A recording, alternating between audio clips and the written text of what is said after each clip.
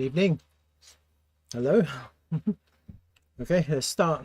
Hey, Amina. Was it Amira? Good evening. I can't remember. It was Amira, wasn't it? Zoltan, QuantX, ready to make a new time. Hi. I hope so. Whatever. It's the only good news, despite everything, right? So, pretty miserable, huh? For all of us moon boys, girls. But we have to see what's going on. Everything is red apart from maybe one or two tokens, and it isn't just red, it's like deep red. It's like deep red. Everything is deep red, so not great, is it? It doesn't give you a good vibe, but let's have a look and see what's really going on.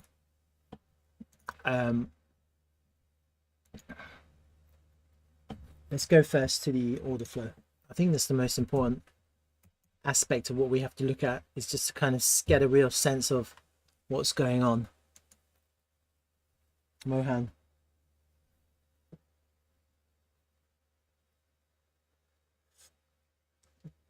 Alts already dumped 30 to 40%. If they go any lower, then alts that didn't pump much will create a bearish structure. Correct. Absolutely correct. You'd like to think this is the end, but Bitcoin and crypto always surprise us. That's the thing. It's never over until it's actually over. So it's a hard one. It's a hard one to put your finger on. The main thing that I'm seeing, though, is the higher time frame, sorry, the medium time frame bearish divergences. Yeah, that's the most important thing for me at the moment. From that first liquidation drop, the problem is that if you take out that low, you've invalidated this divergence on this range, okay, because you're putting in a lower low and the CVD is going lower. But then you've got this liquidation, haven't you? You've got this big one. This is the big one, okay? That's look at, if you see there, the CVD is somewhere around 504 million, and right now we're teetering at about minus 382 million. So we've gone from a positive CVD of 538 to a negative CVD of minus 400 million now. And when you're looking at the price, which is our only guide, really, is our main guide, is the price, seeing what the price is doing, you can see that the price is actually clearly much higher after we have all of that CVD. CVD represents market buying and market selling. So we've had a big difference in market, from market buying to selling. So here you've got it's gone from 400 million to minus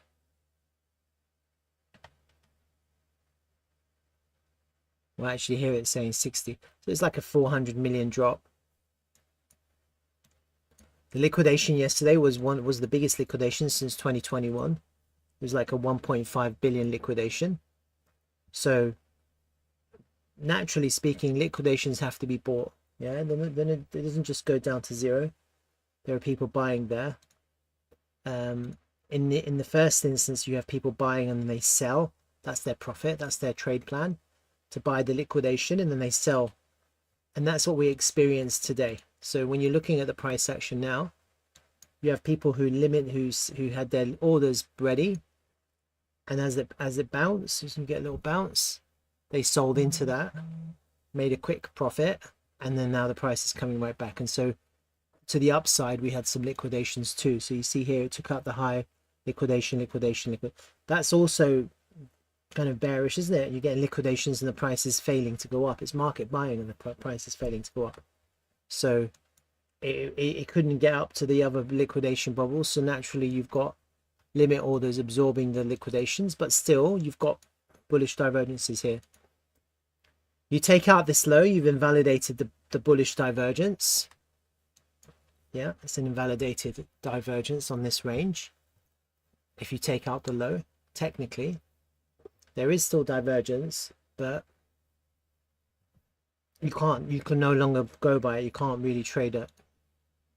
You can't go, okay, this is bullish divergence, because it's not, is it? So bullish divergence is usually more accurate on the local time frame and local scale. And so here on the highs, I'm not really seeing bearish divergence. And then here at the lows, at the moment, I'm not seeing bullish divergence. At the moment, I'm not seeing it.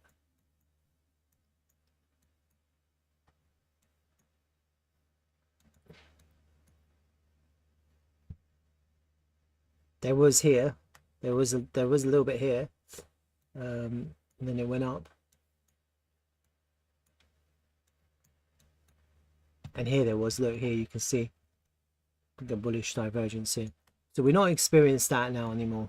We're not experiencing that bullish divergences.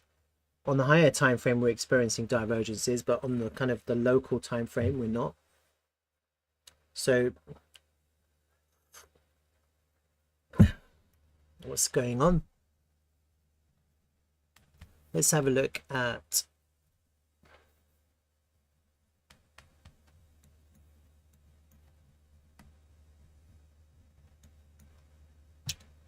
yesterday. Buying tail. That was your buying tail. Are we there yet? Yep, we're in the buying tail. That was the buying tail from yesterday.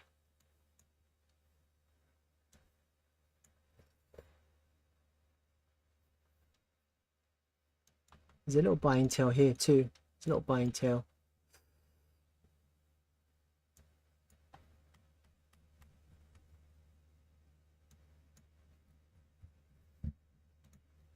We zoom out.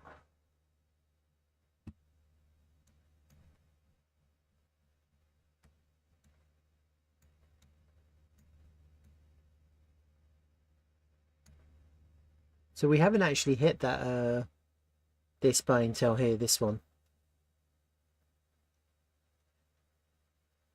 And you've got this big level here at 92k. So I mean, if Bitcoin wants to fuck with us, we're going to 92k. I really think so. Yeah, I really think if Bitcoin wants to fuck with us, that's where we're headed. Because at the moment, I'm not seeing bullish divergences. And what I'm seeing is this the continuous bleed. I'm not seeing any strength at the moment. We had a little bit of, we had a nice bounce yesterday. It could have been strong, but what happened is that the price was unable to get past the point of control. So we'll have a look at that, and we'll see as it came down, it came back up, rejected off the monthly open, and we're right back down. So the price coming back down into the lows is never good. Never good. It's never bullish. When will it be over? That's the real question. When is it going to be over? When is this kind of flush going to be over? Well, I had a big level marked out around here. Now we've passed it now, haven't we? That was the bounce yesterday. We had a really nice bounce off the level that I marked. It went all the way up to the point of control twice, rejected twice. That was the point of control on trading view. Let me pull the pump volume as well, which I've got as the Trump pump. Let me pull it, bring that all the way up. That was that one. I'm going to get rid of all this other shit, to be honest with you. I'm done with this. That could still play out. I'll keep an eye on that. Get rid of all of this stuff for now. You can always put it back.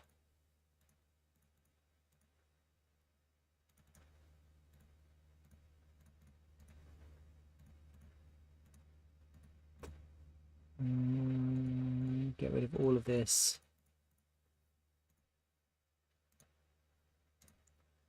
What are these ones?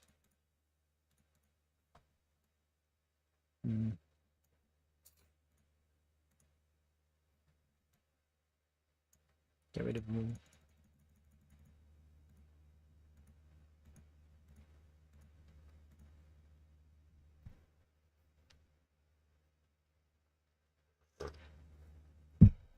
Yeah, I mean, I still think that that area is valid. Huh? These three areas are still valid.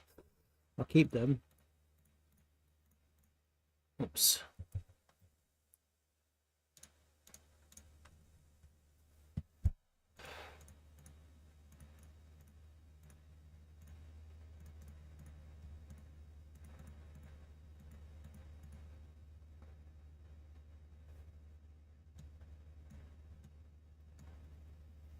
Okay.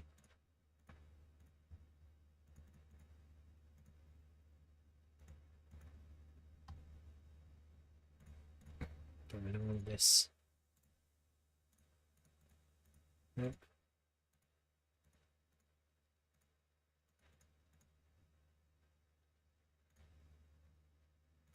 I have to update those. I got that. Okay. I had price discovery 105k though, marked out.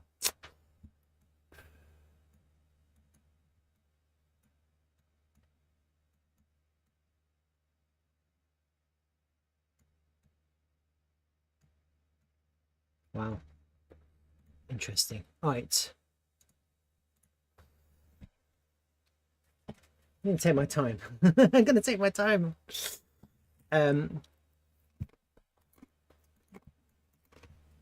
Not in a rush.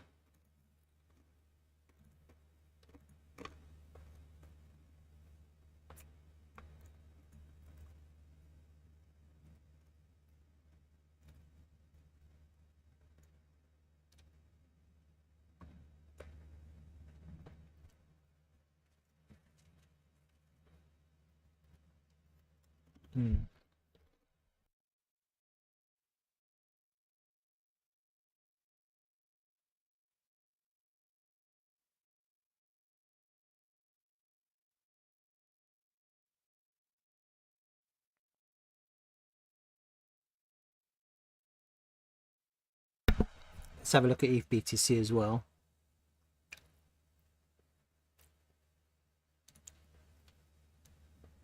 We lost that point of controller down. So this is quite important actually. This is probably where we bottom out. Actually, just looking at this, this makes more sense to me.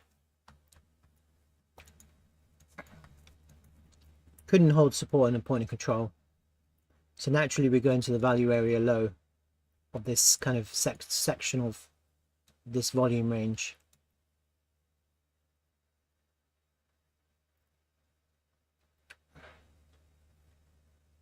How far do we go? That's the question.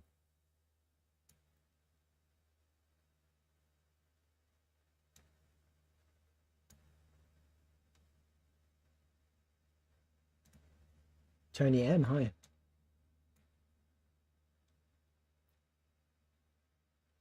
Yeah, I think this makes sense to me. I'm kind of using ETH BTC as a guide at the moment, just because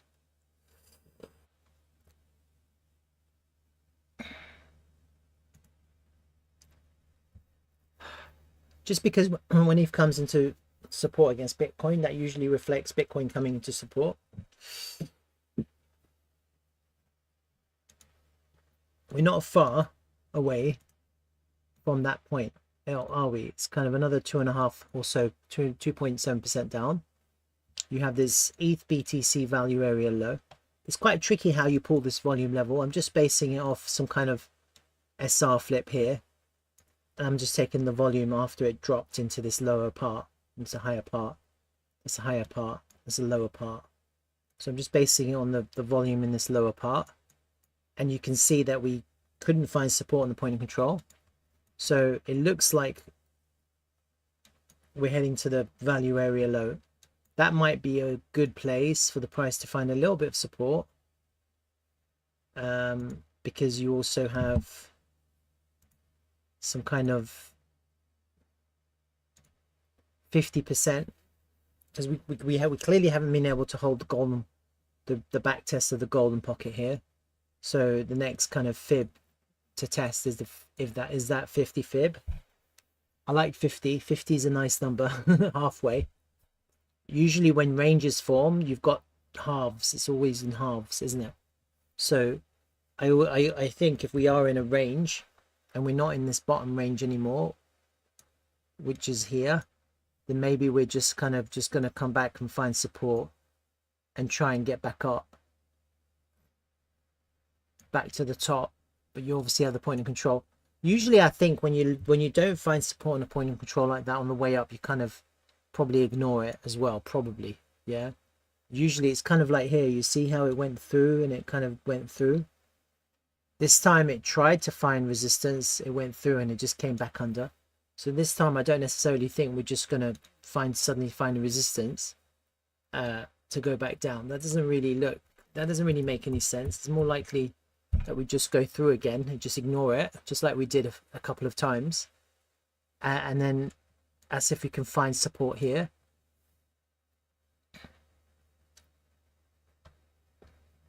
That's going to be the next kind of big support level, I think, and that's going to reflect on Bitcoin, I think. And so we kind of have to keep these two charts together. Now, when I'm looking at Bitcoin, I mean, it's clear as day, isn't it? We're testing this wick. I kind of talked about testing this wick as we were up there a few days ago, about coming back down to test this wick. I didn't realize all our altcoins would dump to zero. Okay, I didn't really think it was a big distance to drop, to be honest with you. I thought, okay, it's not really a big deal. Bitcoin could drop what, 6-7%, not really a big deal. And all of a sudden our altcoins have gone to zero. They've gone to nothing.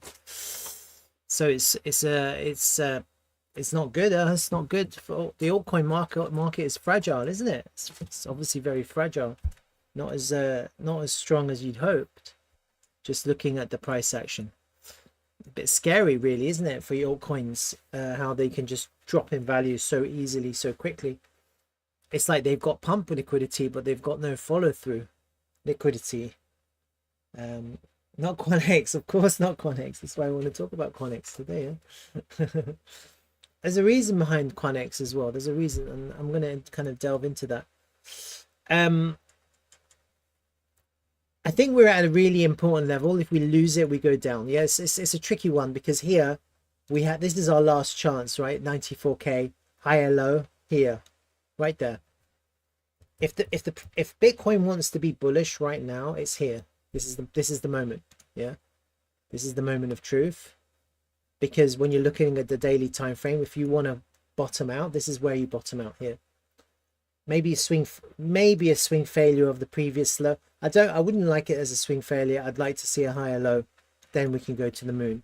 Yeah, you get a swing failure, you're gonna get the same issue. You can get swing failure traders take the trade and then they'll sell into the next pump, and so you're not going to get the same kind of strength that you need when the price actually bottoms out of a higher low. Is much better than just a simple swing failure, because a swing failure is effectively the price liquidating the market, pulling it back above the previous low, and then you have market traders buying up the price. They push the price up on purpose. It's not the price increase is not reflective of the market necessarily. You've got these swing failure traders who will just take the trade.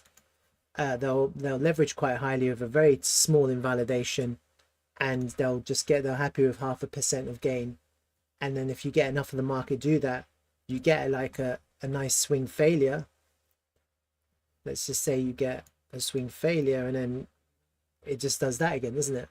Because they take their profit. They don't hold. They're not hodlers. Yeah, it's very different to when the market is actually stopping the price from making a lower low. It's just holding for a higher low. The market is actually resisting the selling, just because there's so much demand at these levels that the price just can't put in a lower low. Here it'd put in a higher. You'd want to see a higher low if you want the price to go up. And so this kind of, for me, was also a swing failure, wasn't it? Swing failure, and then they sold into it, and they're not as good. They're not, swing failures aren't as good. Higher lows are better. So here you can see you got higher lows, and then the market healthily increased in price.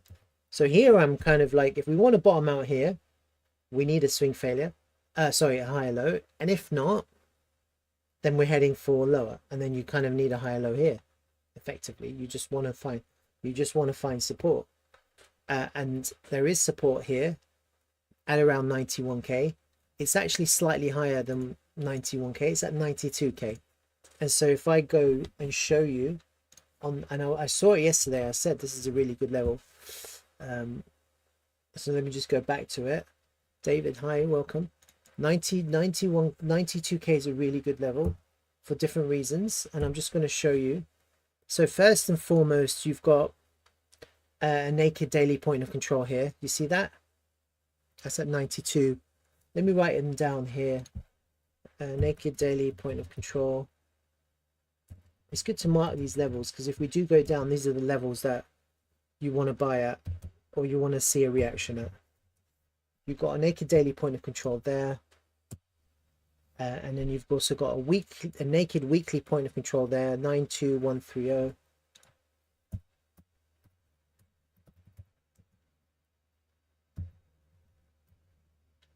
No, I typed that wrong. 92.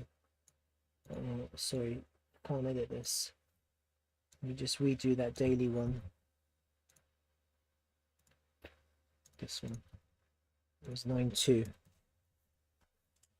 This is the weekly, and then also you've got the monthly, huh? And actually we are in the current month, so it isn't the monthly. It's not a naked, is it? It's just a it's just a point of control, isn't it? No, it's a naked point of control, I think. No, it's the current month point of control according to this. So 92, again, the same level. So this is quite a strong level, huh? And then also, if I go back to my original chart, which one is it? Let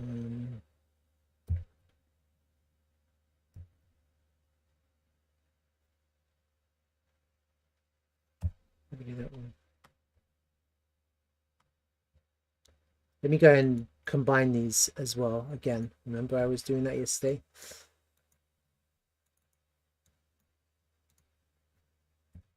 Let's have a look at this range now with the new volume profile that we have, new volume data.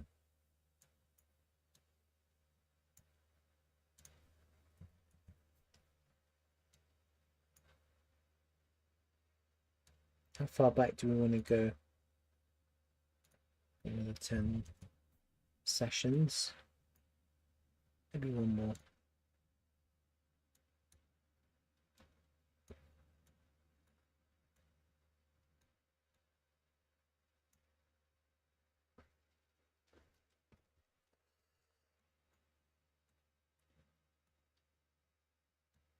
So you have a, so you see a value area low, 90796. 90796. This is of the merged sessions, and we're losing the point of control because that's now at 95959. Oh, 95959. There's a value area high here. Same place.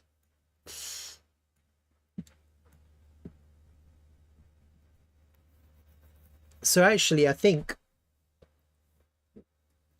just looking at this, and then obviously lower down, you'd have to go much lower to find real support, and that's at the single prints here. That's at 85k. We're not contemplating that just yet. Okay, let's see if we lose the value area low at about 91k, so 92, 91k. And so I think what I want to see is a higher low. Actually, I'd like to see and I'd like to see kind of some bullish divergences. It's a hard one, isn't it? Because you could find support now. You could find support now. We could find support just right here, right now. We could find support. Yeah, and this could be it. Or we could go down another leg, and get the liquidity from 92k, put a higher low down here, and then go all the way right back up. Yeah, so no one can really predict what's going to happen. The only way we'll know is a sign of strength. This is what I keep on saying. You either buy lower or you buy strength. You either sell higher or you sell weakness. It's really the only way to buy and sell is to buy strength or to buy lower, sell weakness, or to sell higher. Yeah. And so what we're looking for now is strength, aren't we? We're not looking for, this isn't strong, is it? Look, you can see it. It's not strong, is it? The price action is not a strong bullish price action. We keep on putting in lower highs. You know, we keep on attacking the lows. We're not finding strength at the moment. Look, we're rejecting off the point of control. That's not strong. Sorry, I kind of used the wrong time frame.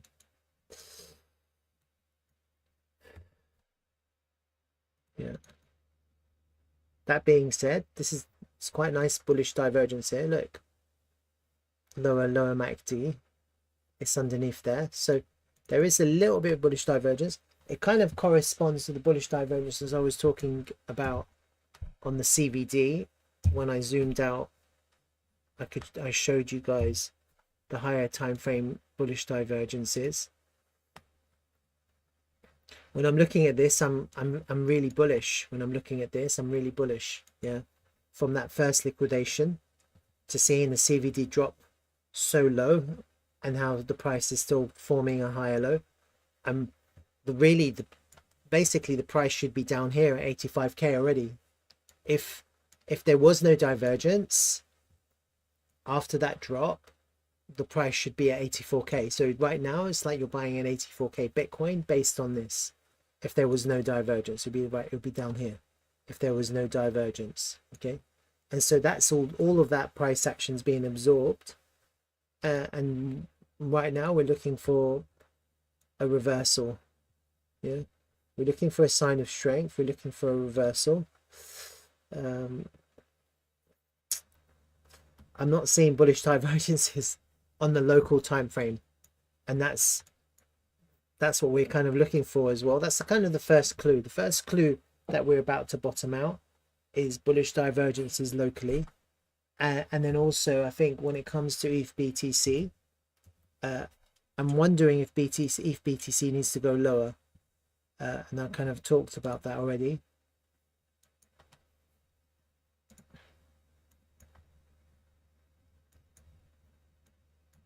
Maybe it needs to go down to here, to the value area low here of this kind of lower range, to kind of find support. 50% value area low.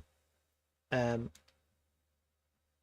you still need to see strength. That's the thing, you always need to see strength, because you don't want to end up in a situation where it goes up and it just comes right back down, and actually you're just seeing continued weakness.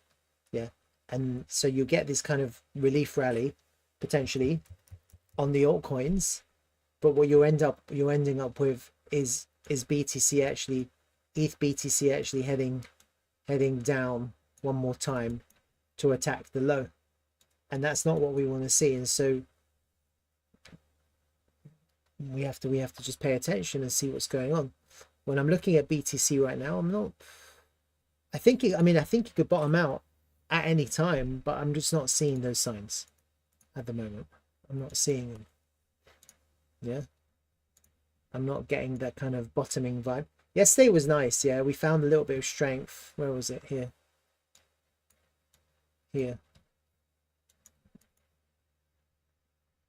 Even today we found we were trying to get back up, and then bam. And I think what's happened here is you've got increasing volume, decreasing prices. You've got a lot of shorts entered in there after that second rejection. A lot of shorts entered. That green candle is a big take profit. Shorts, someone with a short took a massive profit just at market, and it was immediately sold into. You see that? It was immediately sold into. That's not bullish. That's quite bearish. Now we've come back to the bottom here, and what you actually need here is some kind of like a medium time frame bottoming structure to form in these wicks without taking out the, ideally not without taking the low. Okay, if you take out the low, I think we're probably heading down to like somewhere between 92 and 91k. Then it has to bottom out. That's really the area where you want to bottom out. And then you have to see a sign of strength. You really need to see a massive push up. If you lose that level, you have to get back above it. So at the moment, when you're looking for a sign of strength, you're just looking at lost levels, aren't we? So let me just try and see where the nearest one is. Probably here, probably on this range here. Just on this from top to bottom here. He's at the moment getting back above 95, 95525 would be nice. Just trying to get back above here if we can. See that? And holding it as support, not like getting back and losing it, like that happened there, losing it and then failing to get back up. We need to go back up and hold it. If we start to see that, that could be the beginning of a reversal. And then the other thing that people are thinking is, where's the impulse? You know, and I'm always thinking that if I don't see impulsive price action, I'm still thinking that it's correcting, which means that it could still go down. At the moment, I'm not seeing the impulsiveness that I want to see. I'm not sure if this was all impulsive from that first liquidation, and so therefore I'm looking for a real bottoming, like a inverse head and shoulders with a breakout, something where you can see that the price is being absorbed, the price can't get lower, and you've got trap shorts which can lead to a massive breakout. So all of this price action, none of it is that. All of this is just market longs, longing and taking profit, longing and taking profit. It's not the same price action as when you've got shorts aggressively shorting and the price fails to go down, and then you suddenly get a spring, you get like a big short squeeze. I'm not getting that at the moment. So at the moment, what I'm thinking is, if you mark out that level, and if it comes, take it, and if it doesn't come, then we need a bottoming structure here, and otherwise there's no hope, is there? All the altcoins are going to hell. Which sucks actually, but I mean, we're hoping that they're going to recover quickly because we are in the alt season. Otherwise, unless someone's lied to us, someone lied to us. Someone's lied to us. I don't know. Almost all alts RSI and stock RSI are bottomed out. Yeah, we are close, but there's still no cigar. There's no cigar. I want a cigar. Do you not want the cigar? 196. Are we going to get a capitulation event before we get an explosive move to the upside? I wonder if we already had that actually. If I do previous naked daily point of control, that's what I want. Naked daily point of control. Did I get the numbers right? Yep. Naked weekly point of control. 92130. Yeah, basically on the same, basically in the same place of that wick. That's obviously a buying tail as well. And you have the value area low. This value area low is the one that I drew yesterday, the merged exo chart. You see that? It actually corresponds with this trading view value area low too. So there's a little divergence in the point of control. The point of control is slightly higher now, 95959. But you've got this merged value area low. Where is it now? 796.0, so slightly lower now.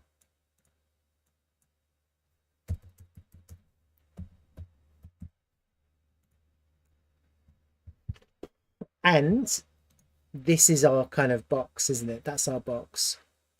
That's where we have to bottom out there. And it's, I would love to see a higher low, honestly.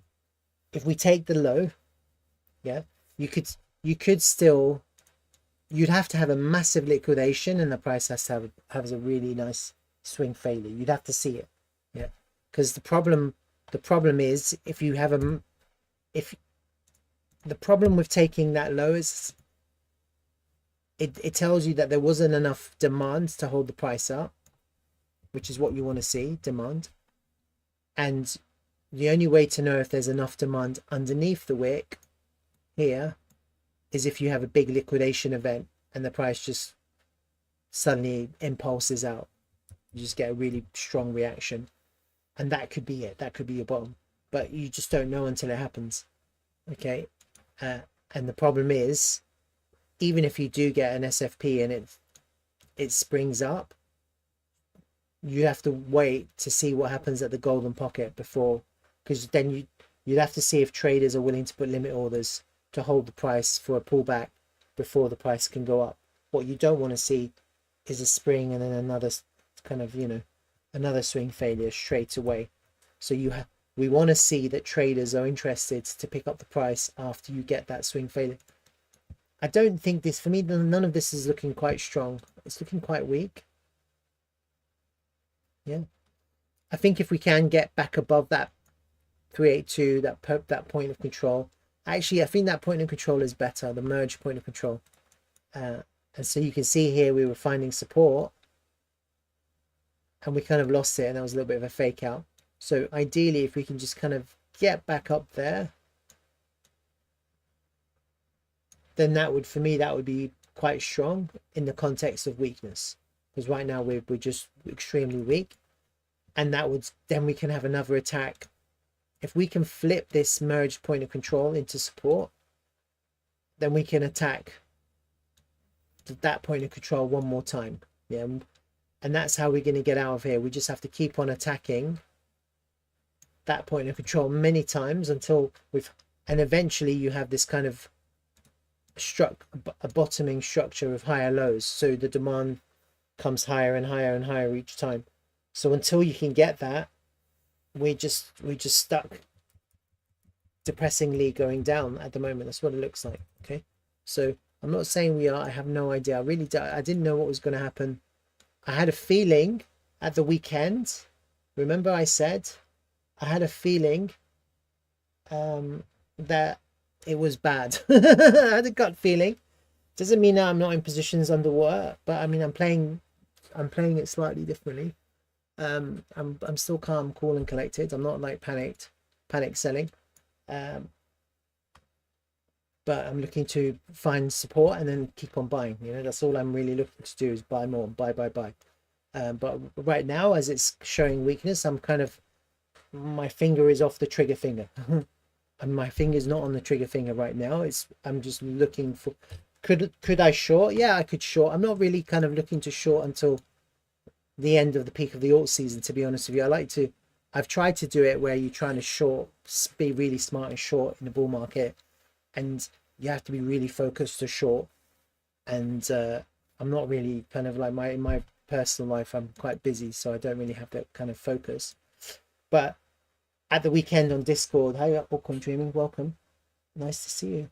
Not a great birthday, is it, for us? It's my birthday soon, and it sucks, doesn't it? It sucks. Crypto sucks. On the Discord, if everyone's welcome to join, if you're with me. Oh, you can't see it. I have to for some reason I have to reset. There. Oh, that's Altcoin Dreaming's channel. Hey, look, I posted at the weekend. I did, and I, even in my stream, I was trying along still, but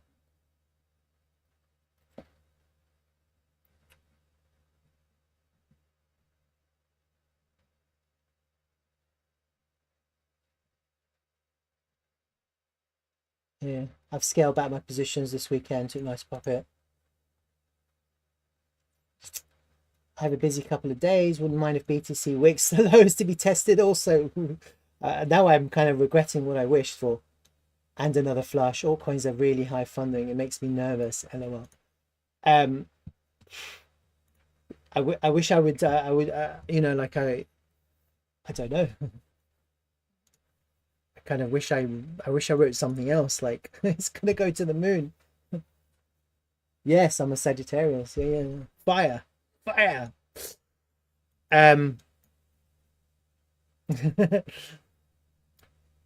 I'd like to see this bottom out. I can't see it right now. Altcoin Dream is saying that we're going down to 87.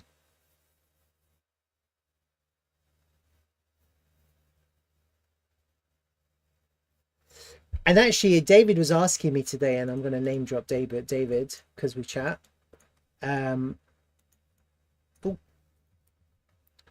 He was saying 94 has to hold. I said to him, we need a good day. We need a nice daily close in response. And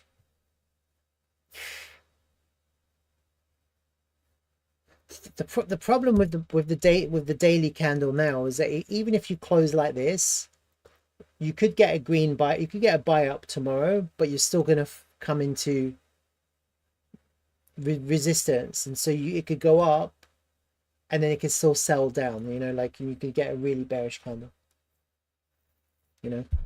And so I don't know how. You'd really need a really good daily close, a strong close. Yeah. I don't know what a good daily close would be, actually, just looking at this daily candle. I think whatever happens, however we close, if we don't take out the low today, we'll probably still have another test of the lows. Probably we'll have another test. We're just going to test those lows until we can either break it or the price just fails to get down. Yeah, and that's really what's happening right now. So, and look, the volume up is decreasing volume. It's not bullish volume. All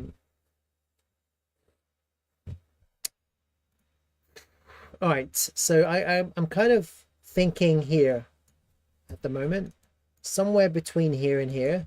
Yeah, maybe with a, if I pull that fib back up,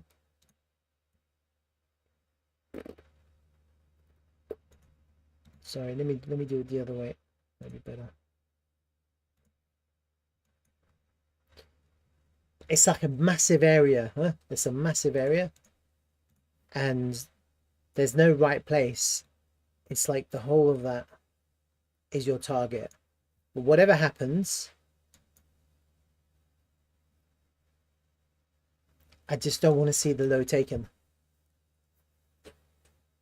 That's really all I don't want to see. I don't want to see the low taken. Yeah, I think if the low gets taken, we've just changed in BTC's just gone bearish. It's gone into bearish market structure, hasn't it?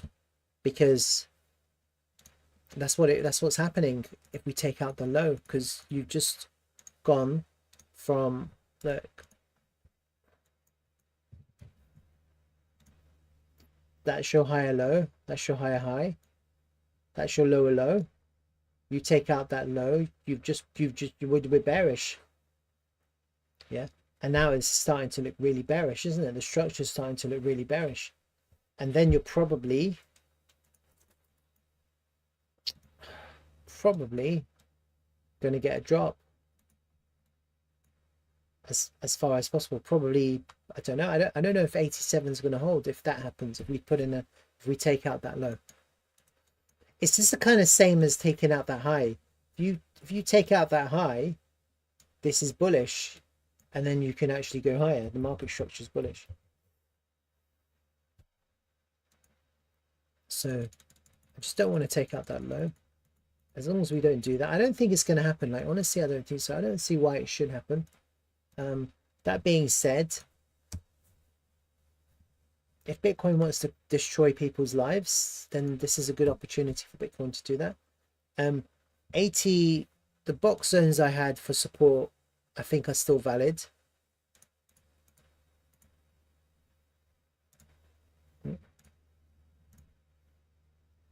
And so my target here is about 85, 86, just at the bottom of that red wick. And that's basically clearing all of this range. right down to where it began. That's where you could find support. And if you can't find support there, then you're going much lower to 878k to fill that gap. Basically, there is like a CME gap there.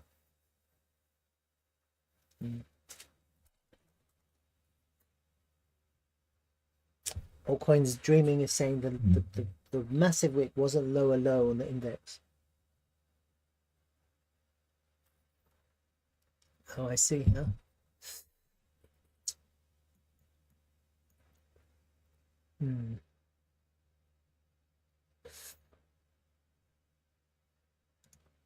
Let's have a look at the index.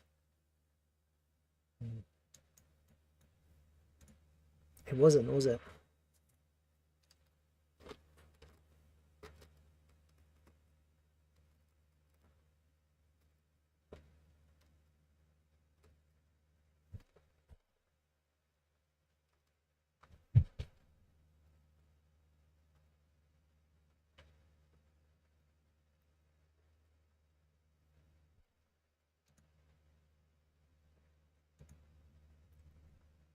What about Binance?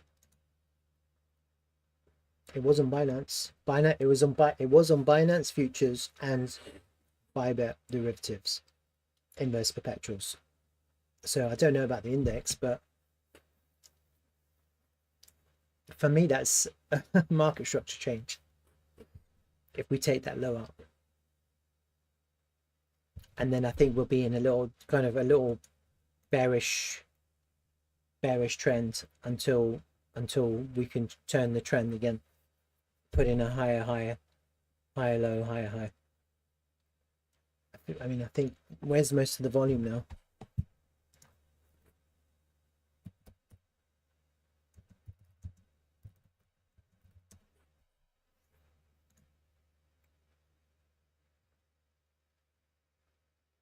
$121 billion. Wow.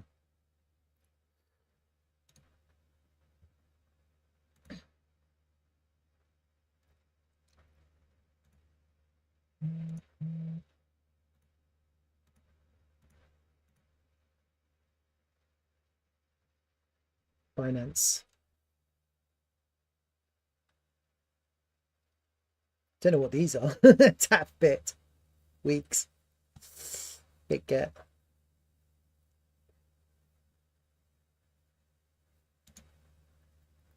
Binance.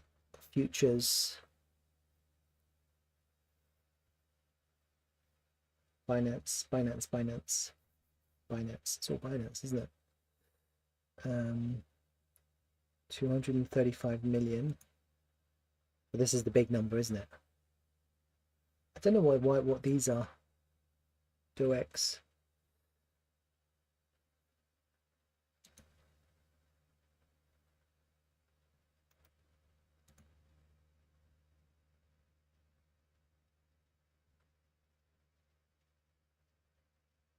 To log in.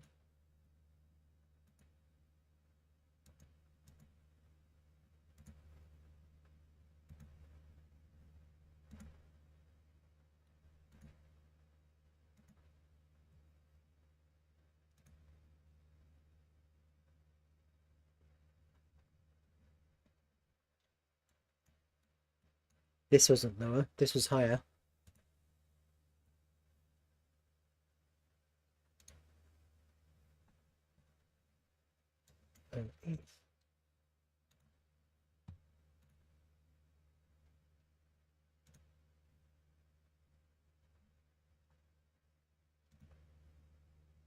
This is higher too.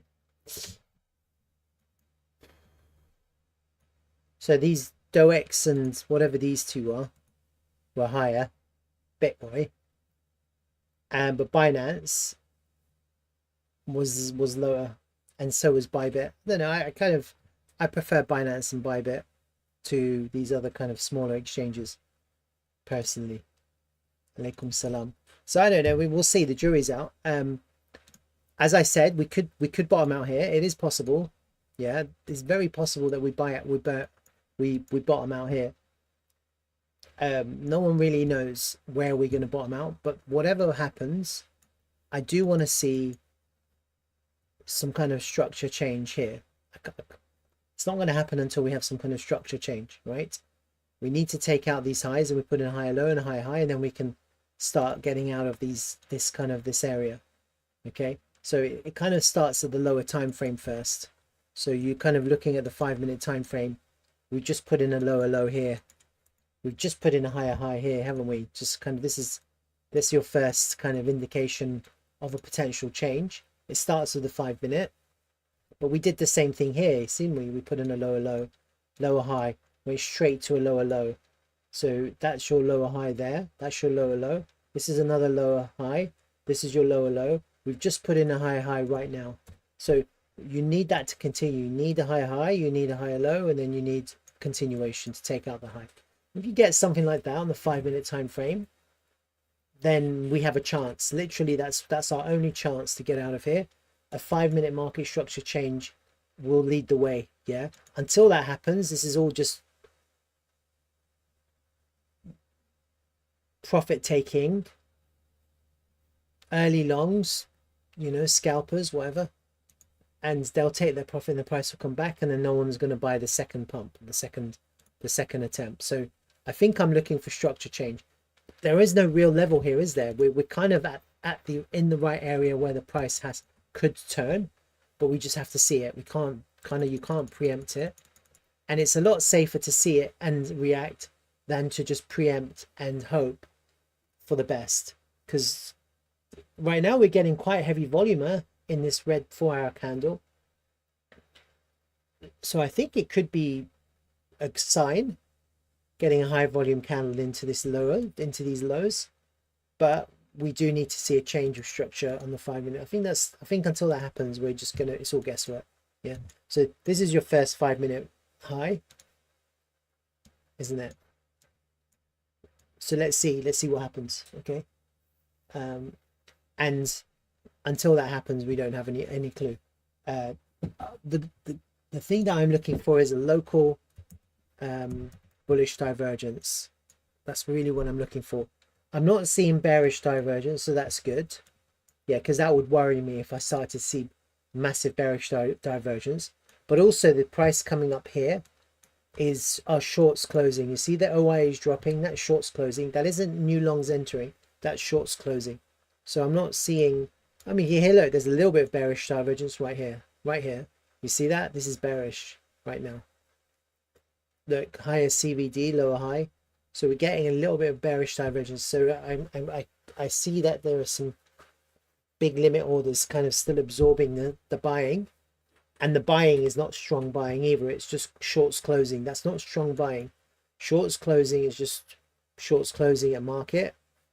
It's not like longs opening at market. That's what we want to see, longs opening at market.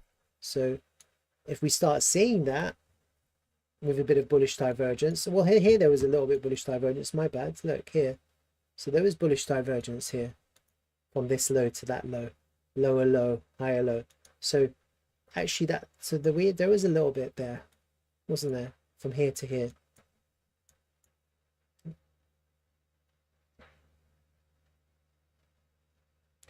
If the price comes down now and we get the same thing, then maybe we have a chance. We have a chance to get out of here. If we see it, then we can react.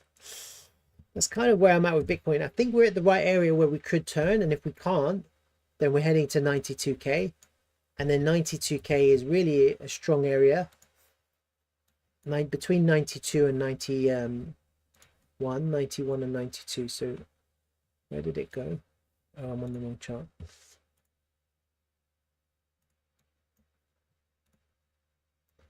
And let's see what happens. All right, it's a big range here. It's a big zone.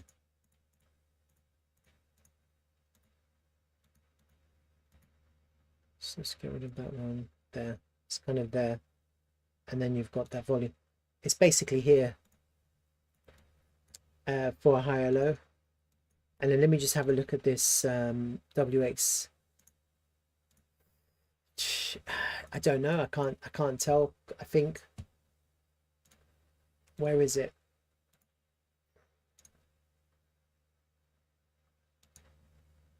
Shit, we're at it now, huh? We're at the 1-to-1 now. And then lower down, you've got this 1272, 1414. And then to take the low is the 1618. That would be an extended to take the low.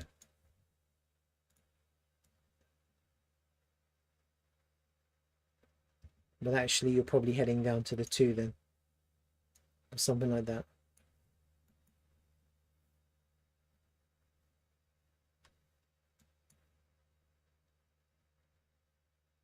That's a harmonic as well. Marve, good for the first accumulation. The perfect pocket will give price a good boost. Those with most money had the biggest loss today, so they are waking up. I expect a reverse action up fast in the right in the night, like 3 to 4 a.m.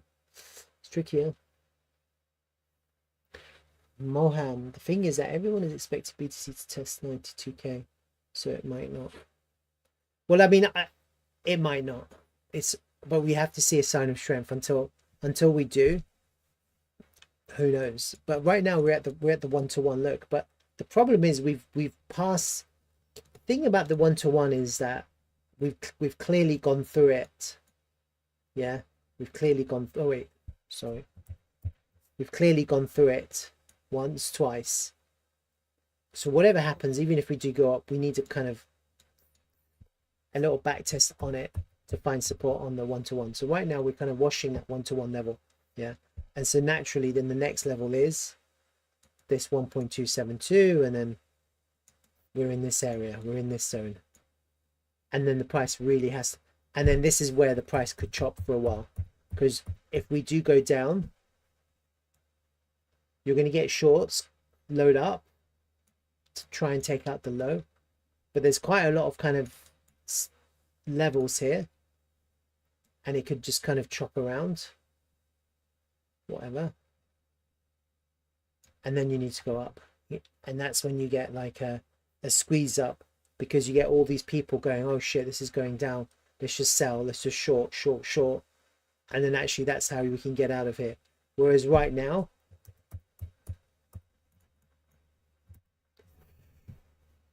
unless we see a sign of strength, I don't see longs entering to push the price up like market longs. All right, so that's kind of what I'm thinking at the moment. A little sign of strength.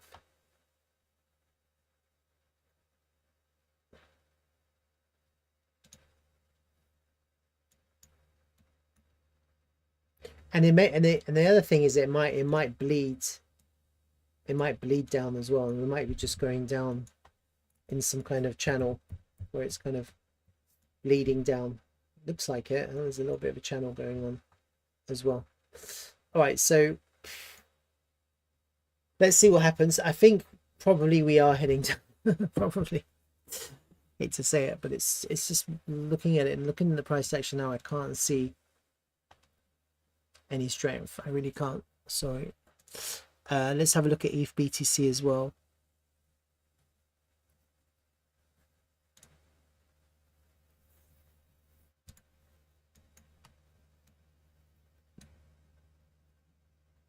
So if BTC's already taken the low from yesterday's bounce,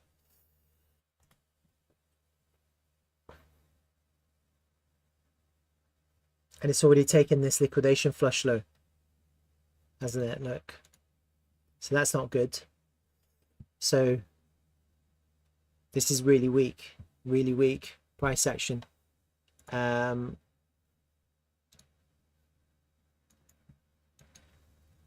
Let's have a look at these other things.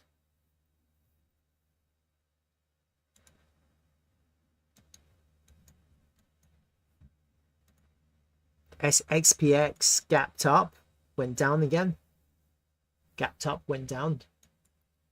So we're kind of we're falling down now. We're falling down into this.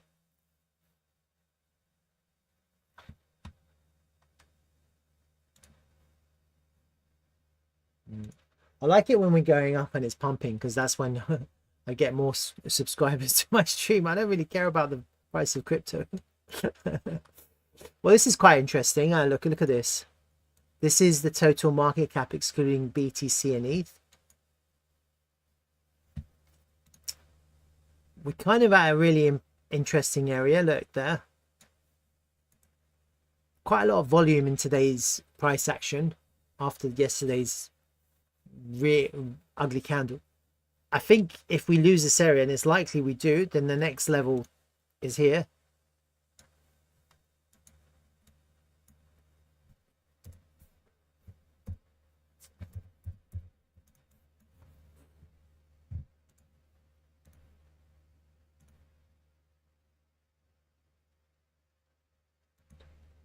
And that's not even a fib level.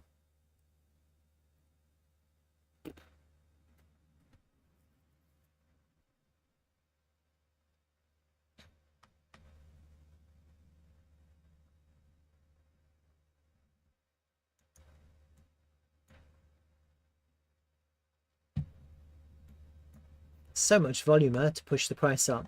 I don't think that's unhealthy at all. I think it's quite healthy. That was the previous all-time high. That's around 50%. So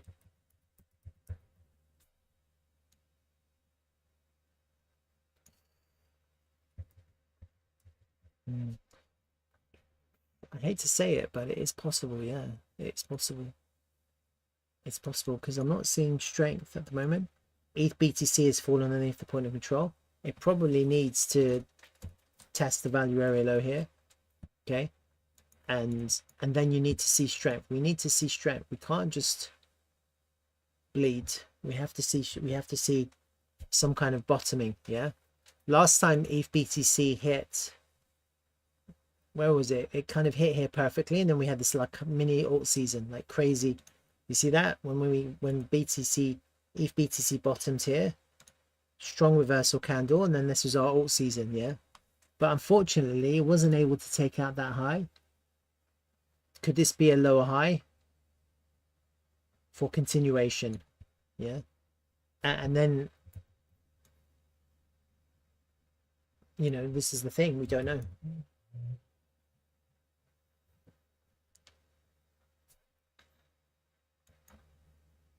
We need strength, though. We need a little bit of strength from ETH BTC. And actually, this is quite weak as well. Like when I'm looking at the ETHs, this is the Trump pump volume on ETH.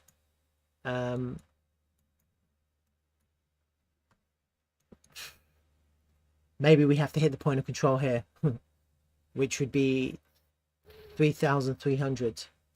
And even then, we've lost the value area high. Like if we want our altcoins to start pumping again, there's no way it's going to happen until we reclaim the value area high. I think that's what needs to happen. Otherwise, this is just going to follow Bitcoin, and it's going to be range bound as well. Yeah. So we're in a bit of a kind of, we have to wait and see, be patient, and I'm not going to say keep on buying. If you want to buy it, I would say just wait for strength, wait for a real sign of strength, wait for something that just tells you, yeah, this is it, this is in, we're ready to go again. And then that will be a good, I think it will start with some kind of lower time frame structural change on Bitcoin, and a reclaim of a level on Bitcoin. So probably in this context, probably just getting back above 96 or so would be a good sign. Yeah, if the Bitcoin could get back above 96, I would consider that as a really good sign. Basically this area here, if we can get back above there, then I would say maybe the bottom's in. And until then, it will just chop around here until maybe it will go down again. That's kind of what it's trying to do. If we can get back above there, then we really have to then we have to go up and take out that high. And so it's really also important to take out that high if we go up, because the one thing you don't want is to go up, put another lower high, and then it'll do that again. So when you go up, it's one thing to show the initial strength, you need the follow through strength, which will be taking out the high. So we kind of had it here, a little, well, we didn't actually, because we needed to take out that high and we weren't able to do that. And then here we took out this high. I don't think we took out that high actually. Oh, we did. Yeah, we did. And then it just went down. And at the moment also I'm seeing a bit of bearish divergence on my CCI. Got bearish divergence on CCI. Look, it's already on overbought on my CCI oscillator, and look where it is, overbought. And the 4 hours rejecting off a resistance level, and then the 12 hours just trending down. It's still got room to go down further. And daily's just crossed the zero. It's actually extremely bearish, crossing the zero like that on some kind of crazy downtrend. Bitcoin's not looking good.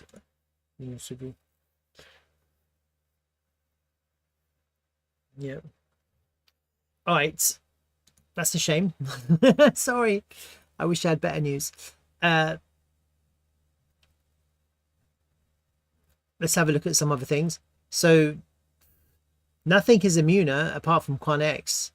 Even my beloved TRVL wasn't immune. It's a shame, really, because I think TRVL was doing quite well until some noob sold, some idiot noob sold. When you look at I was looking at it yesterday when everything was dropping, and look, it was going up. It was going up. Look, when everything was dropping, look at TRVL, it was going up. And then on the new day, it started pulling back.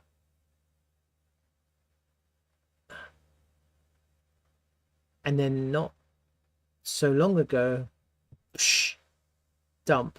So what actually happened here? Nothing really. Some idiot sold that market, really. That's all that happened. It wasn't going to go down until someone just dumped their tokens at market. And now we're getting the follow through, okay?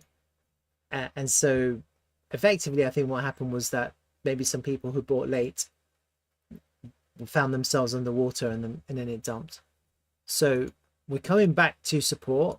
TRVL is coming back to support now. It's at 5.6, almost at 5.5, back at the value area low. We've clearly not held any kind of significant level here. We've just gone straight through it. There's no point of control here. There's no back test on the value area high, nothing. It's synonymous to low liquid markets, this kind of price action. It's heavily oversold. This is heavily oversold in this range.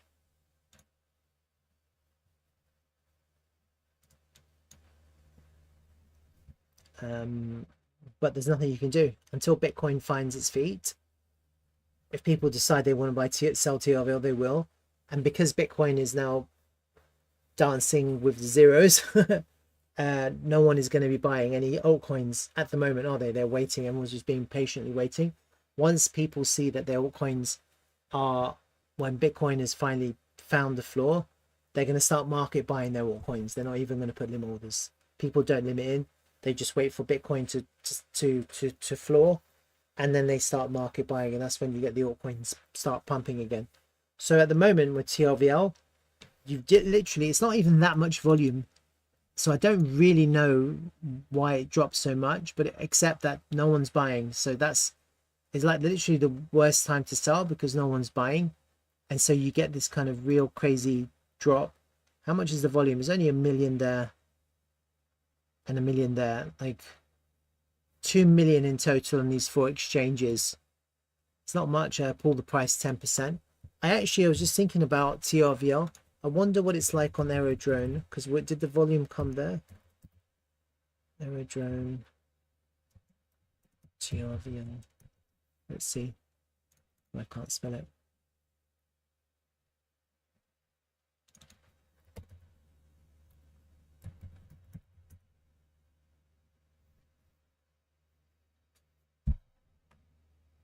I don't know if you can see the charts.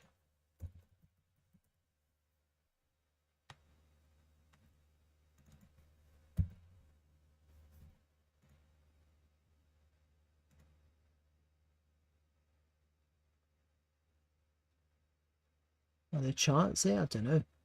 Can you see the volume? Does anyone know?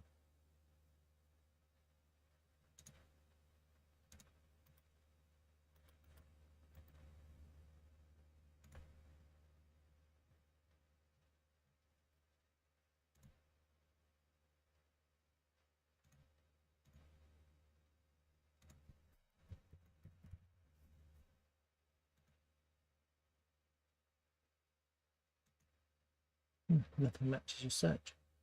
That sucks. I don't know how this works. Got all these other shit coins.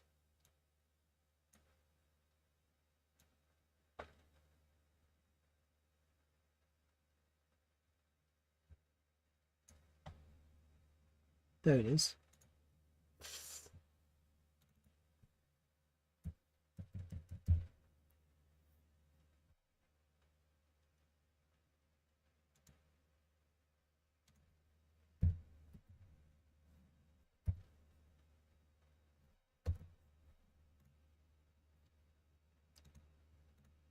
That's 100,000.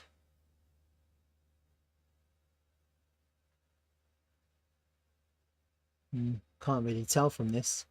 1% slippage applied. 2.581% price impact is safe. Oh my god, that's not safe for me. That's not safe. 15, look, 15, that's a million. If you sell a million TR, it's really bad though. I'm going to show this to these guys. Million isn't much.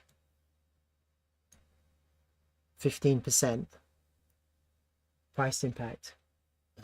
It's really bad though. I don't have an answer, to be honest with you guys. I keep on telling DTravel there's a problem with the market makers, the liquidity. Why don't DTravel put their funds into it? I'm just like you guys. I'm nobody really. Just like you guys. I'm not saying you guys are nobody, but I'm not somebody. I'm just like someone who does a DTravel daily blog, you know.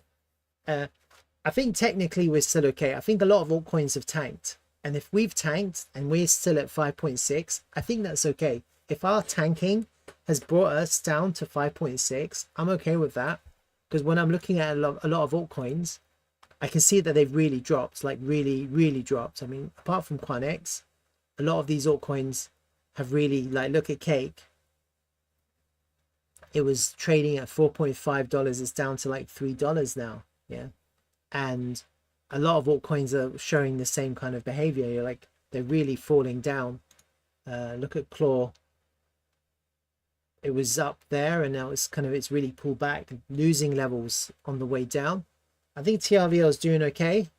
The problem, as always, is there's a liquidity problem. There's always a liquidity problem. It's like the same conversation. It's like, I don't even need to do a stream anymore. I should just record one stream, put it on repeat, and play it every time. Where the fuck is the liquidity? Where the fuck is the liquidity?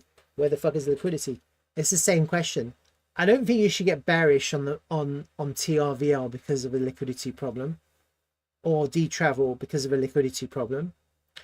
It doesn't make me want to sell and go somewhere else. It just makes me want to fix the problem. It makes me want to fix and solve the problem and find out how we can solve it and put pressure on the people and try and explain to these people constantly, like repetitively, to fix it. But once the problem is fixed, guess what? TRVL goes to the moon. Literally. That's literally what it comes down to. And then the other thing you have to bear in mind is if we want to go to higher prices quickly, sometimes it can actually be better to have an illiquid market, but that period of time hasn't arrived yet. It requires a flood of retail to pump it up. Yeah. And the illiquidity of the market allows the price to far exceed people's expectations because of the slippage. It's a bit wicked, huh? It's a bit deceptive, it's a bit evil.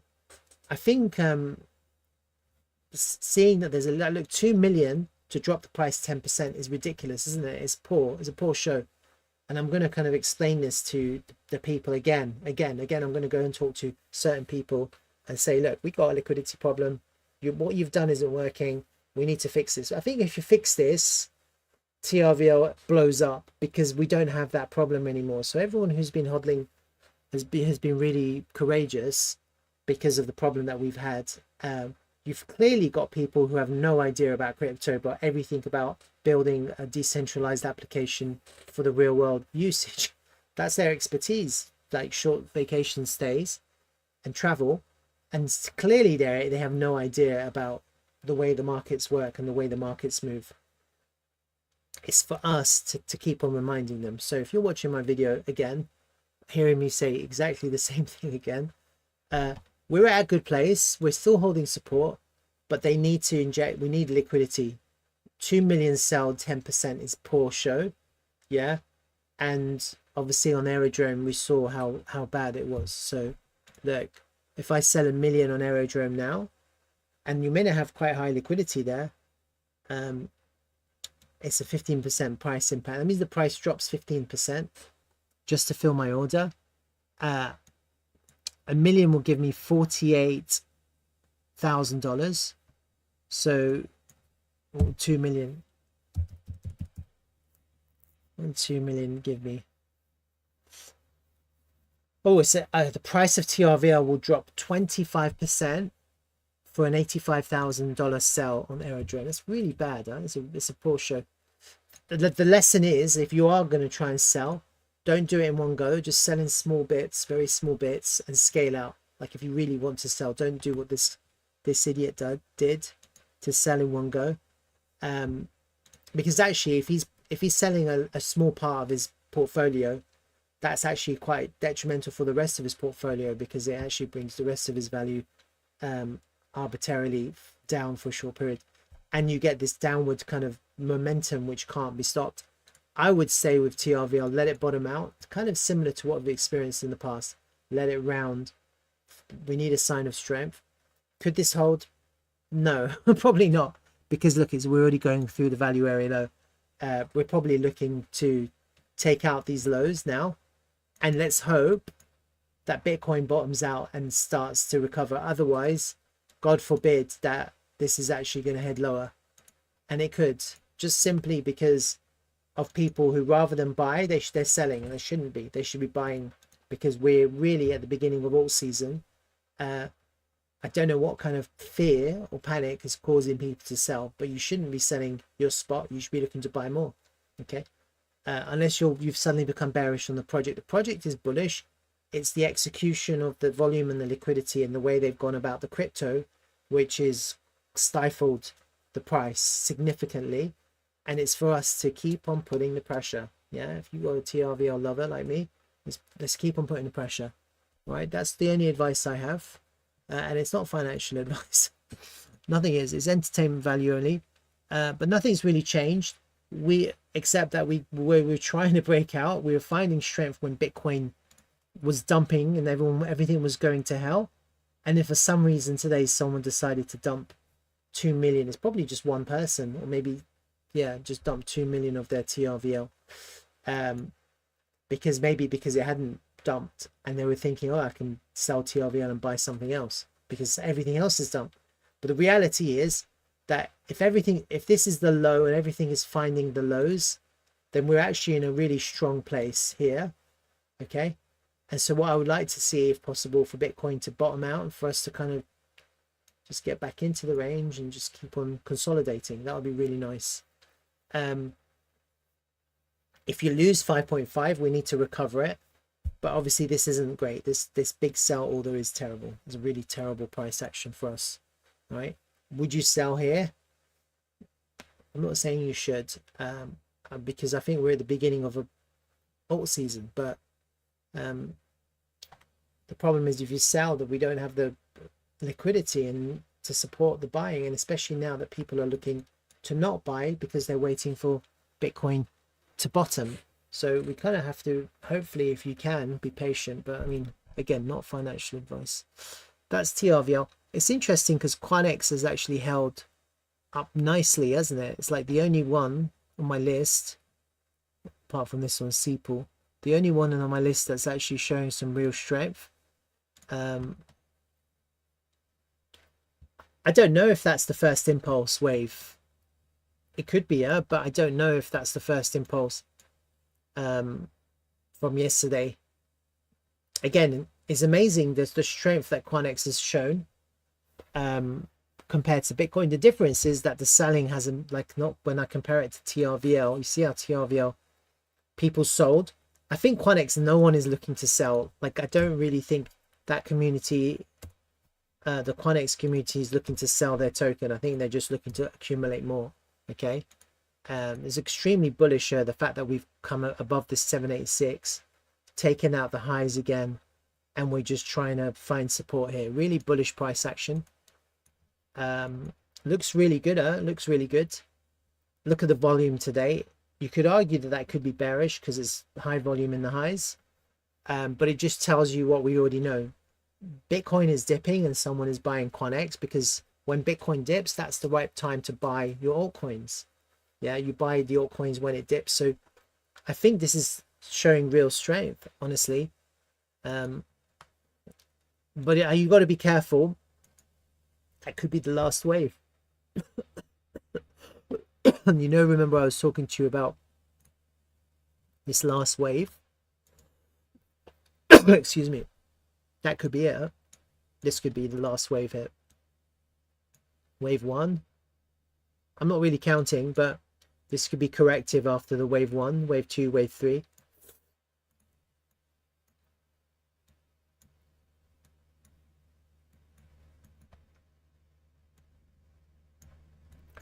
And that's it. We still want a flat correction after this wave. If that's the last wave, it looks like it could be the beginning of the last wave. You still want a flat correction, and so if we can actually hit our target, that'll be ideal. You kind of do want to hit your targets, which is that 618 from the previous pool that I did. You kind of want to hit it if you can. I think maybe people will try and buy it if it starts to go up, but right now it looks like we had a one wave and we're having a little bit of another kind of flat correction here on the local time frame. If we can get enough, if Bitcoin can semi bottom out, we can get another push up to hit our targets as high as possible. And it'll be nice if we just have a really nice another flat correction of sorts, while Bitcoin does what it tries to do. Maybe go down low. If we can have a flat correction and then push up again, that would be really nice, and then we can, this too doesn't have to be prolonged. It could just be a really short 2 here after that last wave.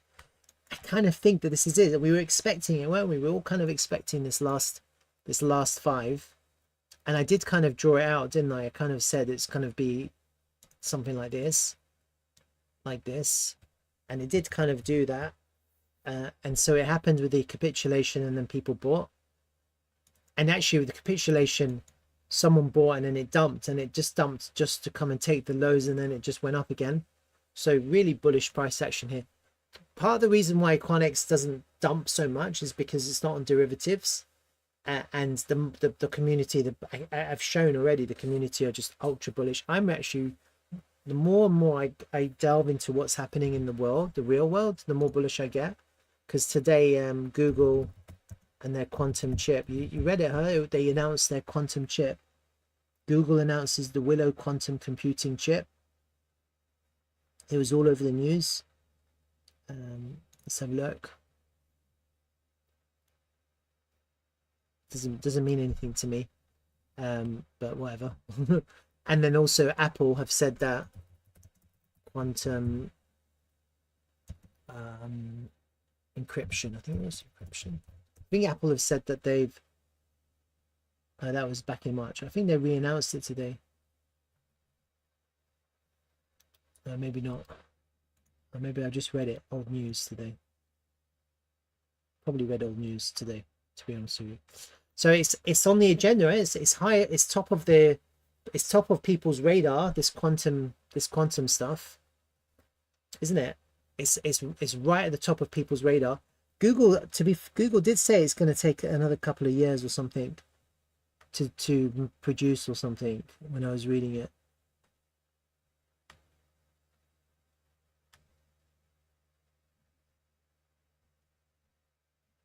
Anyway, I think that's gonna, whatever happens, I think QuantX is gonna do really well, just on the back of the hype and the fear that will drive people to invest in what Quant platform are trying to do, which is to create this layer one, which is quantum hack proof type thing.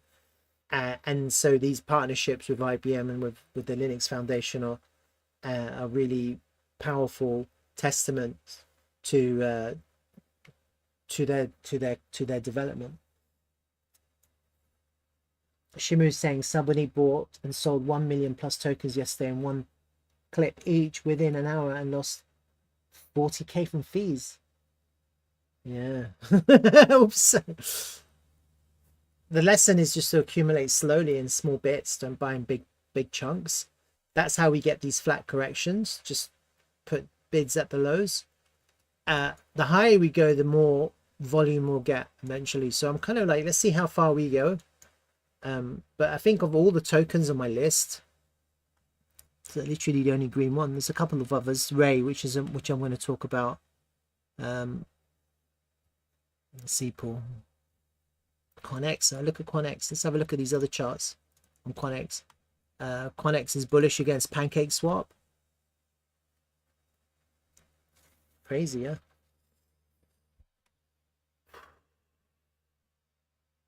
I'm almost thinking to myself of just selling all my other fucking tokens and buying QuantX, to be honest with you. Like, I'm really in that mindset right now. I really am. I'm really thinking I should sell most of my other tokens and just put it all into this. I don't like to do that kind of stuff, but it's showing a lot of strength. You look, this is against ETH. Look, we got back up. Look, I drew that out when it was happening, remember? We kind of lost. Oops. We kind of lost the lows, and I said we need to just get back up, get back into the value area low. I haven't looked at this, and it did that. It got back up, and then it went up. Flipped the point of control against ETH, and now we're riding high into the value area high. A nice kind of corrective pattern. Lost the first wave, and so naturally this against ETH, this is the first wave again, because you reset the count just by taking out the low. Let's have a look at it against Bitcoin. Is that Bitcoin? That's Pancake Swap. I mean, this is Bitcoin, is it? Wait, that's Pancake Swap. Wait, I'm a bit confused. Oh, sorry, that was Bitcoin. My bad. That was Bitcoin. This is Bitcoin. Oh. So what is that's ETH? Oh, okay, that's done. So this is against ETH. Look, against ETH. Again, it did the same thing. Flip the point of control. Now we're above the value area high. Showing real strength. The next test is this mid channel here against ETH. A real sign of strength against ETH will be just to get back into that range there. So you kind of need to kind of flip this area, get back into there, and we can just smash into price discovery like that. That would be how we get into price discovery against ETH. And that's kind of what you want to see now against ETH. And you know what? Against ETH here, we put in a higher low on this corrective pattern. There's like a corrective pattern here. We put in a higher low here. That's your, I mean, I'm not counting waves because I haven't got all the data, and I've obviously done the wave analysis against USD slightly differently. But this is looking really good, if we can do that. For the next challenge here would be just against ETH would be to find support there or just smash through. And so let me just compare that against Bitcoin. Again, we put in a lower low here, so technically that wave is invalidated, but who cares? Look at it. We're getting nice increasing volume, increasing prices. If we can, again, if we can just flip that value area, let me redraw it actually, because I don't know. Yeah, it's in the same place. We can flip that value area high into support. Then this is what we're going to get. A V-shaped recovery against Bitcoin. That's what that would look like. A V against Bitcoin. You can't get more bullish than that. And if we can expand, if we can actually go 5-wave impulsive move against Bitcoin into price discovery against Bitcoin, then we're looking at a massive increase in value, like a massive markup against Bitcoin. Derek STL, I was hoping to buy QuantX today, but it spiked so high, seeing if it will drop. Altcoin's dreaming of sharing something. Let's have a look at that. Is it just buying small bits? Just slowly dollar cost averaging on a time-based approach. So this is sell USDT against QuantX on the Gate exchange. So I guess sell USDT is another quantum proof layer 1. I assume that's what it is, just because of the context of our chat.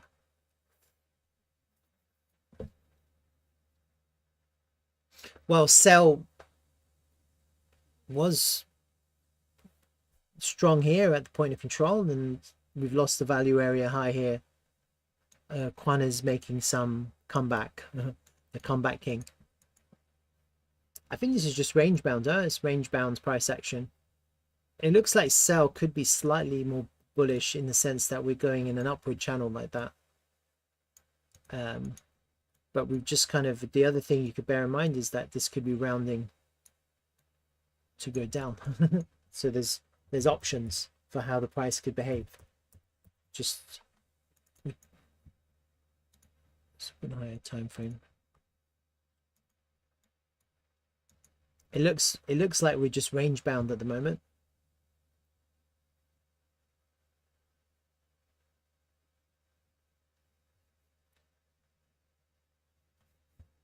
Not different one,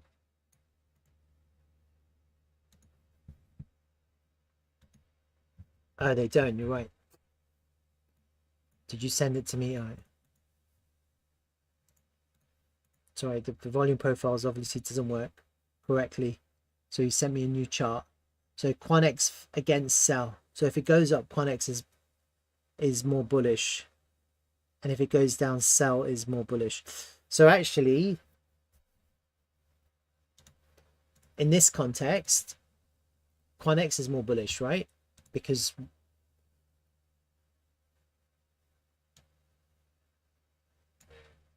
found support at the value area low and we're back above the point of control. But if you want a big breakout, you have to clear that and go up. So it's still range bound there. It's still range bound. I wonder what QuantX is like against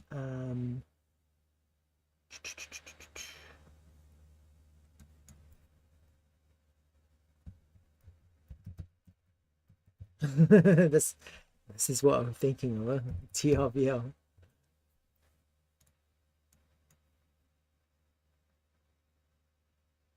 How much are we up from there? 900%.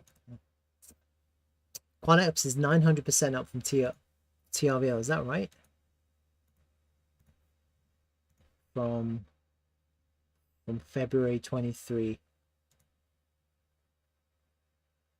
700% up against TRVL. Wow.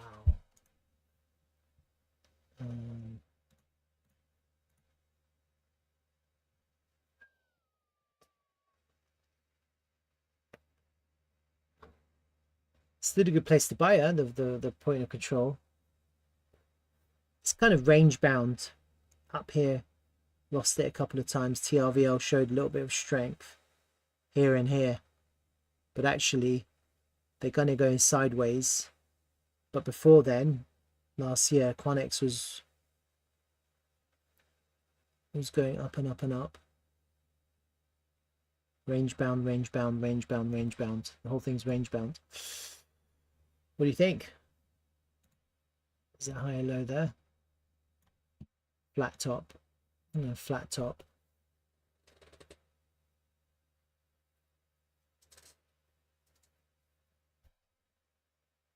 September. So they basically TRVL topped out. So QuantX topped out these 3 times, 4 times, 5 times.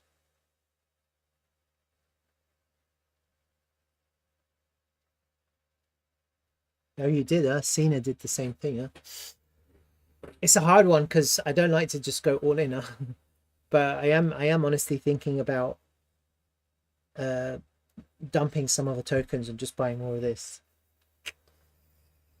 Mainnet's coming as well, isn't it? So I like it when tokens are strong, and so I've got a lot of trash tokens. Technically, you could argue trash, and actually this isn't trash, isn't it? Because it's actually attacking a real world problem, and it's getting quite a lot of attention right now.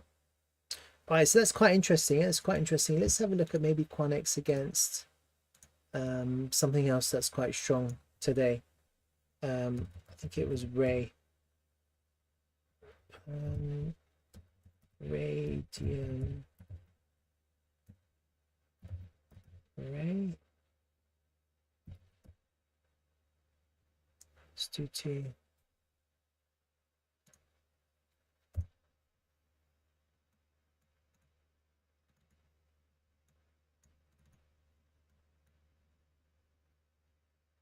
This is QuantX against Ray, which is Radium's native token. I'm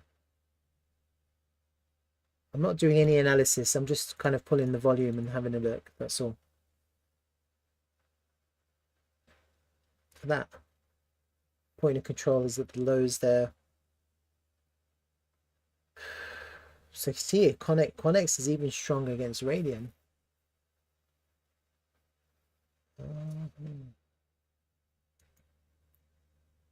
This is really bullish, huh? Back above the lows there.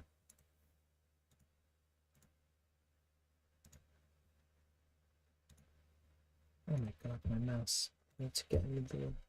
I say that every time. 50%.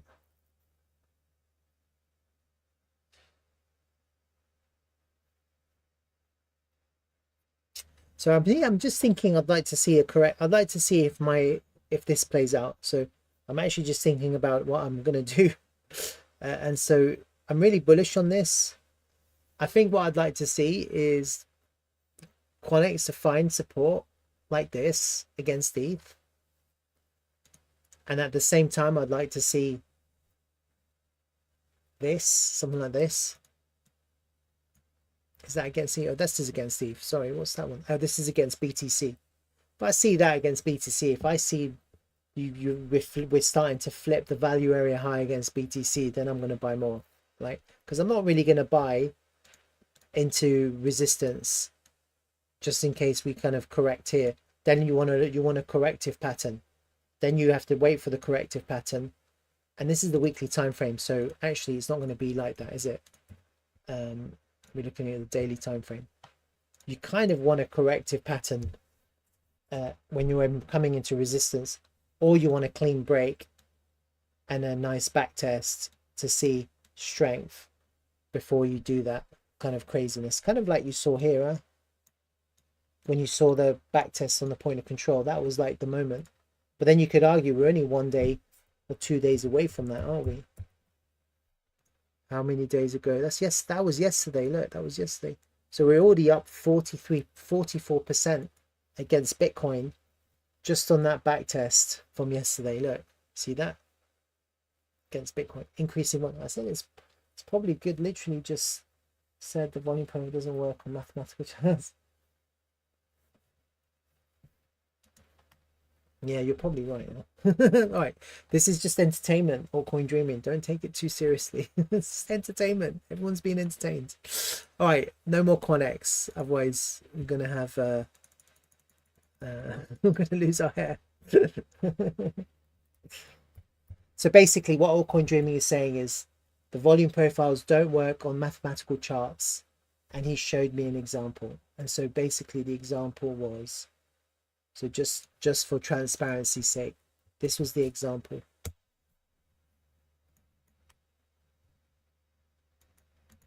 Right?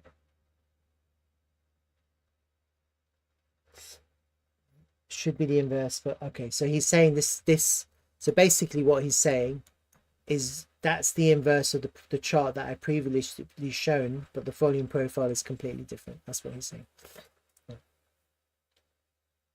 Happy. All right, let's just move on now quickly. Okay, yeah, no, actually, let's just compare it. So effectively, it's just fun, right? It's all just fun, right? You can't really trade on these charts that we're messing about with. We're comparing this one where QuantX is against sell USDT, and then this one where it's sell against QuantX. And basically what you're seeing is a completely different volume profile with the point of control, etc., in different places. Like, they're not mirror images. And the point was, we're just having fun. We're just having fun, aren't we? All right, let's have a look at unless there's any questions. Oh my god, 16 viewers, guys. I don't have the answers. I'm just as lost as you guys. We have to see what happens with Bitcoin. That's not bad, that's not bad. A little bit of kind of pumpy. This is what we want to do. We want to get back above this merged POC. It could bottom out here, like I said right at the beginning. It could bottom out here, but we need a really nice close. Yeah, we need a, I think I would want to see something that will give me confidence. It's a tricky one because I want to see a close above 50% of the yesterday's wick. That's kind of what I'm looking for. So let me just hide these. So that's it. You see yesterday you have this wick. Let me draw kind of just a fib pull on the wick.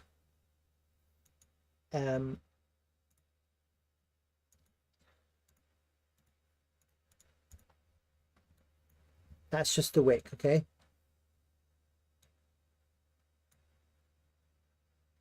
So at the moment it's good, huh? At the moment we're good. Because we're back above here. Look, that's the 50% mark. See that? So that lines up perfectly with the first retrace. And now we're back above it. That's like it's like a failed auction of that pivot. This is like a failed auction of that pivot. But what I think I want to see a daily close above that level, this 50% mark, which is 95,734. And then we need it to find support. And it could happen today or it could happen tomorrow in the early hours, okay? If we can do that, then we have a real good chance of reversing all of this, going all the way right back up to the top. And the thing is, this is looking quite impulsive too, huh? But it's low volume. That's the problem. Impulse. Do we get another impulse? Let's have a look at MicroStrategy as well. So, like I said at the beginning, we could bottom out here, or if not, we're going lower.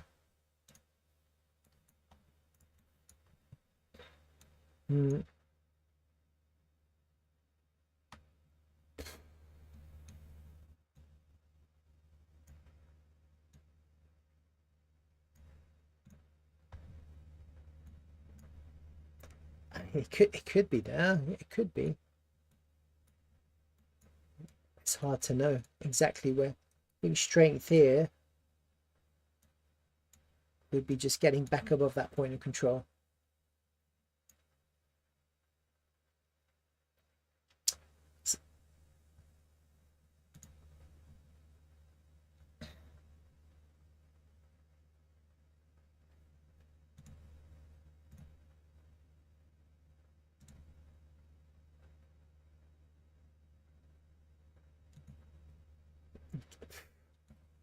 In this time frame, in this kind of chart, we need to get back above, I think, the golden pocket. Let me put it on log actually.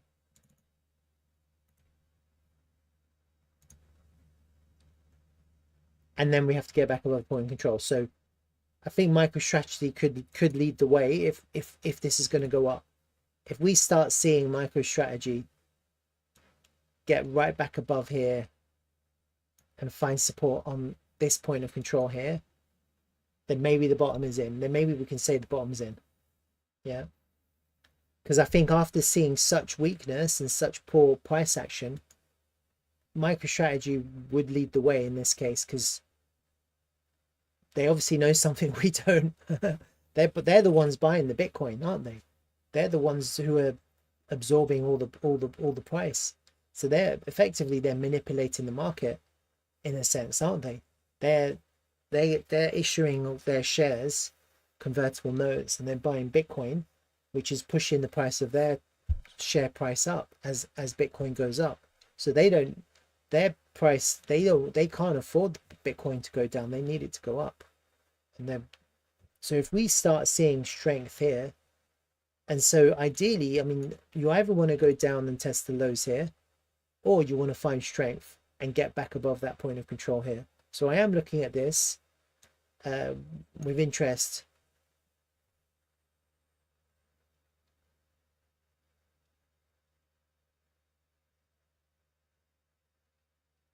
Slurf is literally oversold. Yeah, when I the question was, Slurf broke below 25 cents and bounced from the 786 fib level. I didn't see many 786 bounces to know how far it can go from experience. How much higher can it go after a bounce? The thing about Slurf is I didn't see it. The thing about Slurf is that I was looking at the funding rate and it was bullish. Let me just have a look at it, the funding rate now.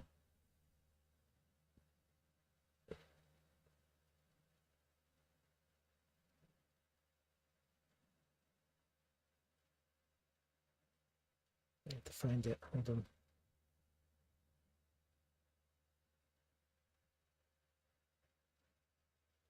Oh fuck, it's at 22, huh? Shit.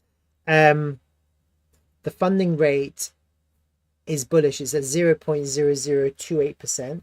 That's on Bybit. I wonder if we can see the funding rate on Binance as well.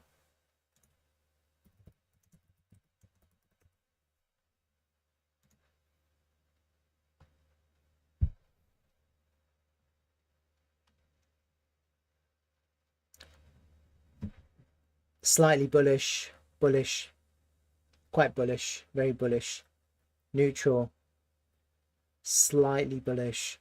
So the funding rate is bullish. It's actually been bullish the whole of today, really. And the last time we were really bullish, how far does this go? Doesn't go far, huh?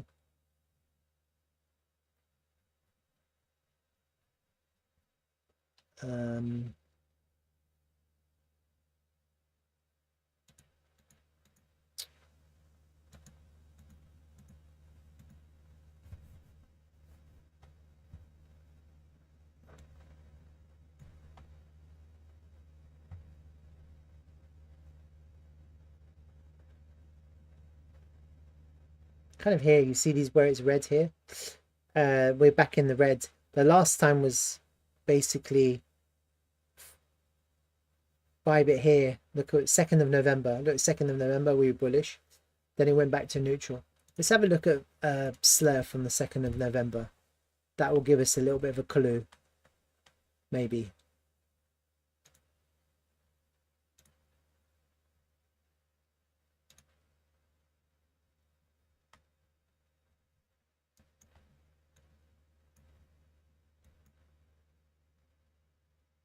There it is. Look where we are in 2nd of November. Here. And then we basically bottomed out the day after on the 3rd of November. See that? So when you look at the funding rate on Slurf, the last time, although it kind of went red here for a split second,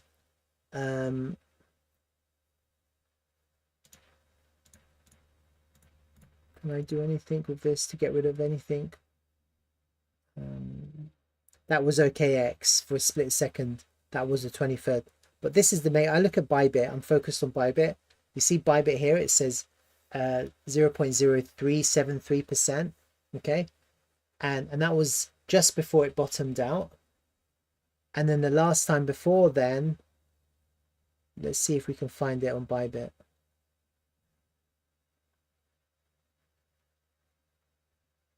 Like 27th of August. Let's have a look at August. Where were we?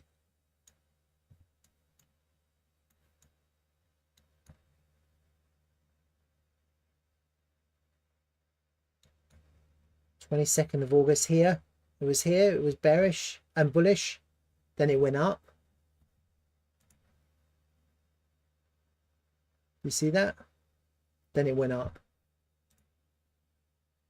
So it became bullish here and then it went up. The context is slightly different, but the last time we were dropping and it became bullish on Bybit was here, which was the 2nd of November, and it was actually dropping, wasn't it? So you see that 2nd of November, it flipped bullish on Bybit, and what happened like 2 or 3 days afterwards, it just rallied.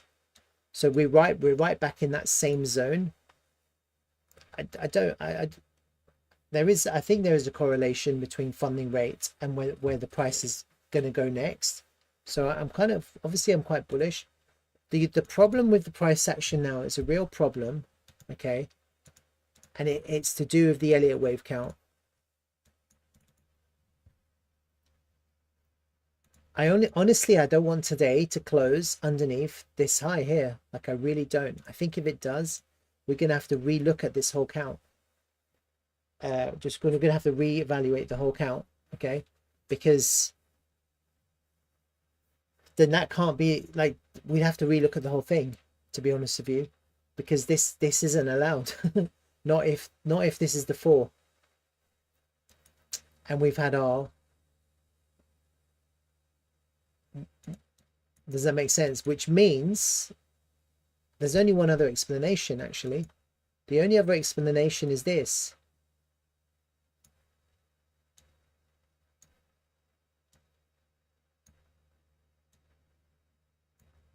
That was the count. And so again, with Elliott waves, it's quite subjective, isn't it?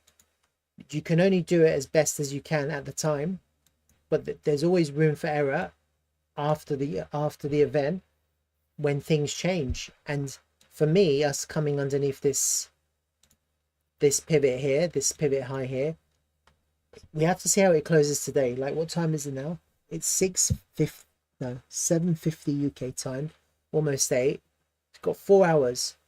If we get a daily close above that yellow line, so above 23.21 effectively, yeah, then actually we're still okay, I think.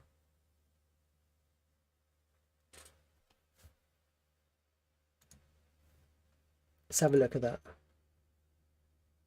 Yeah, you were talking about that zone. That's true. Huh? Altcoin Dream was talking about this lower zone. And it's basically these anchored VWAPs. So it's like an SR flip on that anchored VWAP. And the golden pocket.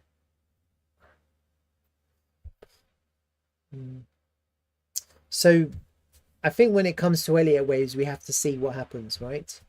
If we close lower than that yellow line, I'd have to change this whole thing. I'd have to say that was 1, 2, 3. That last one was actually your 5.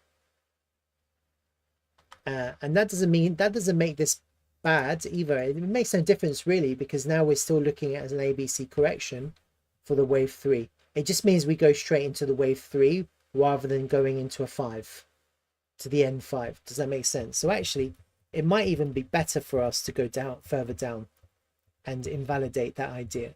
Yeah.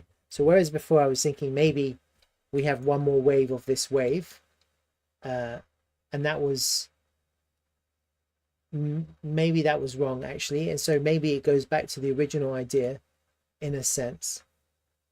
And so that means maybe it's this to there, and then for some reason that was the ABC here, and then that was your 5 here, which means that that was your 1 to there, which means that this correction now is a zigzag, and the next move is going to be the actual wave 3, the big wave 3, the big 3. Okay, and this is not a bad this is not a bad compromise, just simply because if we do have a big 3 now, that will, as soon as we clear the top of this one, so it looks like this is what's happening now, just because of this yellow line, and it all depends on today's close. If we close underneath this yellow line, and I don't know, because look, we're getting a little bit of a bounce right now, so I can't tell. If we get close above that, then we're going back to my original idea, okay? But if we close underneath that yellow line, then possibly I'm thinking this is more likely. All right, so we're kind of in between two ideas right now of the next wave, and I don't mind this one either, because the reality is this is good, because if we cross the value area high, we're not coming back down, because that's how Elliott waves work. Does it make sense? So I think it's good either way, and I don't know which one it is, and you just kind of, it's quite subjective. We've gone a lot lower than many people thought or expected. I think it's a lot lower than I wanted for my, but at the moment I don't really mind, because we haven't closed underneath that yellow line. I think in crypto you can get these kind of crosses of wicks, but actually the closes matter when it comes to Elliott waves, and so we have to see what happens here. Is this going to be the 4 and we got one more wave for the 5, or are we about to enter a big 3? Time we'll find out. We'll find out basically today. Okay, let's see how this closes, and I think I'd like to see it close above that yellow line, because I wouldn't mind for us to have one more wave and still have a big 3 to come, which is just going back to, I'm going all the way back to this one. This one. But this has to close above that yellow line.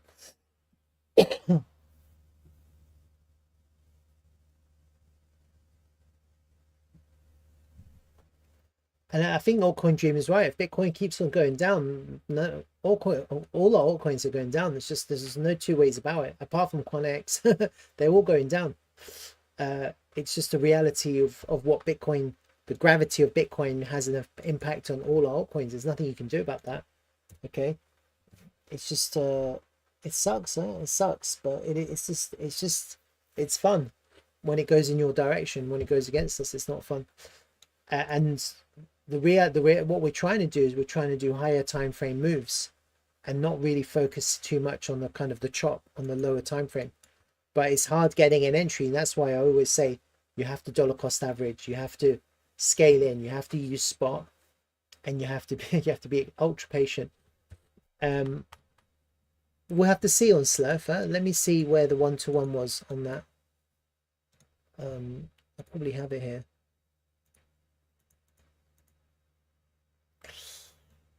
I mean, we've lost that 618, so that would literally be after that. Do you see that 618 corresponds with that yellow line? We need to close back above the 618 today, otherwise we're probably going down to down here to the value area low, probably. Yeah, I think it's to this high volume node down here, just this area down here. That will take Slurf all the way down to somewhere between 17 and 19 cents. Yeah, so we need a sign of strength, and I think we need it today, and I think it needs to be a nice strong close here above here. We get that, then we have a chance, and it probably means it probably means that if Slurf ends strong today, it probably means that Bitcoin's bottomed out, because there's no way that Slurf is going to end strong today with Bitcoin's not being weak, not being strong. So is this strength? Not right now, it isn't.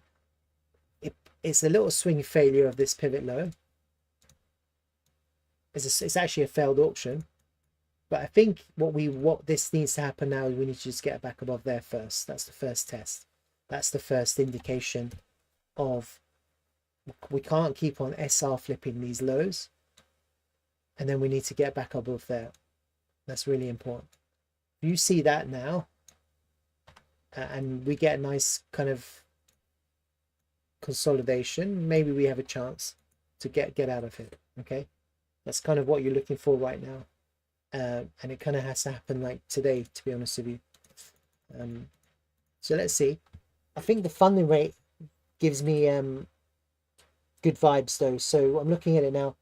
It's kind of some leverage is opening, so I can see it's gone down to, or mine, or some shorts are closing. It's gone back up a bit to minus 0.0027%. But I do like this, which I showed you before. The fact that we're red, and the last time we were red on Bybit, it went up. I do like that. You see that? Look at before it's red. Oh, you can see the Slurf price. Look at the Slurf. The Slurf price is the yellow line. Yeah, you see when it's red. You see on this chart when it's red. I'm not going to put a mouse because it covers it. Every time on this, apart from this time here, that was only on OKX. But you see here, it's all red. That kind of precedes the price kind of going up. But I don't know if it's going to be prolonged red when the price continues to go down until it finally bottoms out, or whether this significant, like on a lot of exchanges, it's bullish, isn't it? So maybe could we get a V-shape return now? We'll find out. Huh? We'll find out.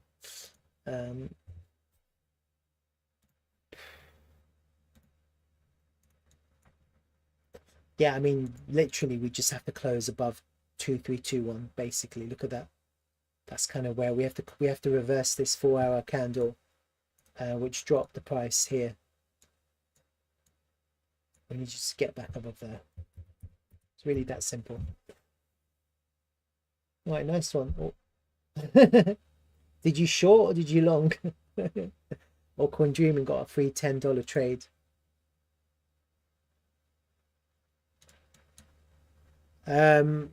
So I wanted to have a look at L3 and also Radium as well. I was looking at Radium yesterday, and I was looking at L3 too. L3 is quite an interesting one, because it's actually held quite strong, quite nicely. And so we're tracking this correction, weren't we, with L3? And it's not doing too bad at L3, is it? Altcoin Dreaming. Because I was looking at it a couple of days ago as well, and I was kind of mapping out this correction. And look at it, it's kind of trying to find support here, isn't it? At this area, potentially for another move to the upside. So I do wonder if we are bottoming out. And then the other thing is here, we have found resistance against the value area. So for us to look at L3, and so the way I do it is I look at these tokens to lead the way, which are showing some real nice structural formations, corrections, and they're not crazy dropping like everything else. Like L3 hasn't been crazy dropping, has it? So when you look at L3, yesterday it dropped 9%, it bounced all the way back up. Today it dropped what, 9%, and look, it's showing resilience, isn't it? It's not like the others where they're just going down and down and down. Main reason why is because it's already been going down.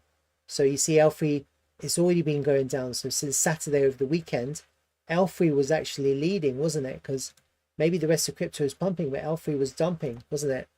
And why is L3 dumping? Well, because L3 is at all-time highs. This is L3 is at all-time highs. We're in price discovery on L3. Okay. And so right now, what I'm looking at L3, I'm going, wow, I'm seeing quite a lot of strength here.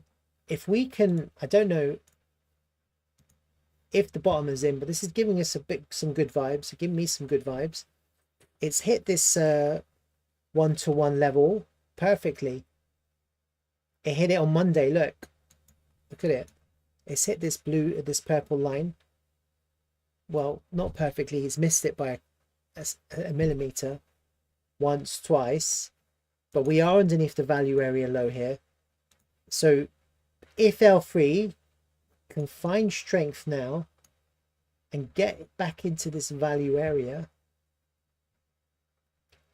then we'll know. Then we'll know that the bottom was in. That's what I'm thinking. Because what's next after this ABC corrective? I'm expecting another impulsive move to continue this price action. That's what I'm expecting.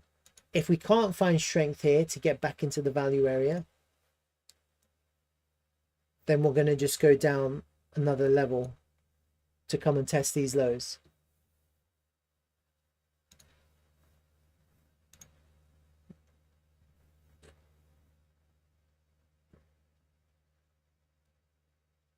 Oh wow, that's nice, huh? Slav. I'd like a 5.5 55-cent target, dude. That's sexy. That's, oh wow, that falling wedge gave us that top target, huh? Is that the indicator that you shared with me? I should have a look at it. So yeah, I'm quite interested to see what happens here. So I'm kind of feeling good at the moment, but let's see what happens with L3. And then let's have a look at, let's go back to Slurf and just look at those patterns.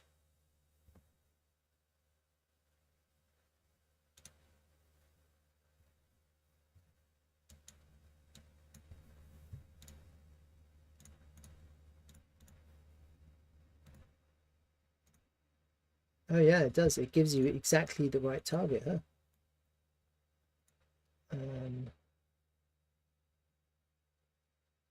Wait. Oh, this is against Solana. Look, it's against Solana. 100% increase in value against Solana.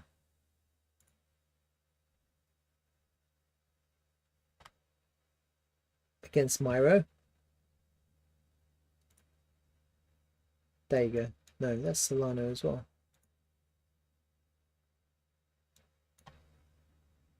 53.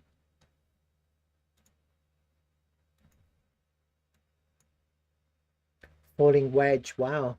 I like that, huh? It's nice. Like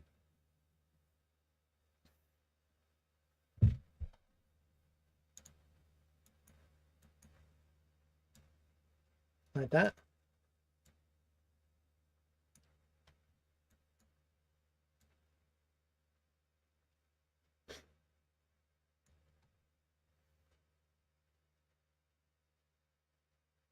It does it automatically. I didn't do it.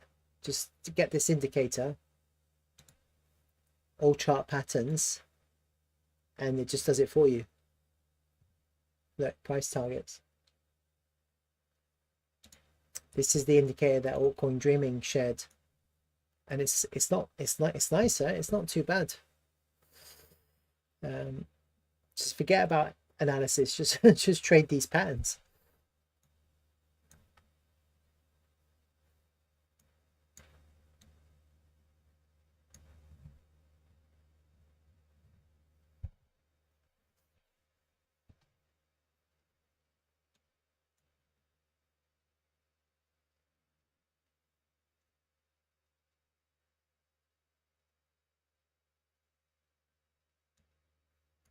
The 2 to 3 wave is the pole, right?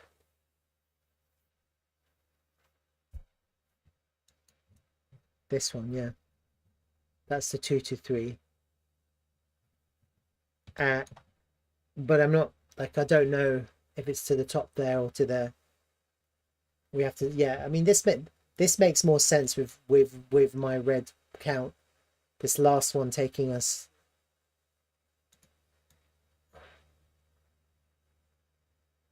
I mean, it has to be impulsive, huh? And that would complete your one. It has to be impulsive.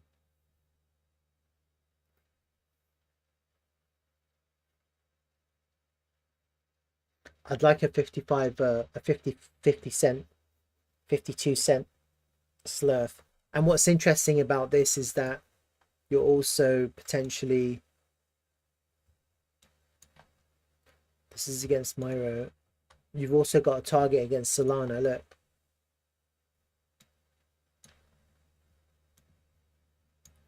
Here. Just based on the same falling wedge pattern.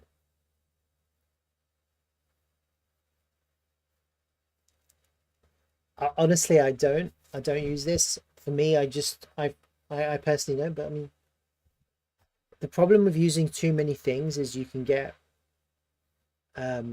confused. You're not sure which one to use.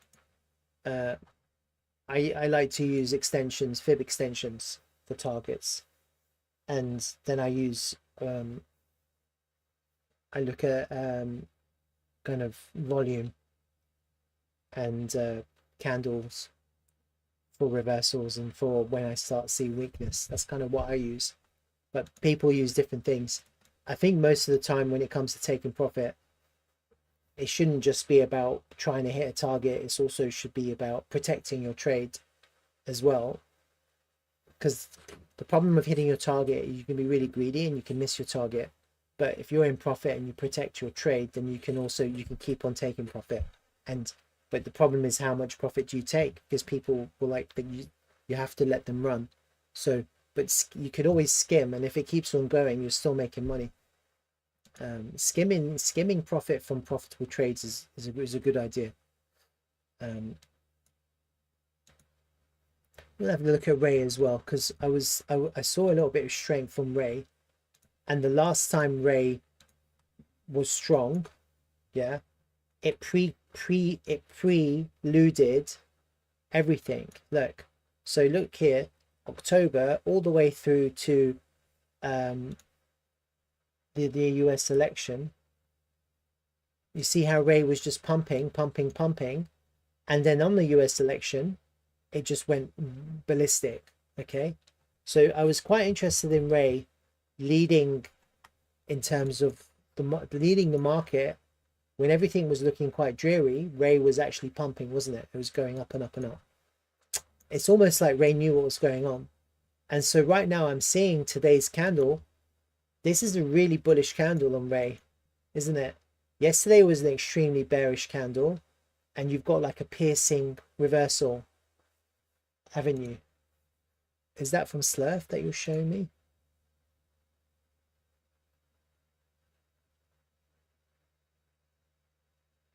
Oh, BTC.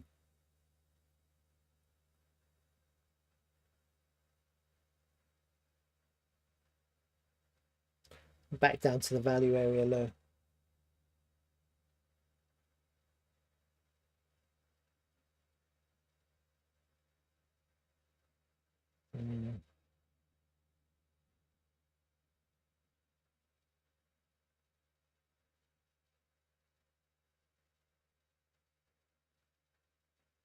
That's a shame. Mohan's saying that he's only using the basic plan, and he doesn't have it on the basic.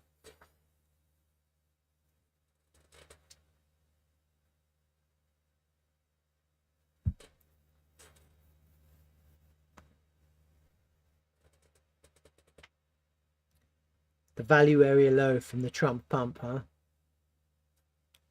That's the target, huh? That's the destination. But I think it could go up now if we can bottom out now. I'm interested to see how this plays out, because for me, Ray leads in some manner. We'll see what happens. We get quite a lot of volume today on this green candle, and It's taking the liquidity from the lows here. Look, it's quite a strong candle, but it's still an inside candle. But you know, we have to see what tomorrow's candle's like. We're back in the range, so we kind of lost the range. We're back in the range. If we hold the range here as support, then actually this is pretty good. This is looking good. This looks like it's could have bottomed out.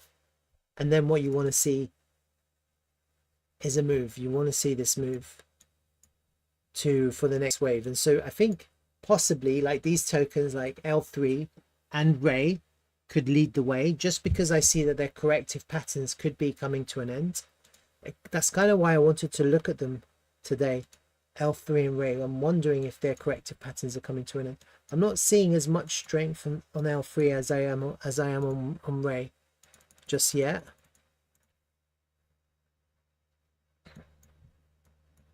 But I do like the fact that you've got kind of increasing volume.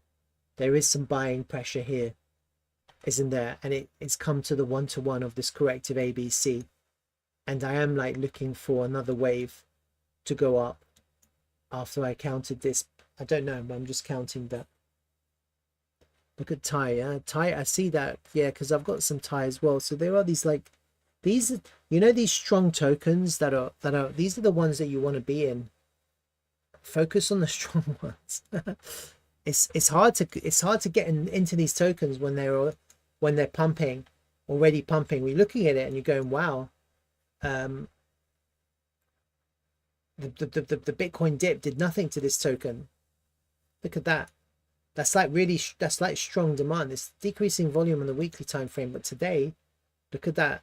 We've got this 3-day candle closing today. Look at that increasing volume. It's crazy stronger.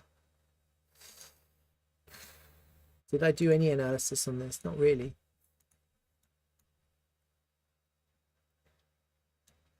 I've just got this first 618.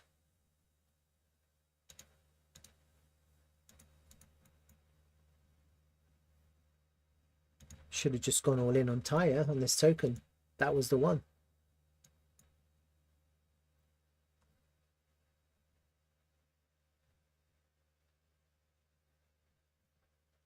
One, two, three, four, five. Correction. That's your all-time high. There.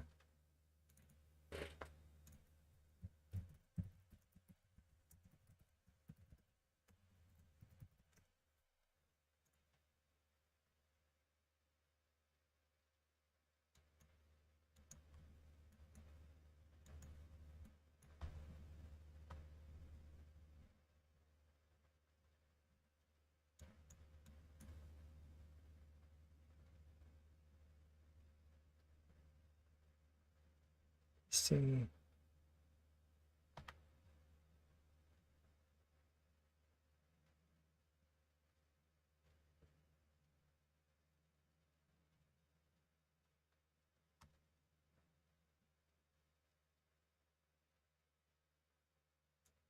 All right, let me just do this quickly.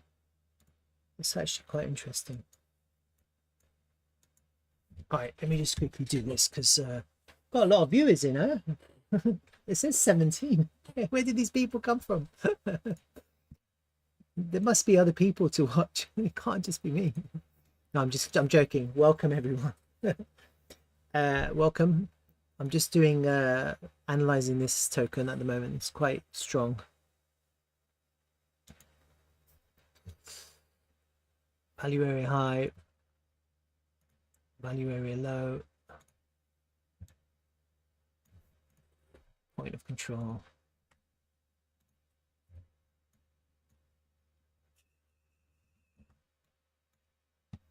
Two, three, four, five.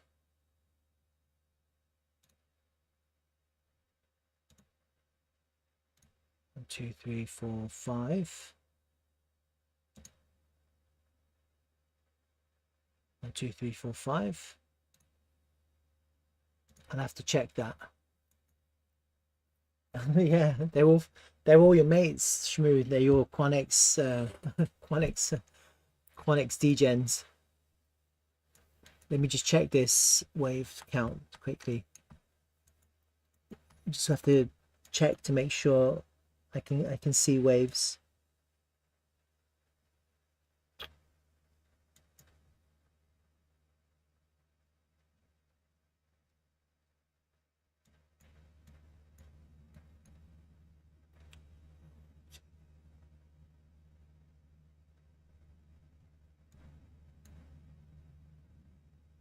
One, two, three, four, five. One, two, three, four, five. One, two, three, four, five. Let's check this quickly.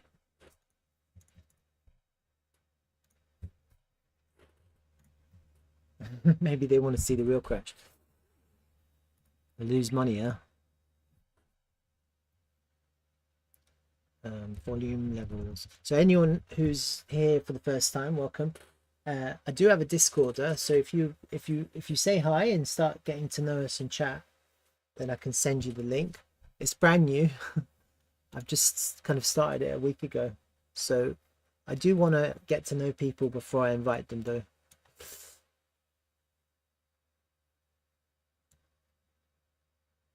And actually, it's really good. The Discord's good because I don't know if people have noticed. Anyone who's in it already, it's quite a small community. It's free. It's not no charges. But have a look. Altcoin Dreaming has been putting some really good stuff. Look at this. Where was it? I was looking at it earlier. Everything you could ever need. And then something else that I saw today, which was really interesting. Where was it? Where is it? I liked it. Useful images. That's it. The learning zone. Look at this, guys. So if you come on, he's put all of the patterns for CBD, the open interest cheat sheet, the divergences, hidden bullish, bearish, the psychology map. It's quite good. So it's kind of growing into an education, like it's all free education. Altcoin Dreaming has been doing all of this. It's not me. So credit to him. Lots of links. So yeah, so if you're not here, then come, say hi, and learn. And that's all it really is. It's like we're just all trying to learn and become better. And obviously we have a general chat, which only I'm chatting at the moment. I chat to myself. Crypto chat, it's growing. And then I post some charts here. Altcoin Dreaming starting to post some charts as well, so that's good. So if you're interested, where did it go? It's that one, isn't it? No. Where are your charts? There, should be there. Community charts. No. Statistics, charts. Let's see there. Oh yeah, here they are. So these are quite good. So he's got a different style of analysis, and it's quite interesting seeing his analysis, to be honest with you. So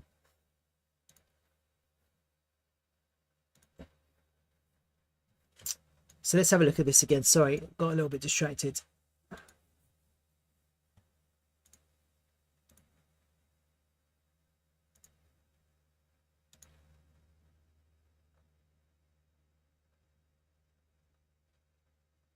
One to one to there. No. 178.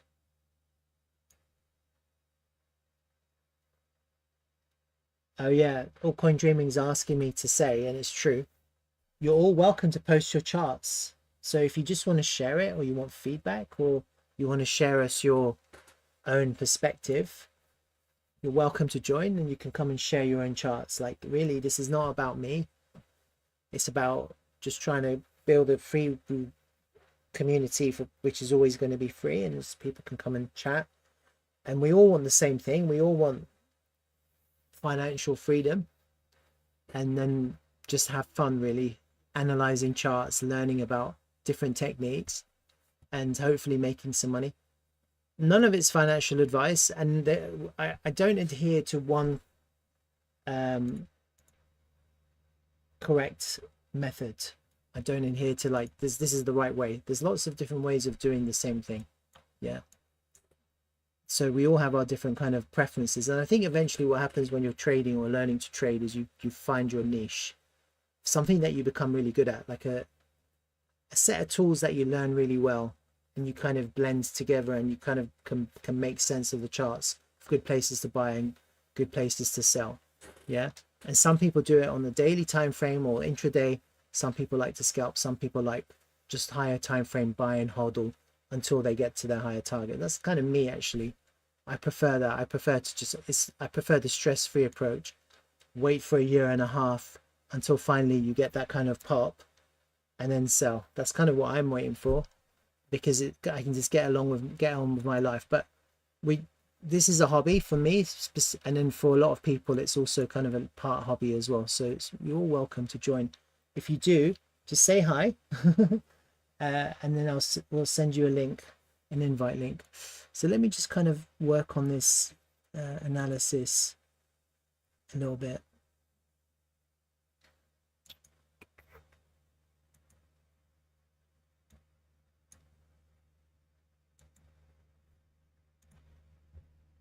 .68.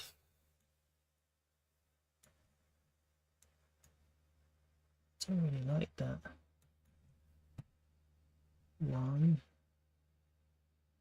2, 3, 4, 5. 1, 2, 3, 4, 5. What's the one? Down to there. 1, 2, 3, 4, 5. 1, 2, 3, 4, 5.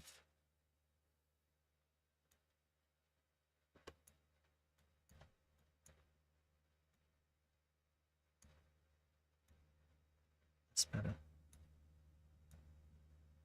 That's much better. Okay, that makes more sense.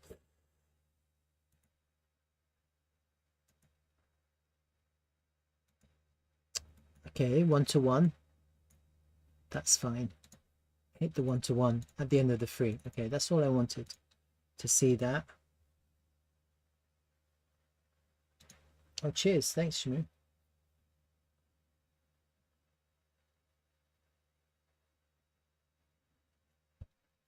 You think so?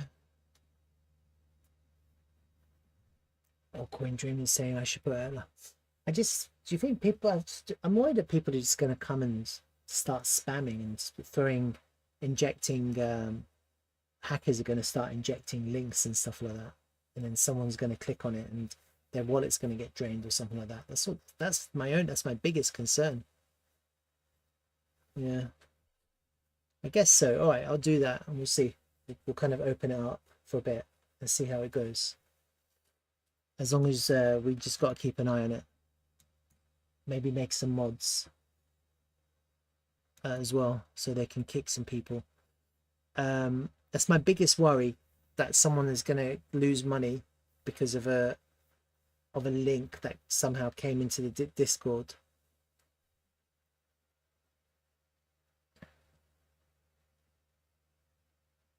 All right. So that's nice. 1-to-1 here. 1-to-1. That was a good ratio for the third wave. And then here,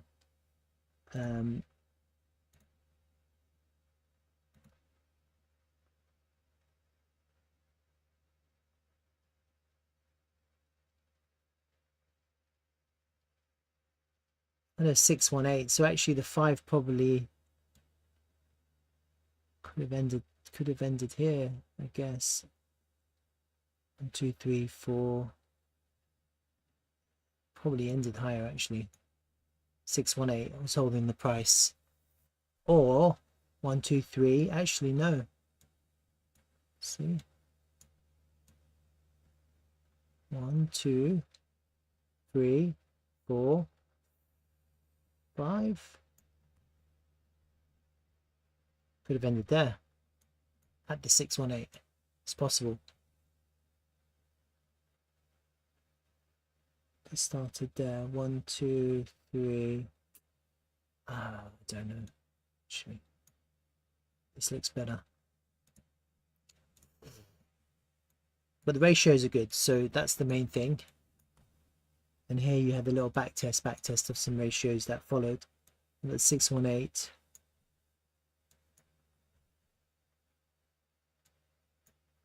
All right, get rid of these now. I think that's okay. That's your one. When did the impulse begin here? Probably here at the value area low. Get a little wave one here. 90.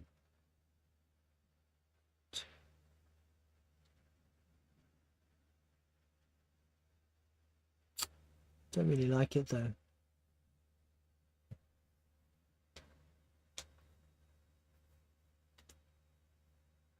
No impersonators. Who'd want to impersonate me? Me. I tell you, I had the worst hack happen to me in August. Oh God. Basically what happened to me happened to this guy. I'll show you. He posted it today. I saw it making its rounds today. My friend shared it to me. This guy here. This Diego.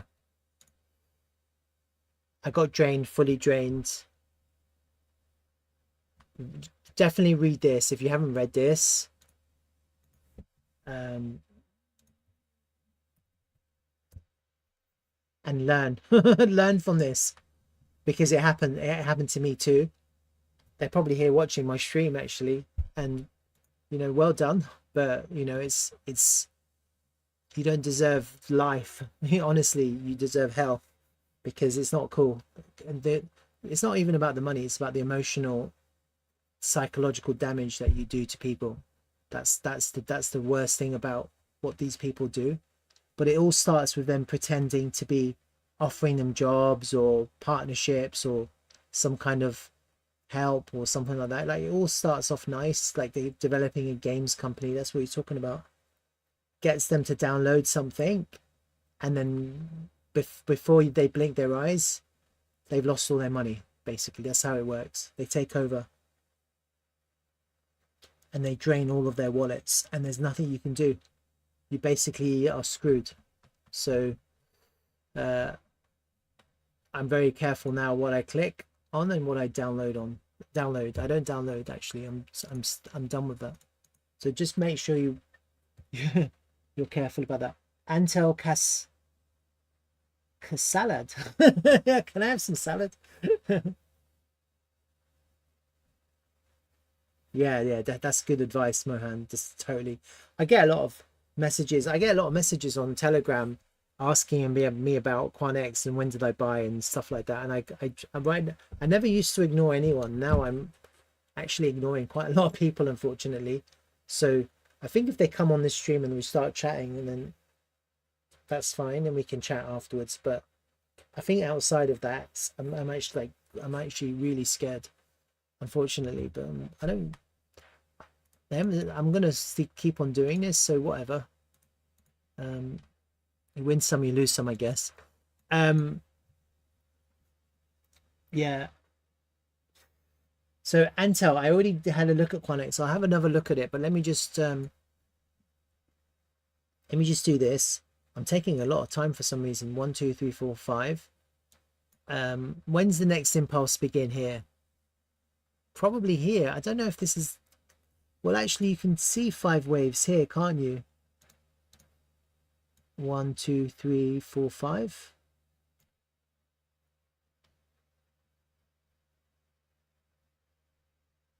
And then when does the next wave here begin?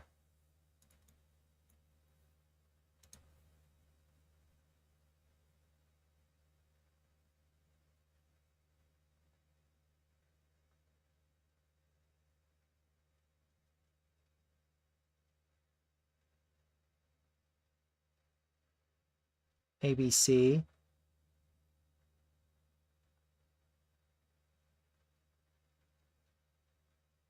That's it, isn't it? There, that's your wave, isn't it? But I think that's impulsive too. When was the timing on that? September?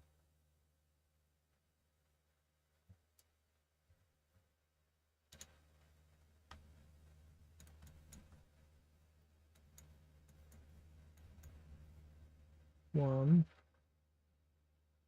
3, 4, 5. ABC. 1, 2, 3, 4, 5. ABC. 1, 2, 3, 4, 5. Okay. So there's definitely 5 waves there. All the way up to that pivot there.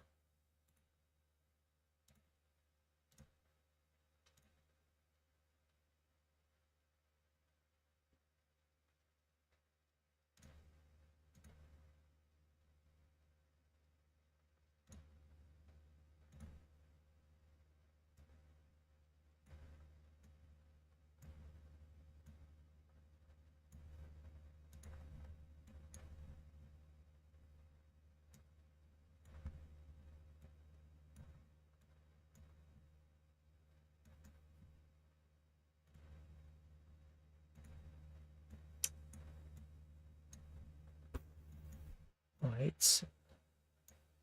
And then correction.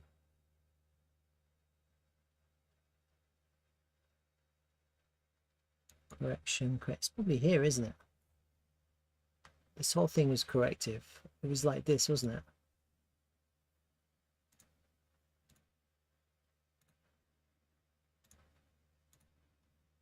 Does that look right? Kind of like corrective move like that.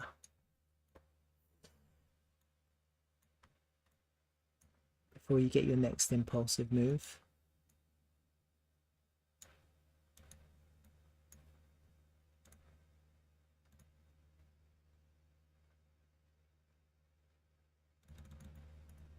Go back to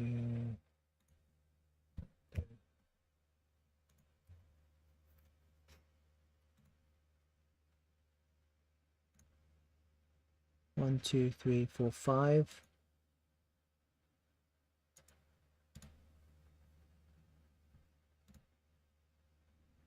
One,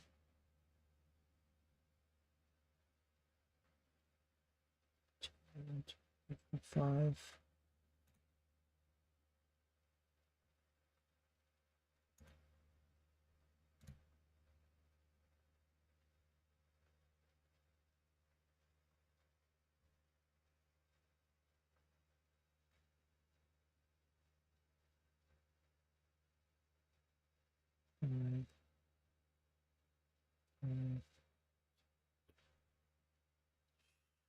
To there, from there to there.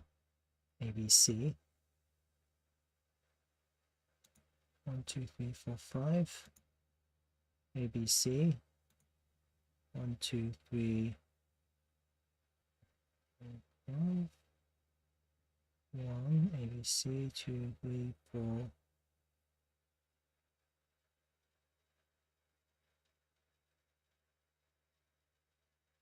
Five. So look right. 1, ABC, 2, 3, 2, 3, 4, 5.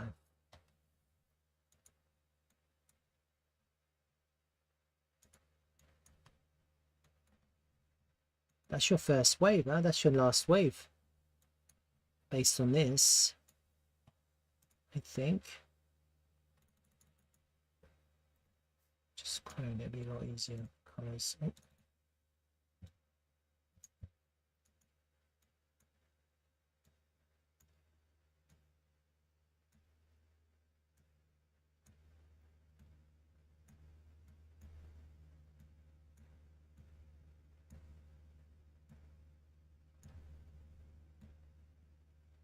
Do that right, yeah.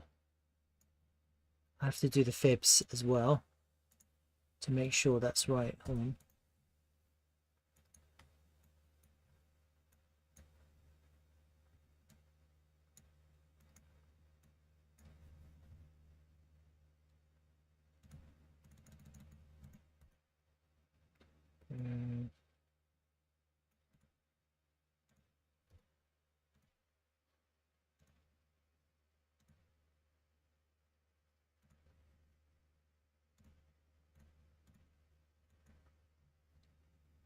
Okay.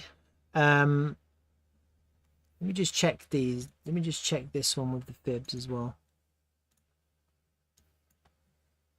Mohan's asking, altcoin dreaming, how accurate is all charts patterns indicator? Did it give you the self target after detecting the wedge pattern before it pumped in November? I don't know. Was altcoin dreaming looking at that? Are you in Discord? Yeah, that's a good question. Yes, that's the main question. Come on. Right, I'll send you an invite. I'm gonna create a link now. Invite people.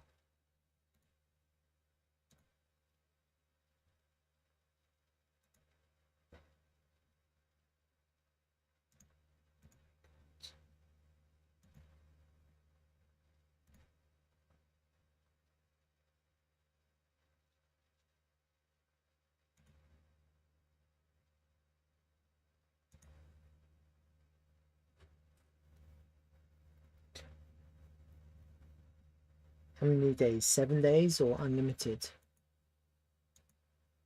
Maximum. I'll do unlimited. Number of uses, no limits. Then I'll never be able to withdraw it. Huh? Let's do, I don't know.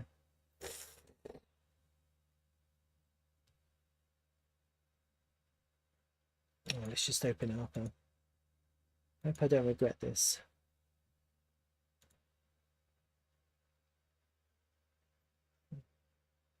Maybe we just do 100. Okay, for now.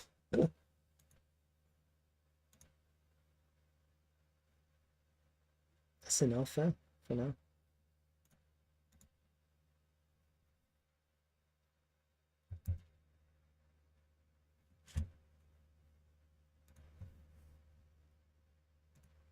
Oh, you can?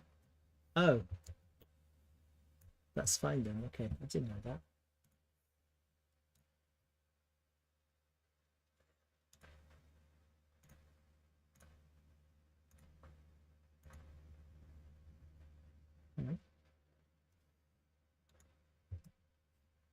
That makes me feel a lot better. There you go.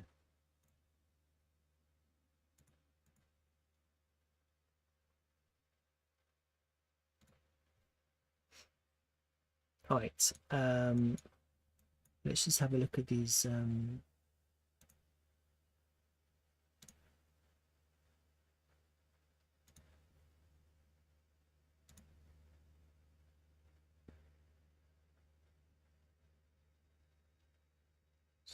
Right.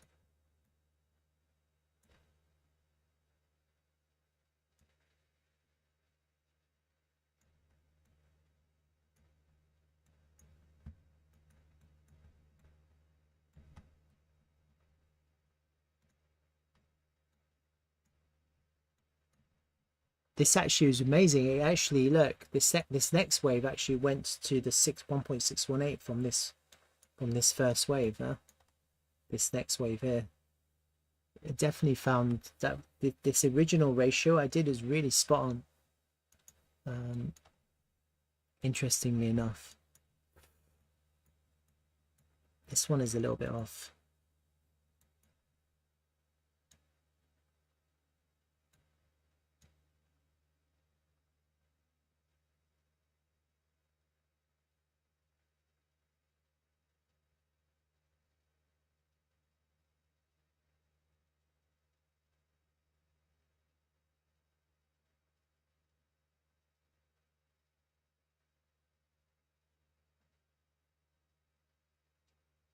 I like that because the 618 here gives us the previous all-time high here, which means it started here.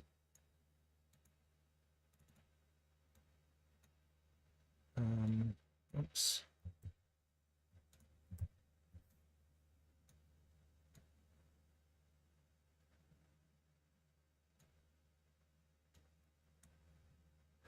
Right.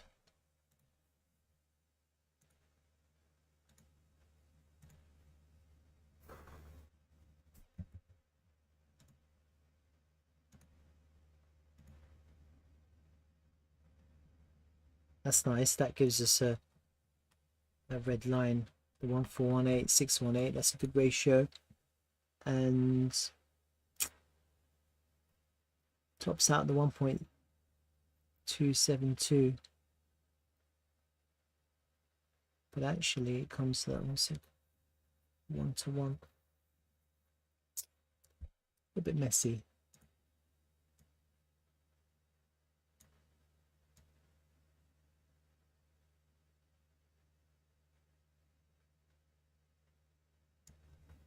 All right, I can live with that. All right, let's have a look at this then.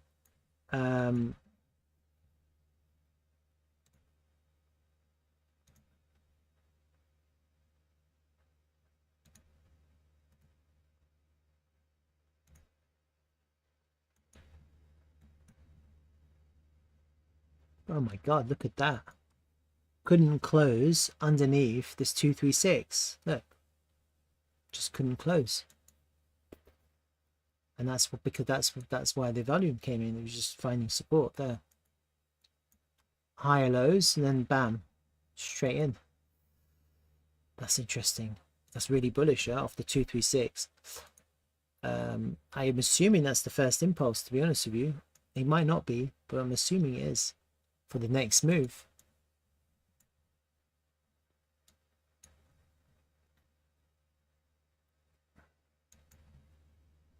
ABC like that.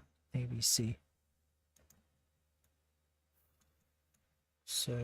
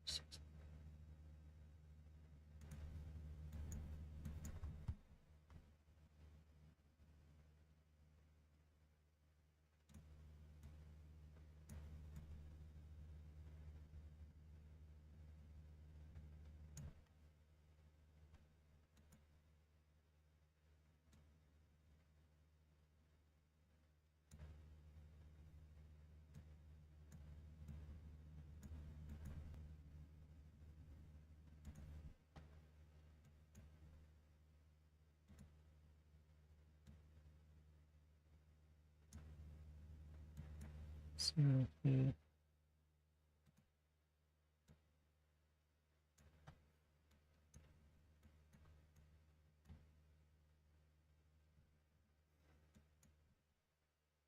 1.618. Look, it lines up, almost lines up with the other 1.618.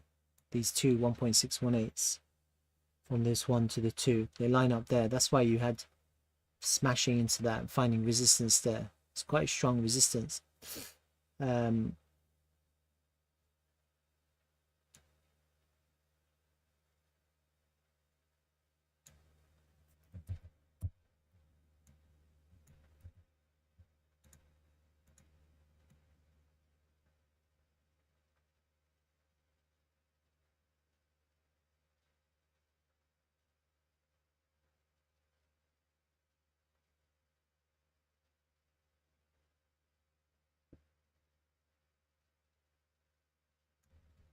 Okay.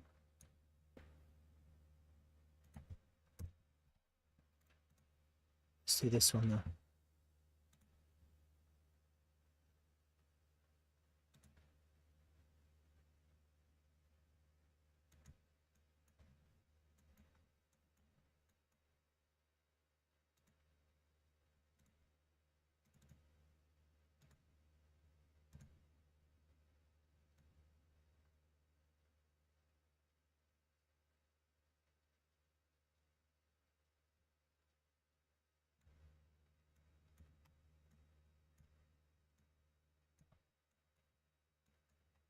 One to one.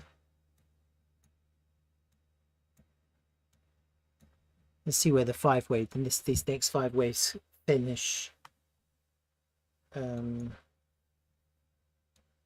extended up to there. I actually like this original fib. I really like this original fib, but this first one that I did. from these were really nice waves, easy to see and easy to do fibs on. So everything should kind of follow, and they do, because the 1.618 here, you see it corresponds with this 1.618, which I did from here, and we found resistance there. On this one though,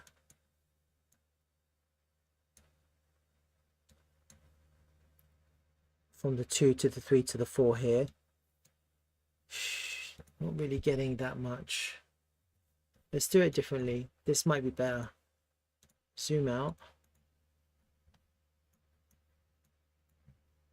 And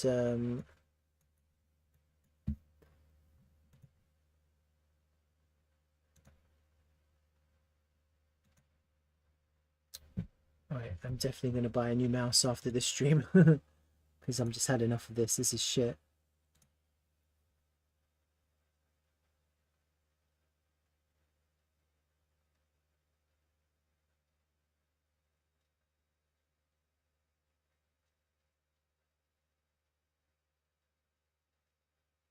That would have been better, huh? There. Let me look at that.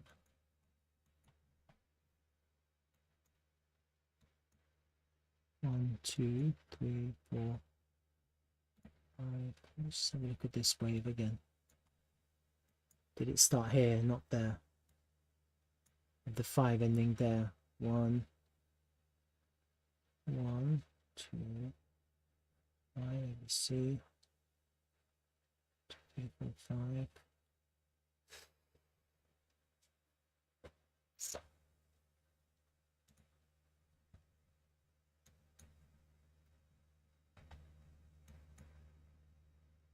One, two, 5, 7. Arguably, yeah. Arguably, yes.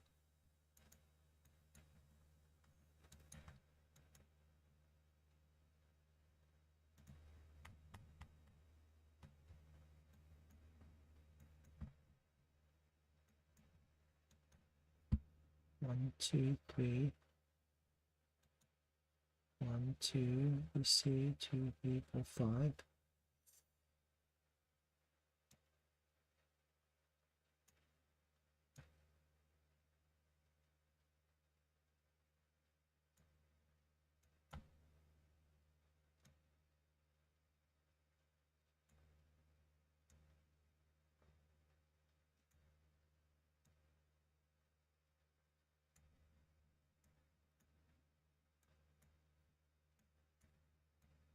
One, two, three, four, 5.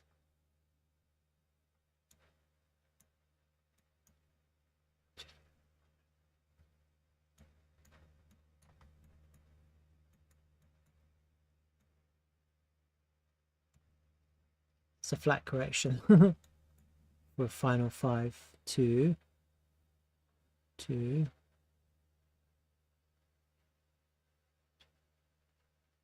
To there.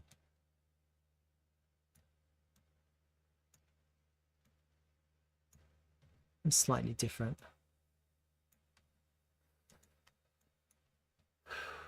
The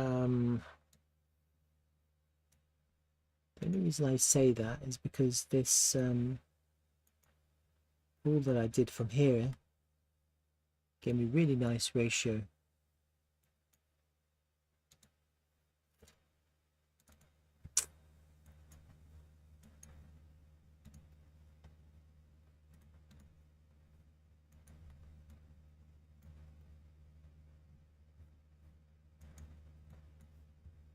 There to there to there. Ratio gave me the 618, gave me the 1.618 there, which is where we're at now. From this wave here, the 2, which means the 1-to-1 is there.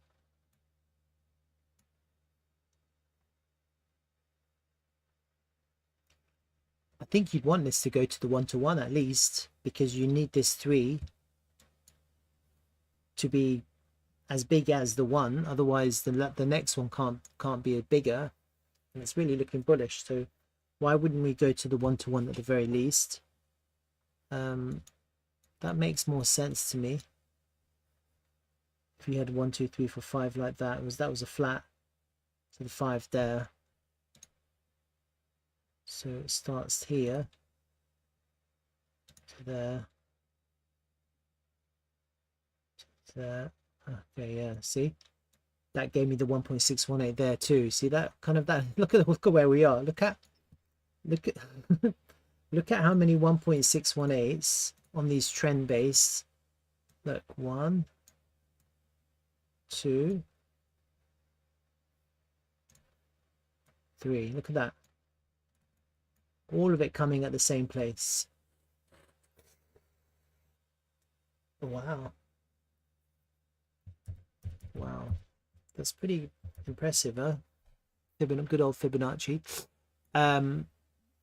Flip this area, and that's a massive SR flip. That's a really massive SR flip, isn't it? So I wouldn't expect this fall to break it on the way back. That would be your back test.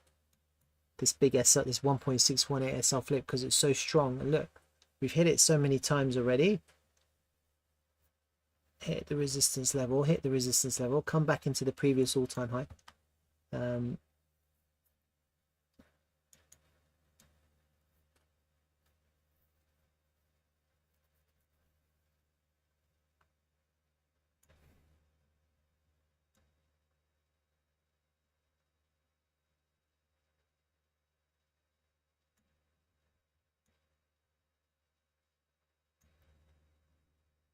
Not quite strong, just based on these fibs, you've got confluence there and there.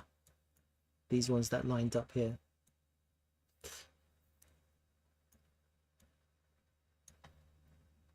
And the rest are just chop zones, chop areas. It could bounce off any one of them to get up to where it wants to go. Finally, you count 5 waves.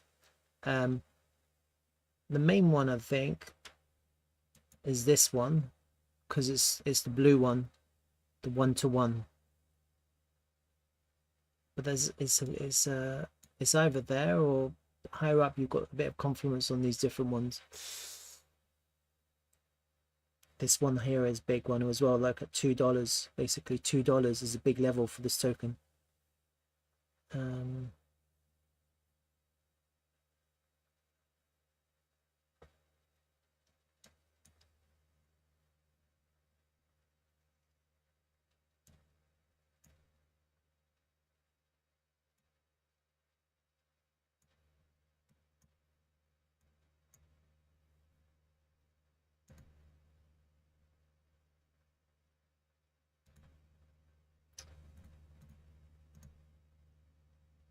Roughly do time. Let me go on a higher time frame though.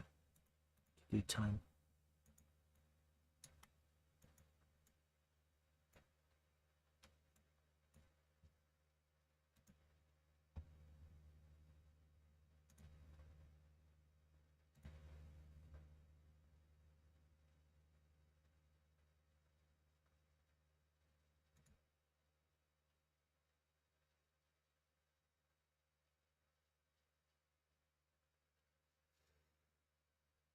No real help. Time.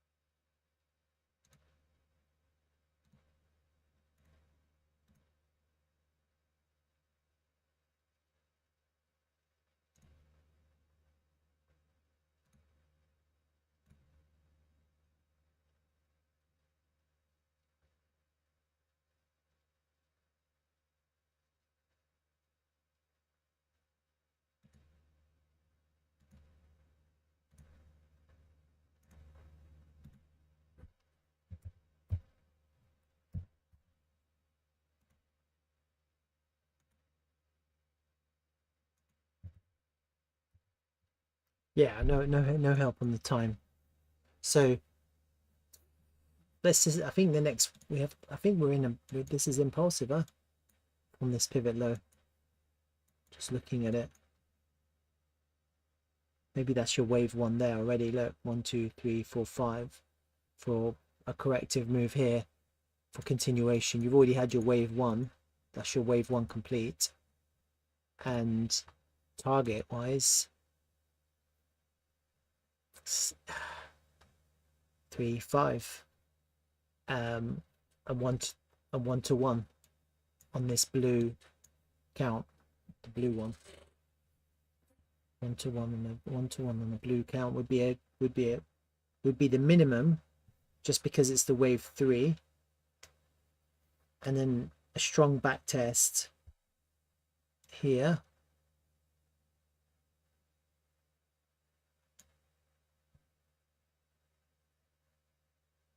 Would be nice.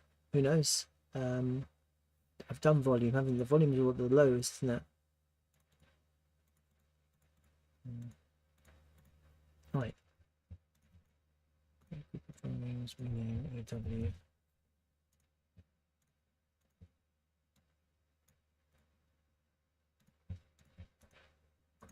Coins. And base bibs.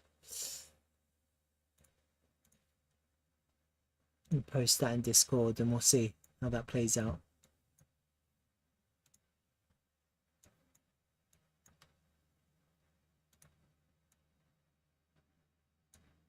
One to one.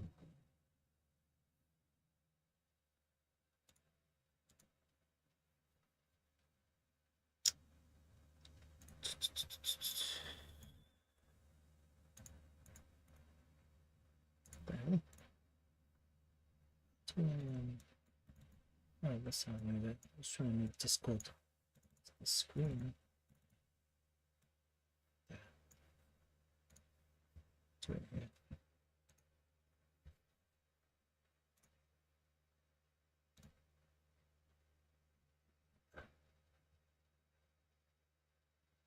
Hey mate, Blackie Chan. Blackie Chan.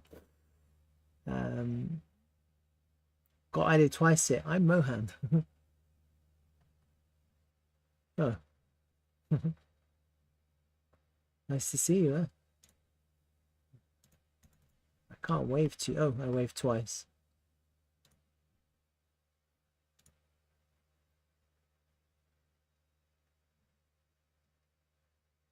How are you in this twice? You must have joined before on another account.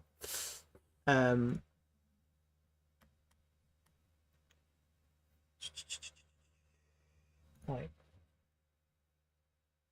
Let's just post this.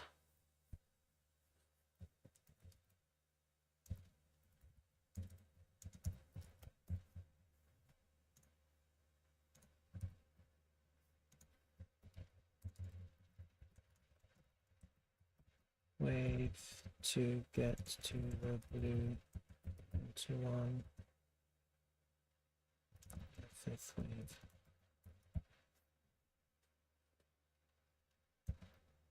To complete wave 3. It might go further because it is a price discovery, you know. Just have to count the waves.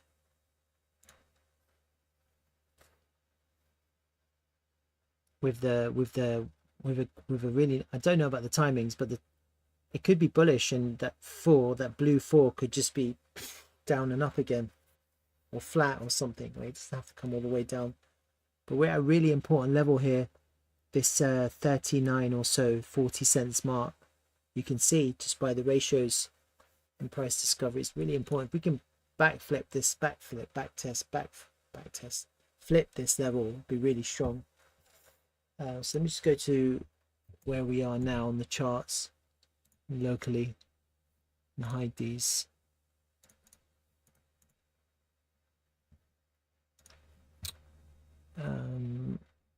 Let me count these now, just locally. Actually, it's a good idea.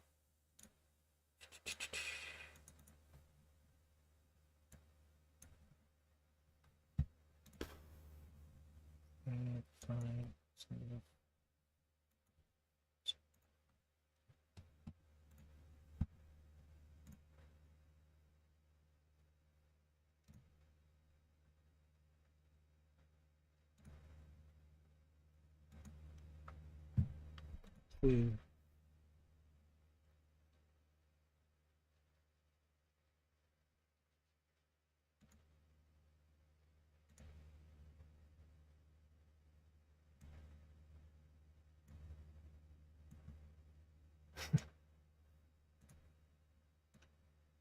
Whatever. Excuse me.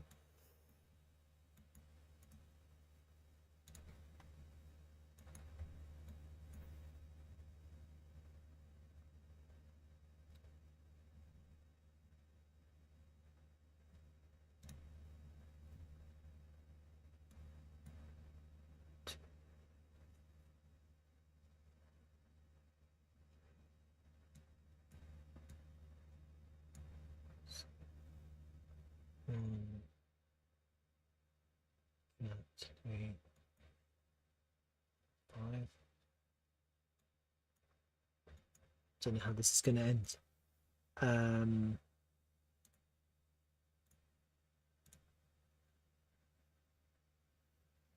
2, 1 to 2. That.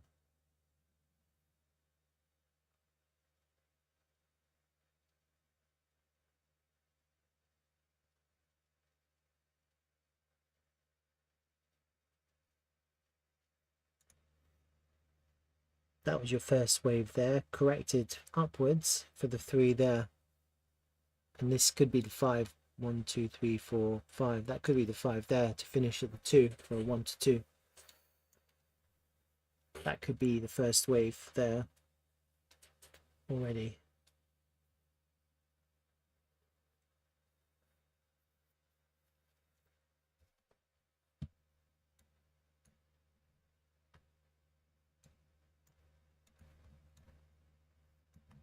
Made that green.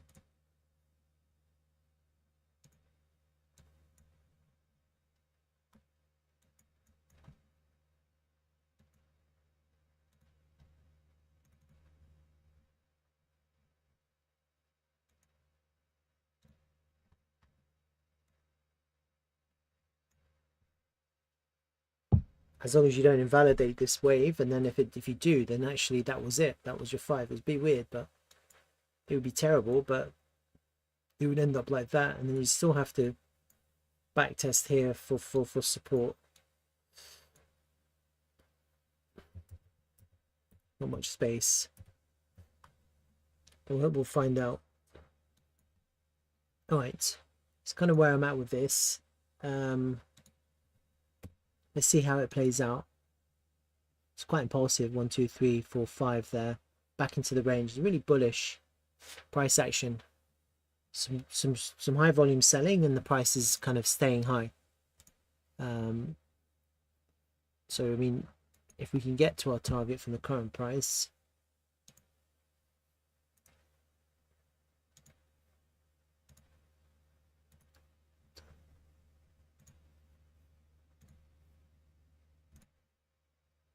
with a 100% increase in value. Oh, you're looking at Slurf, huh? Right, let's have a look. Quite a strong pusher. Look, when you when you thought all hope was lost, it's starting to find a little bit of strength. Again, you know, you just got to wait for the closes and see what happens.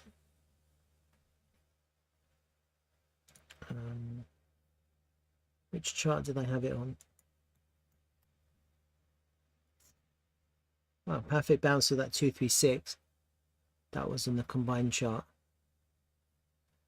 Where did I have that one? Okay, it's this one, wasn't it? There. So we have to get above 2321, 2321. Have a look.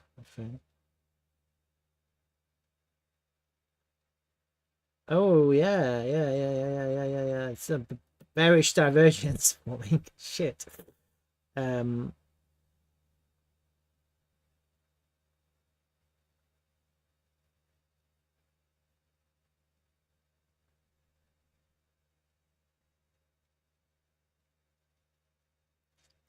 altcoins were hammered in this drop. That's a fact. There's no doubt about that. But Bitcoin is showing real strength now, huh?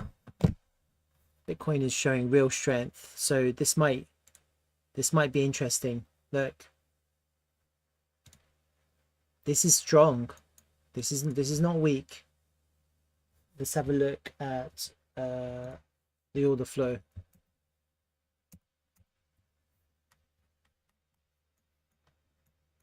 Yeah, look at that bullish divergence. Big bullish divergence there on the monthly open. This is really strong now, look. So again, it's like anyone's guess what happens with the charts, but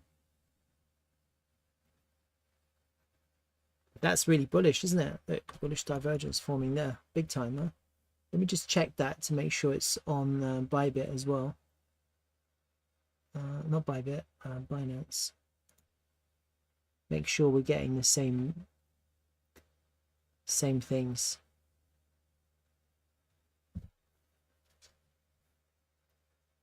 Yeah, bullish divergence on Binance. Look at that.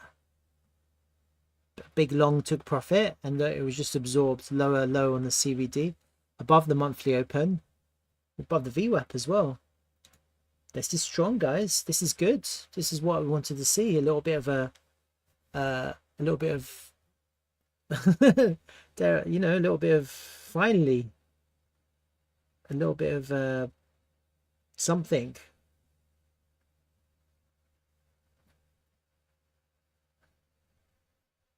All right, let's see if our altcoins can pump back to where they need to be.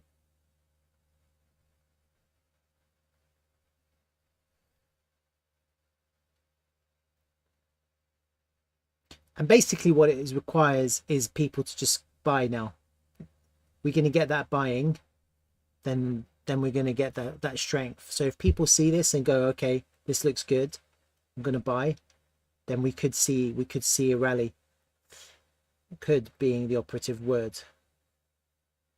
Let's have a look at ETH while we're at it.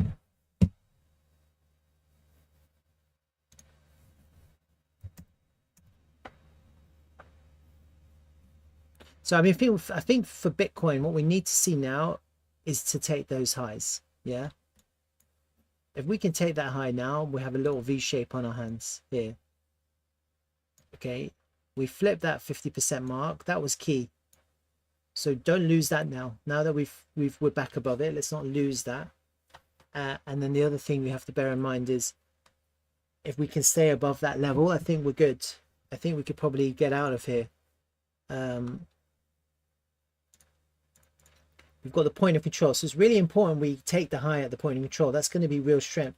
I'm not expecting us to not reject again, but we might, if we can take the high there again, hitting the point of control another time after this dip is unexpected, isn't it?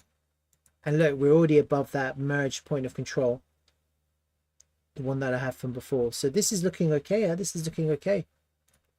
At the moment, it's looking okay. At the moment, it's looking okay. Let's see. The next test here is going to be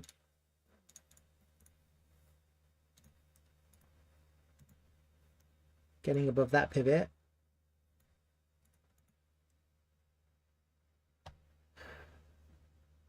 Because you don't, one thing you don't want to do here is form a lower high.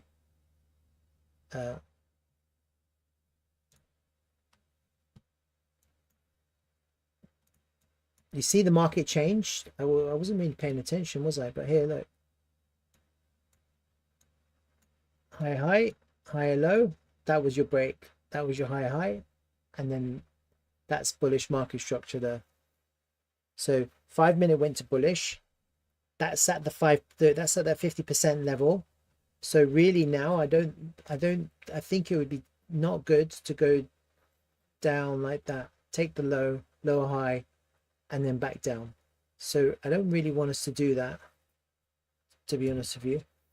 Okay, so what you want here is a corrective move that doesn't dump. 1, 2 ABC 2 3 1 2 see this.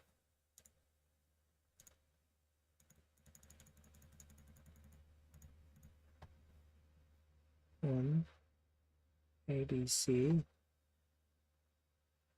1 2 ABC 5 3 ABC 1 2 3 4 5. So this move is complete. Now it's a corrective move. We can't come underneath this 50% level. And hopefully it's going to correct upwards. That's kind of what we want to see. We want to see it correct upwards, which means, yeah, which just means that the price is bullish.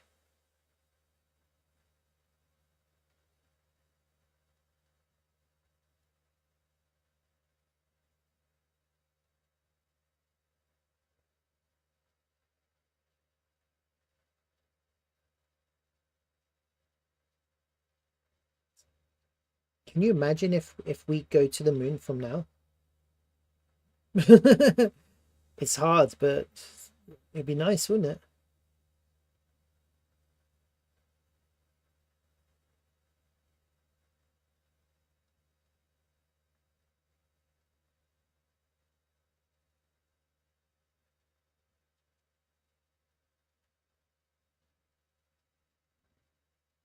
So the other thing I was looking at is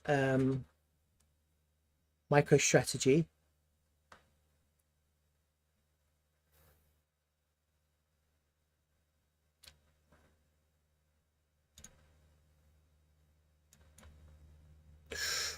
Ooh. So this is the test, huh? We're at the point of control. We need to get above this point of control now. This is a big deal.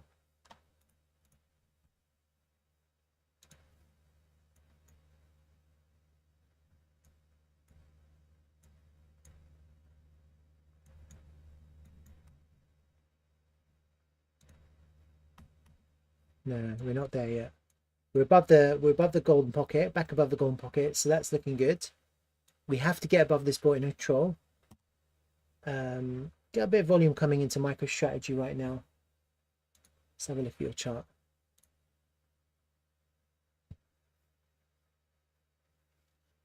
Yeah, I like it. I like it.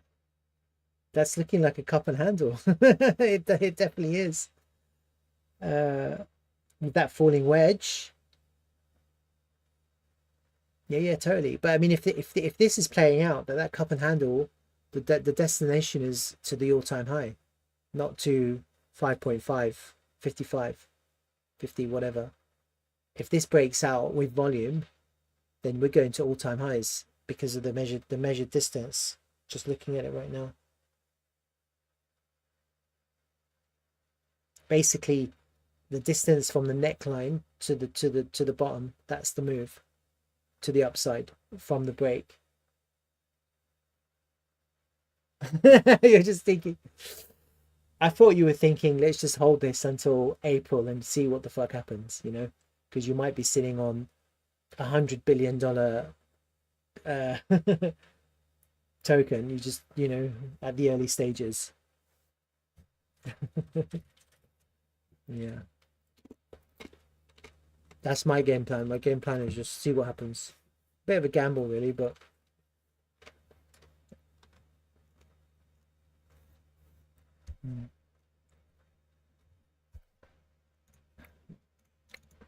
I mean, you're quite focused on Slurf, so maybe you're it is advisable to do that. I'm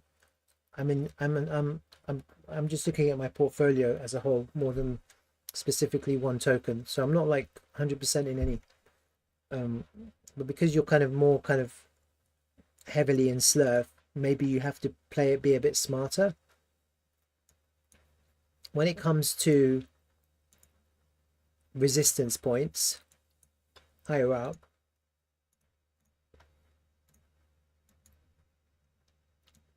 Take profit, huh? Take a little bit of profit and put it back in, scale it back in. You don't even need to wait. You can just slowly scale it back in and you're making money.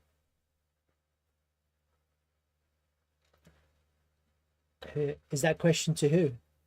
Is it to Mohan?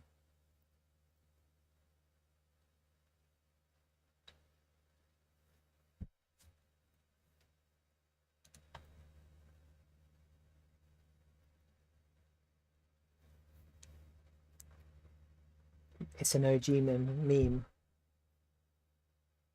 Yeah, I totally agree with you. That's why I've kind of been doing Slurf.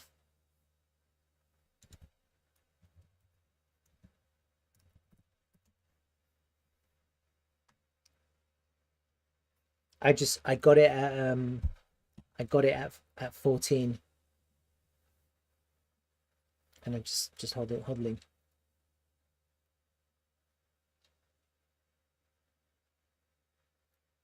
And then the rest of, yeah. Oh, sorry. Too many, to be honest with you. Basically this list.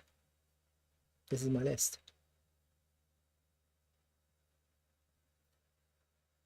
Interest plus TRVL.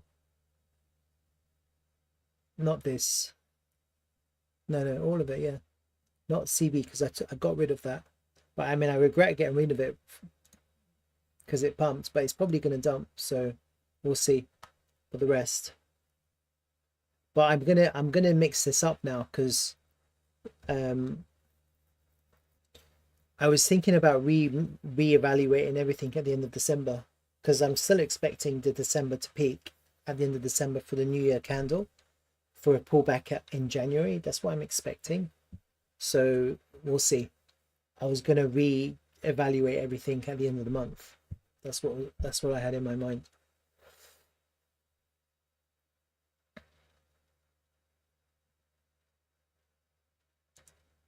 But I mean, some of them are really good. Like, look, Zero Labs, which we talked about. Remember, we talked about when it was at $3. Let's look, it peaked at $7. It's not going to move as much because it's a higher market cap.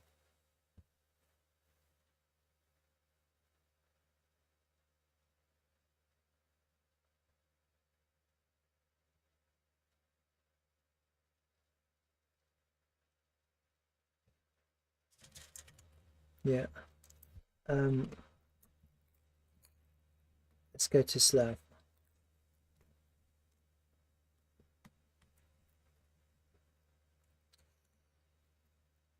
Hold your breath, huh?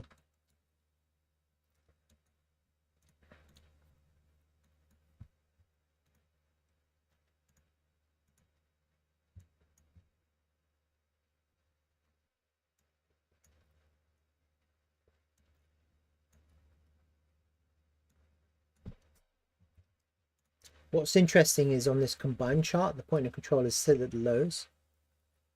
It's only in Bybit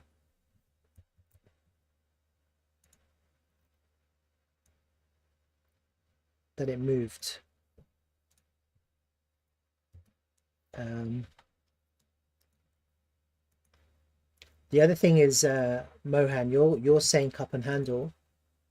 Yeah, this. But actually what I'm seeing is an inverse head and shoulders type pattern. But the reality is it's probably a cup and handle, because we've kind of come lower than this shoulder. Like, we shouldn't have really come that far down. So it's probably a cup and handle. Just because of the way this has fallen. Yeah, they're similar. Like that.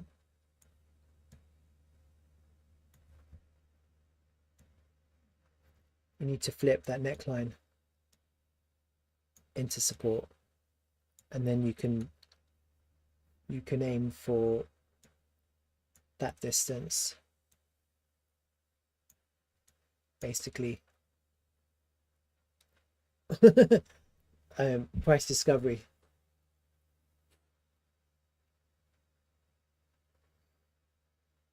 And the problem is you've got this golden pocket, haven't you? in the way. So it really needs to find support on the neckline.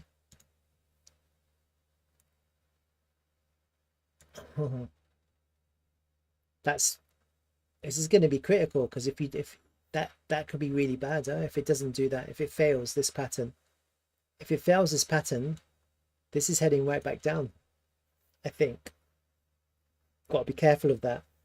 And so that 5.5 or 5 cent, that wedge target is absolutely correct, because it's also the golden pocket. Yeah, if you can't get volume to push through and break through, or get continuation with a back test to go up, then this actually becomes quite bearish. You'll probably end up going all the way back down to point of control again, probably. So you just got to be a little bit aware of that, just based on this one.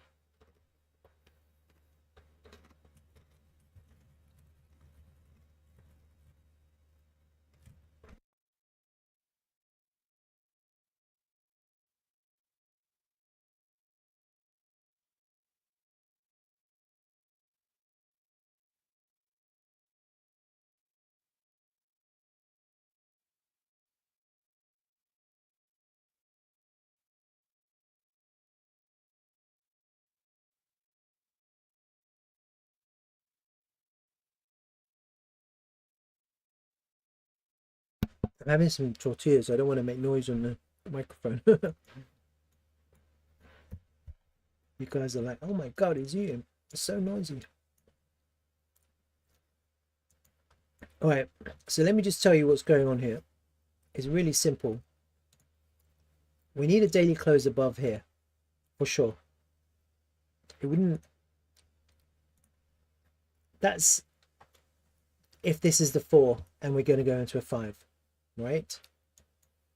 If we impulse after this and we don't close above there, then that next impulse will be the next big wave, and that will be our big 3, and we've already completed the 5 waves in this move here. So that's the option. So depending on how we close here depends on what happens next. Could that be a wave 1, 2, 3, 4, 5 there, and this was our corrective ABC, and now we're going into the big 3? Yes, it's possible. Or is this our wave 1, 2, 3 up to there,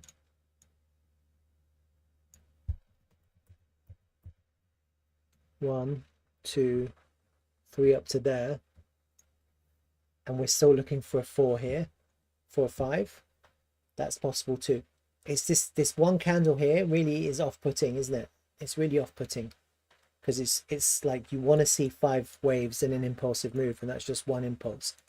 Yeah, so we just don't know. We really don't have a clue how this is going to play out. Either way, we're going to have a nice bullish 5-wave move. The question is, how impulsive is it going to be? If we end up just going up to 55 now in 5 waves, 1, 2, 3, 4, 5, assuming this is it, it's assumption, 52 or whatever, then that could be it. That could be your the end of this one wave. But if this is the big 3, and what I mean by that is we've already completed 5 waves here, 1, 2, 3, 4, 5 there. That was your wave 1. If this is the big 3 from here,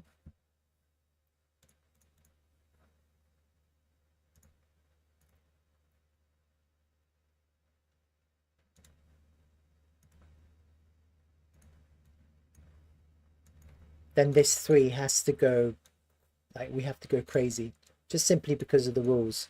You can't your before back test can't go underneath the top of the one. And so actually you need to go a little bit more, we have to go a little bit crazier here. Like you'll see the free wave is the most impulsive one. Okay, just like it was here, it's the most impulsive one. So if you're in the bigger free, then you're expecting really impulsive price action. Okay, in the next 2 weeks, it will take us all the way up to there, probably all-time high. That would be your target. Then you've got plenty of space to come back to test and not come underneath there to continue. All right, so the only way to know really how this plays out is what happens now. Like I honestly think if we close above, then the next one, this whole thing could be corrective and we could be in a 5 of the first wave. But then it depends on how we go up as well, because if we just go up slowly in 5 waves and finish, then that's probably it. But if you now just explode like there's no tomorrow, then we're probably in the big move. Okay, and we have to see what happens. Ali Hash. And this is the question. I think right now I just want to see if we can close above this daily here. For me, that's really important. Okay, that will determine a lot of things. That red line here. we've been talking about Slurf a lot. Welcome though.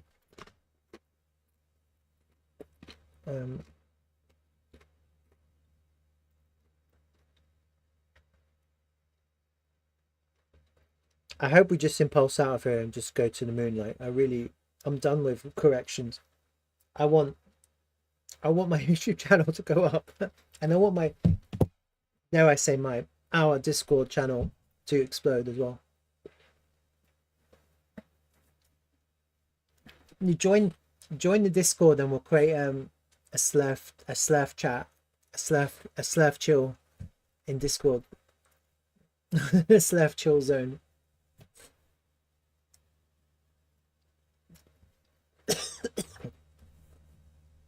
Oh my god, I'm choking on my tortillas.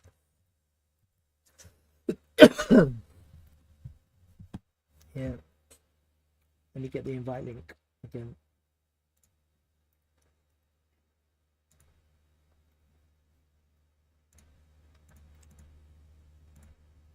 We need Slurf and QuantX channels in our Discord, and see if we can put all the crowd into our Discord. And where's TRVL? Shit, they're like non-existent. Oh my god, that will grow in time, I guess. It sucks. Let me find the invite link for you.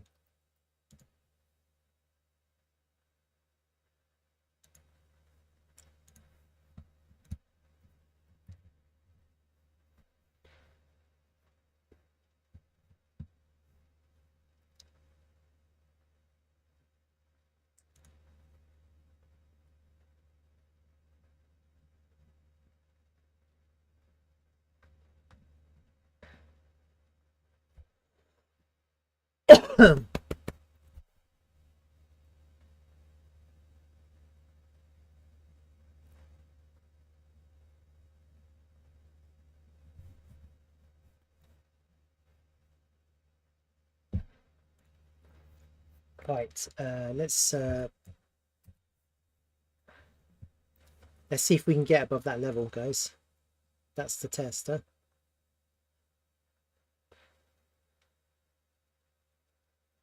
Finally, the markets are going up. Oh my god, it's so painful, wasn't it?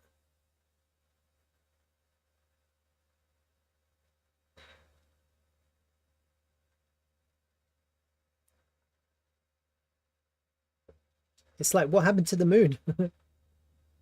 There was no moon.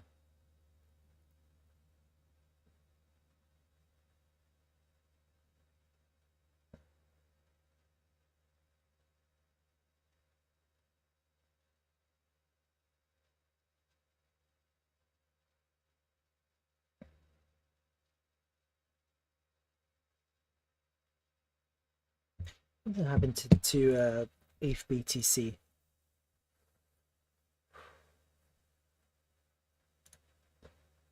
Wow, BT, look, Bitcoin's at 97. Wow. It was at 94 a minute ago. That is crazy. Oh my God.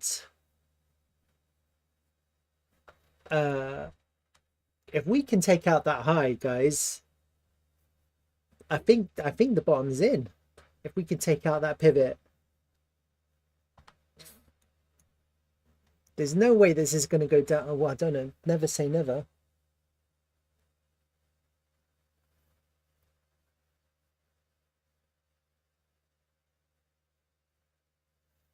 I totally agree with you. Like, I mean, I'm looking at TRVL. If TRVL loses 5.5, that's fucked. It's the chart is fucked. Literally fucked. You can't lose this. This is a flat correction. How can you lose this level? If this now starts going down, yeah. Guess what happens the next time it goes up? People sell and it goes down. Yeah, this whole thing changes. It's just the way it's just trapped liquidity trying to get out now. If you lose flat corrections. And also 5.5 is a strong fib flip in the context of a bull market. It becomes really bearish. But you've got some other tokens that we're looking at, like Swell actually put in a lower low. It's like unbelievably, it like dropped. Look, it completely invalidated a lot of these waves that I was doing. It's like Swell is in a new course now. It invalidated all of this just by taking out the lower. Swell's in a new wave now, I guess. You could argue this could be the new wave. Look at that.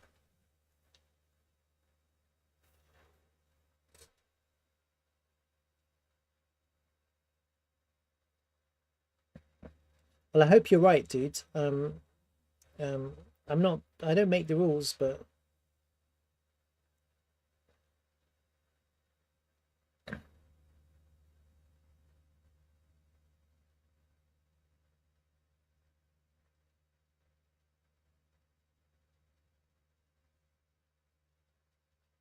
there's still a lot of trapped liquidity higher up. But I mean, I guess a lot of people have been liquidated, haven't they? So I see all the funding rates. I'm just looking at them now. They're quite neutral. And so what we need is people, the degens, to come back and start leveraging. I don't know. I think maybe the low is in. Let's look ETH BTC. ETH BTC is still dropping, huh? No, it's finally holding.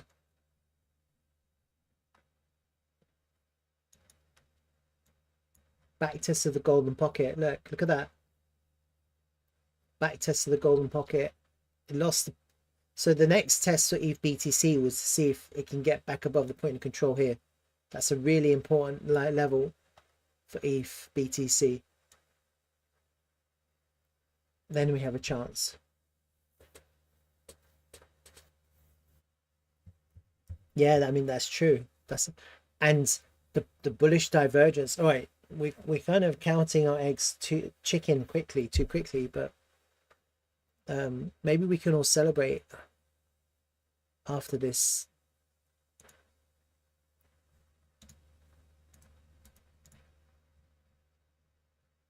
This is looking good. Look, good volume on that 30-minute red candle. So I consider that bullish, like the take profit candles to be high volume reds. See that high volume, increasing volume. So someone's taking profit, but the price is holding. I'm actually in a couple of spread bets on MicroStrategy.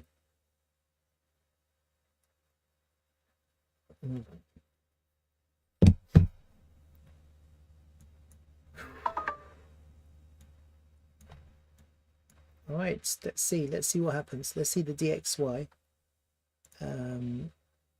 Good, DXY is dropping. Let's see. Gold is dropping. Oh look, gold looks pretty weak now, doesn't it? If we can take out the lows here, that would be nice. SPX. Wow, SPX is actually going down and Bitcoin's going up.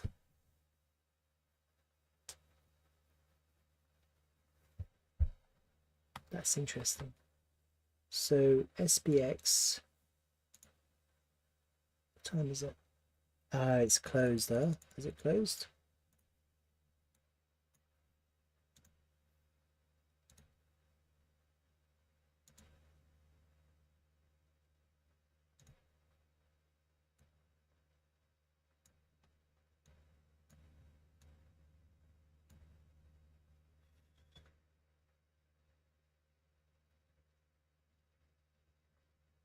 It's going to go down and fill that gap, probably.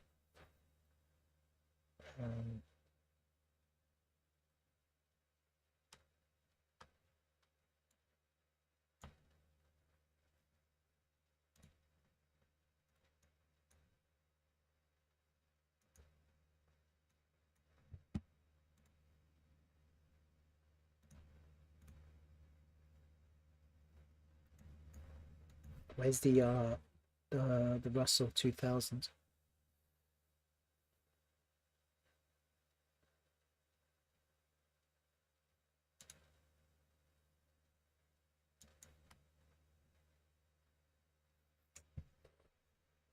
Russell 2000 is in this kind of weird V-shaped recovery idea. One last drop and then up. Maybe. We'll have to see what happens.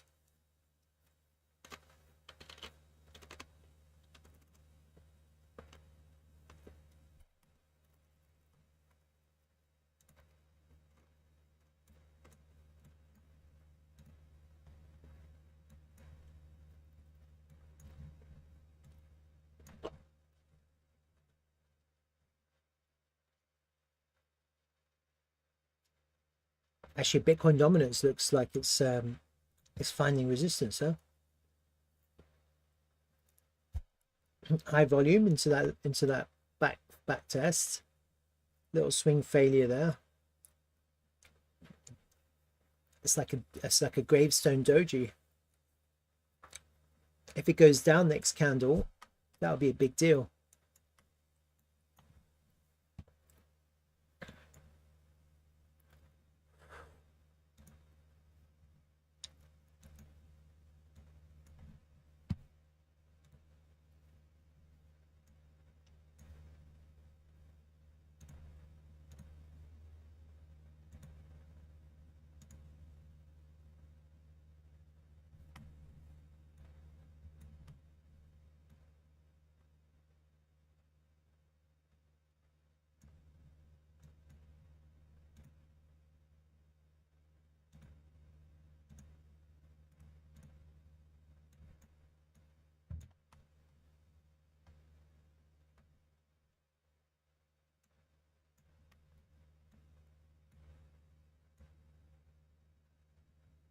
There's a bearish pattern here on MicroStrategy. Look,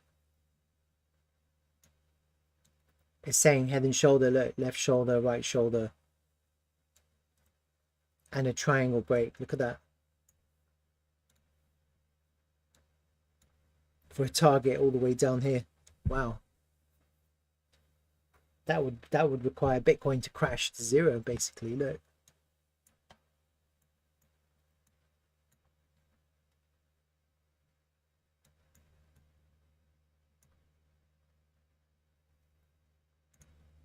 Wow, Tesla, look at Tesla.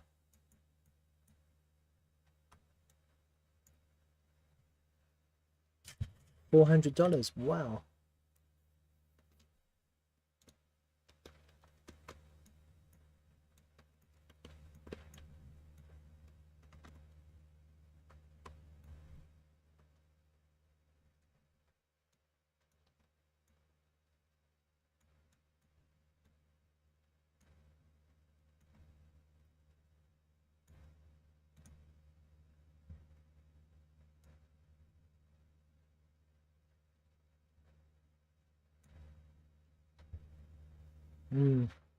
It changes with time frame.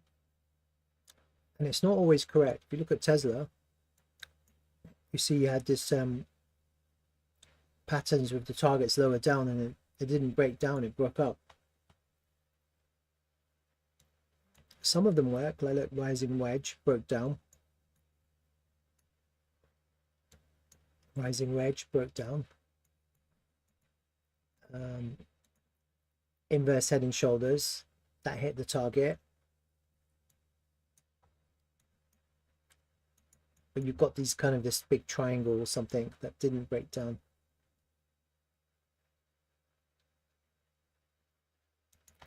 I'm so bullish on Tesla. Like, I think Tesla is going to be a $25 trillion company. I'm like, Tesla are creating something now, and no other company is going to be able to compete with their Optimus, their robots. Like, not only are they going to be first to market, they're so ahead in terms of the tech. It's going to be very difficult for companies to compete. And I think the reason why is because these other companies, there's so much bureaucracy in them. There's so much time wasting. There's so much waste. And literally Elon Musk he's running a tight ship, you know. He's a very efficient company. His businesses, all of them. And that's reflecting in the productivity. And I don't think any of these big corporations are going to be able to compete, because they don't have the same brutal attitude and manner that he has when it comes to effectiveness and efficiency in the workplace. You know, they're putting like 18-hour work days. They're crazy, the people who work for Elon Musk. They're really hard workers. And I think with Tesla, the two things that are massive, firstly, obviously, is the autonomous cars, the cars that drive themselves, but kind of the robo taxis. They've got no competitors. And the other one is the Optimus, which is the robot that's going to help people in their homes. Eventually, you'll have like every American household, middle class household, is going to have a robot. It costs like $30,000. You'll probably be able to lease them as well, just like cars. So I actually think I'm aiming for high numbers when it comes to Tesla.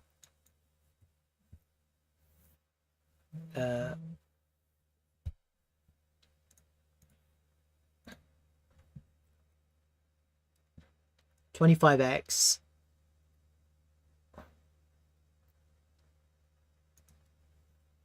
Somewhere around $8,000. Maybe more, don't know.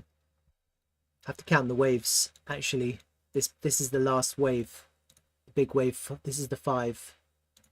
When you're looking at the higher time frame, look, we're having this is a breakout on Tesla. Do you see that? So just Elliott wave theory 101, just really simple. That was consolidation here. It was bullish consolidation. You see this consolidation here? This is consolidation. None of this is impulsive. Bullish consolidation with a triangle, flat top triangle breakout. That's your wave 1. Wherever to wherever. Take it to wherever. Let's just say it came to here for a flat. 1, 2, 3, 4, 5. That's your wave for 3. For a little bit of a zigzag. Oh my god, doing something wrong here. Sorry, my mouse is having issues.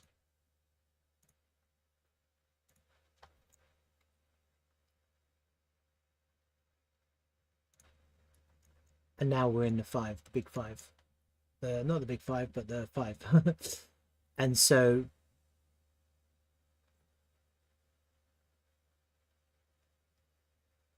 actually, this is wrong, I think.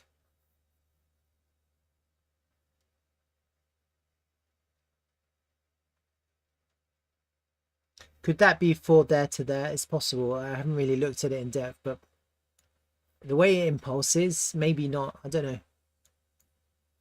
I am thinking this whole thing is corrective. A, B, C, A, B, C, A, B, C. I don't know. I have to look at that in depth. But here I'm counting 5 waves, so there. Get rid of these. Don't need the volume.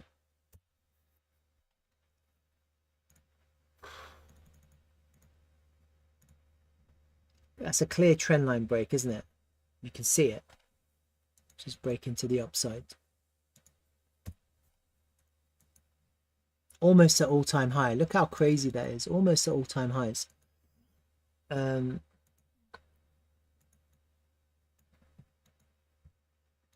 just roughly, if I just do on the monthly time frame,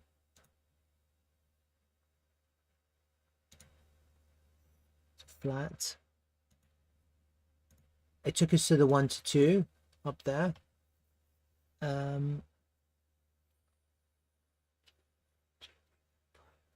Maybe it actually went up to there. You had a 1, 1, 2, 3, 4, 5, and then another final impulse. Little ABC there, corrective move. Took you to the 1 to 2 there. 1 to 2.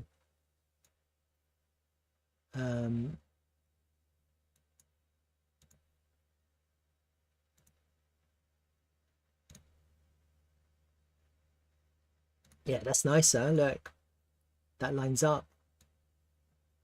So initially, I think $1,000 is your target. Look, you've got a really nice confluence there. The 2.618 and the 618 of this move. So that's your first target on Tesla. $1,000.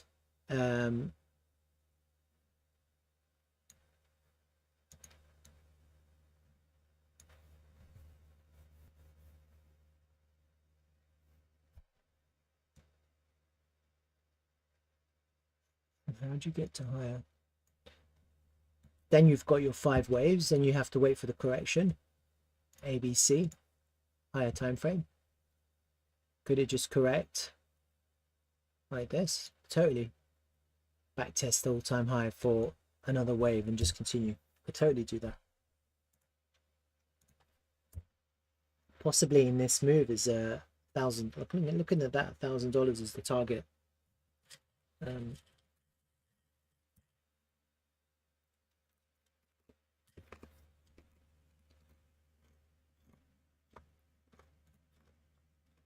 It's not much, huh? It's only a 200% increase in value. You can get that in crypto in a day. Couldn't you? Come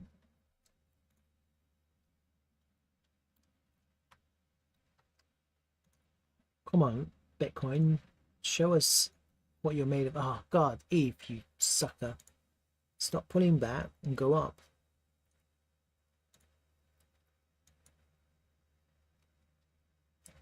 How many more hours? We've got 2 more hours. It sucks, huh?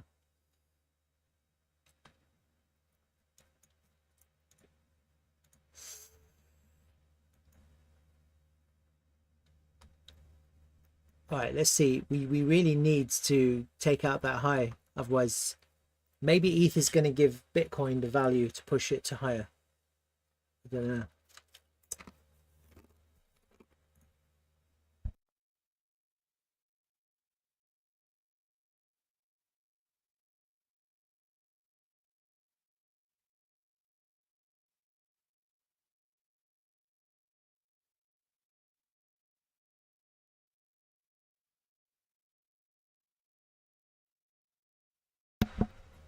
Come on, Slurf, you can do it.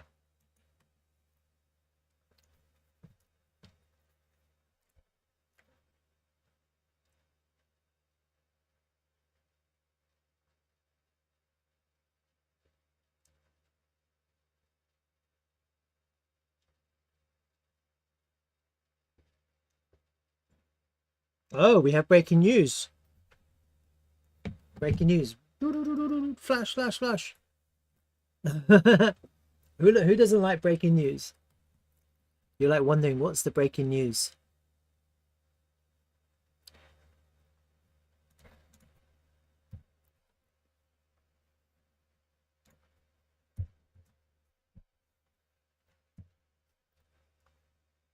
This is it. Look, read this, guys. 10 minutes ago. DTravel is, let me open up. DTravel is proud to announce backing from Modular Capital in a strategic funding round to further accelerate our globally distributed peer-to-peer vacation rental network. DTravel is revolutionizing the vacation rental industry in the same way Shopify transformed e-commerce by empowering smaller operators to bypass middlemen and connect directly with their customers. This shift returns revenue, control, and flexibility to operators, with 9,000 hosts across 110 countries generating $1 million in annualized GMV, whatever that means. DTravel is in a hyper-growth mode, achieving 4x year-on-year booking growth and 3.5x growth in listings. At its core, DTravel is building a decentralized, permissionless data marketplace that any business can access, unlocking innovation and transparency across the industry, known for walled gardens and understandardized data. Managing partner of Modular Capital. So look at that.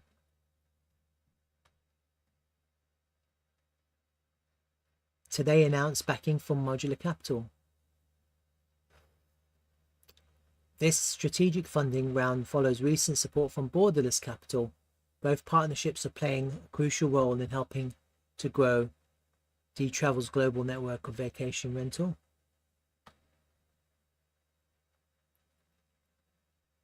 With the strategic backing from Modular Capital, DTravel is poised for significant growth in 2025. DTravel is set to expand its global marketplace of blockchain-powered vacation rentals and enhance platform features, making decentralized travel more accessible. Modular Capital is a crypto investment firm founded in 2022. The firm invests across early-stage VC and liquid venture tokens with a fundamental and thesis-driven approach.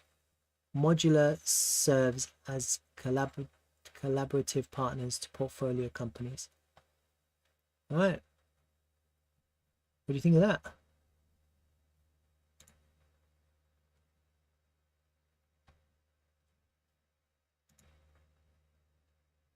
Let's see what they've built, what invested in.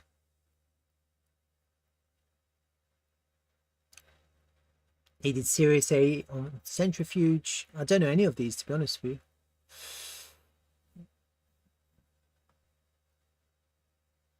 We haven't tried any of them. I don't know. There's too many tokens, huh?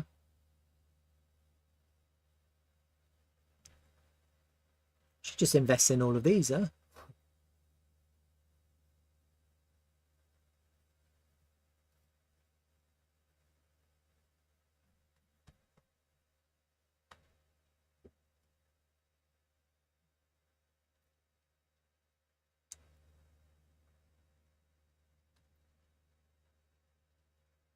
So, from what I know, from what I've heard, they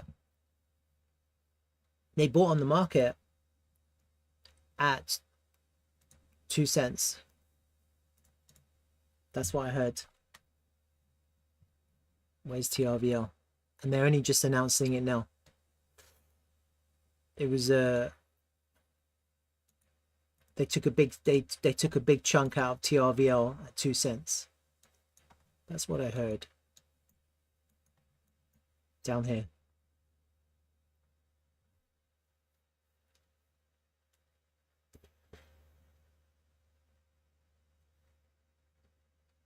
But they're gonna, I think they're gonna release a report. I don't know. But I mean, it's really tricky because the volume and liquidity on this token is so low that the crypto element aren't going to get involved, are they? Because it's just hard to sell. If you buy, you can buy it, but it's hard to sell.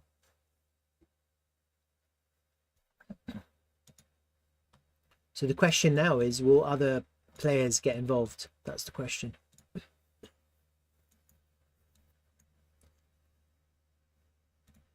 I'm getting a little bit of a rounding bottom here.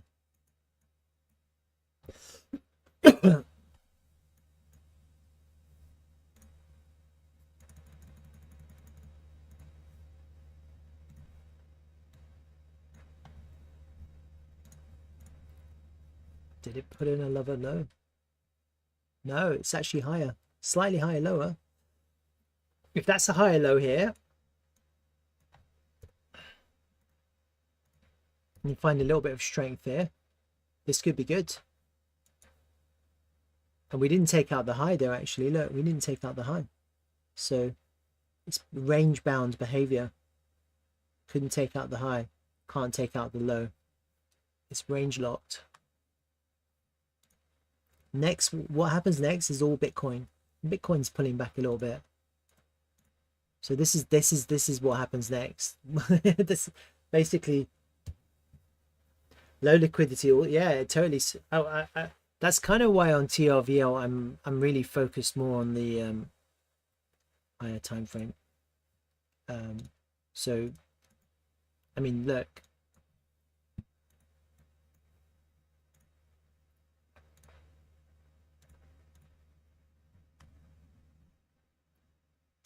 That's what you're looking at, really, isn't it? Because there's enough volume in those candles. 71 million, 74, 233, 306. The problem is we need to break out. We don't want to just find resistance here and go right back down. So already, what month is it now? December.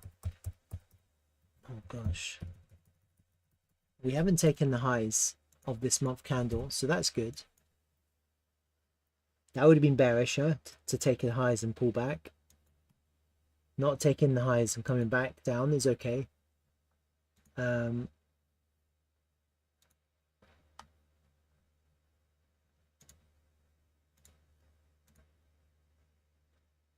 This is okay because you've got a range. At the moment, you're kind of in the range. I think this is okay, just in the range. Higher time frame. And then the other thing that I like is you see the 3-month candle. That's a bullish engulfing candle potentially.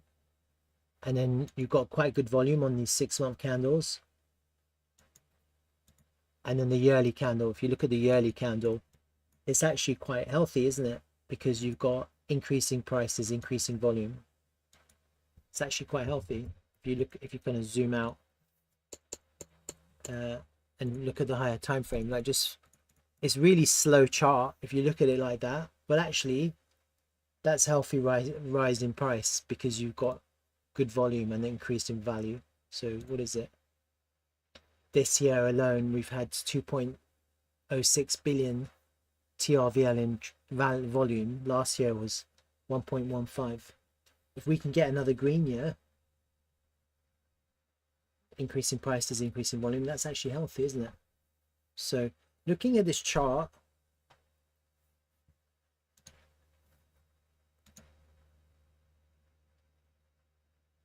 oh God, really?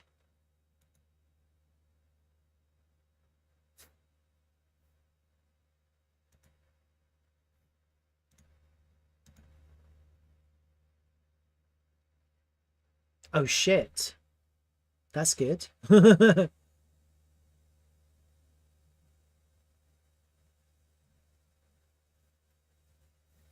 amazing how the bullish news suddenly comes out just as crypto dumps and everyone gets liquidated. And then they suddenly start posting some bullish news. Fuck.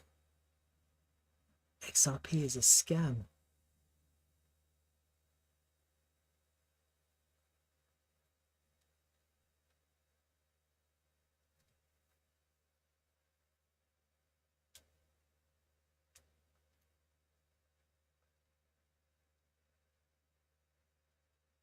RLUSD.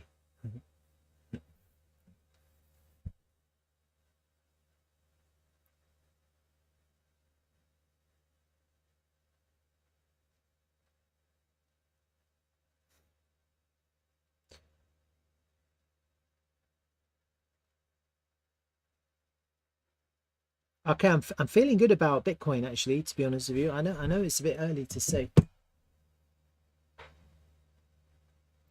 But this is positive news. Suddenly, all of a sudden, posting positive news like that, and DTravel posting that positive news, all of a sudden, like just after the flush, coming out with all of this new stuff.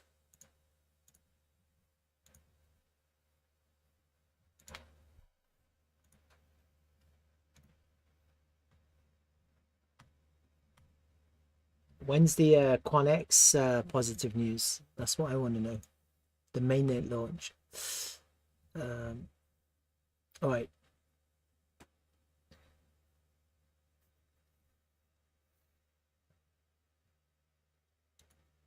QuantX at 6.2. Oh, jeez. Amazing. See, yesterday it was struggling to get over 5.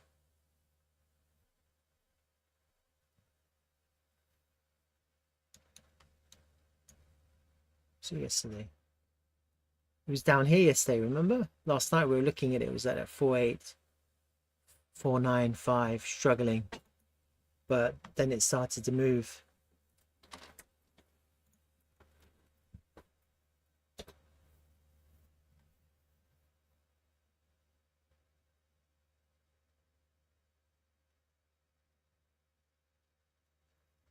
Oh yeah, that's true. So what's the most bullish news? That's the US Treasury buying Bitcoin, probably, isn't it? You can't get more bullish than that. That's kind of what we're looking for, huh? So when they do it or when they announce it? Probably when they do it, huh?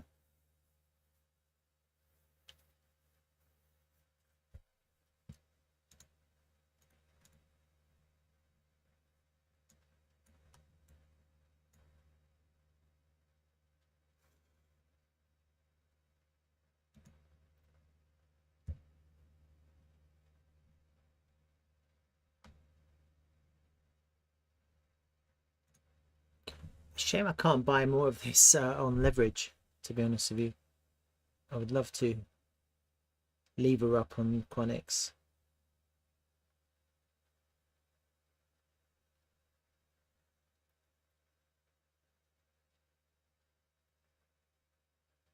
All right, I think the bottom's in. I might be speaking too soon, but I don't know. I think if it wanted to go down, it should have, huh?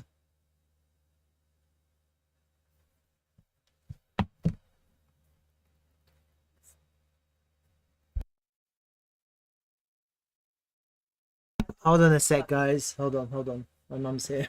She was on stream. I'm gonna go AFK for 5 minutes. Mum, I'm on stream. Just send me a message. And I'll come downstairs. Why would you come into my stream? I'm broadcasting to the world. Hobby there. خب علی چرا به علی نمیگی؟ خواب نیست. الان ساعت 10 است. ساعت 10 است.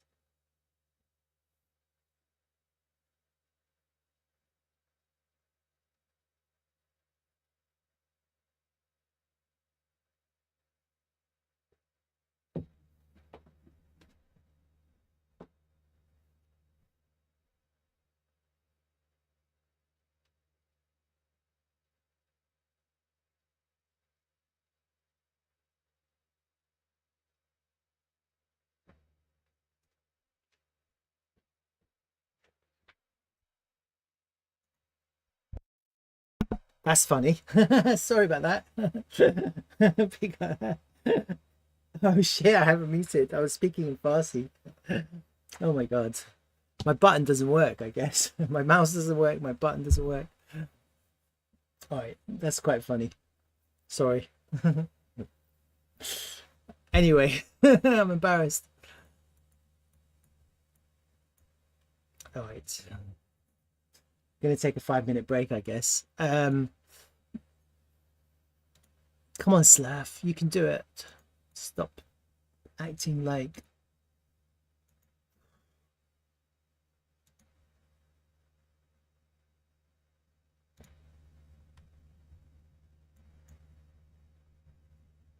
All right, this is good. This is really good. So far, so good. So we've got above this pivot here. That's really good. Yeah, that's a failed auction of that pivot. And up. We have to go up. What time is it? We've got 2 hours to pull this off. Oh my God. What's going on?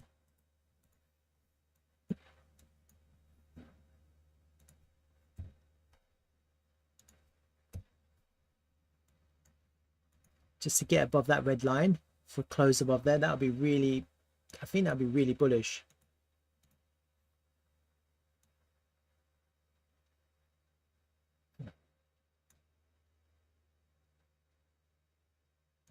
Then down and then up.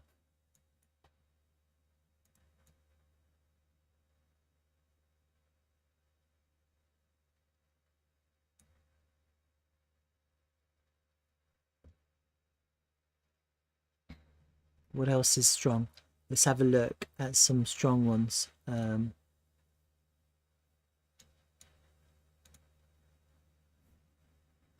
Fetch is always good. Oh, I like that. I think I like that. Look at this.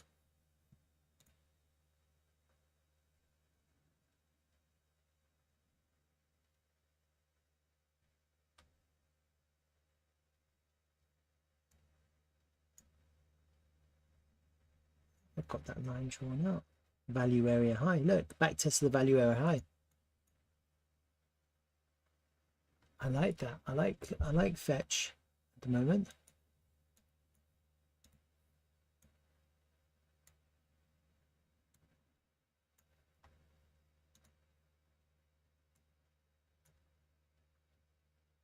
That's really nice, isn't it?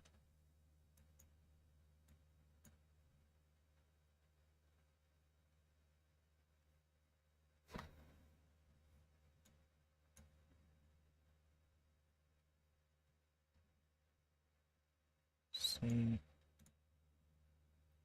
3, 4. We can hold there. That would be really nice. What else is good? TM.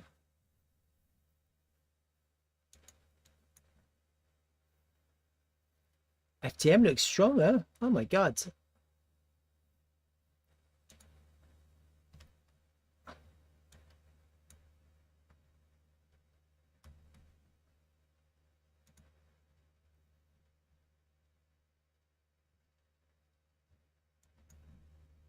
Big drop today. Yesterday. Bullish, bearish engulfing. But it's almost like it's coming back in to test this support here, isn't it? So you kind of want to do this. ABC. You need an ABC here. Oh, my fingers. I'm going to refresh this.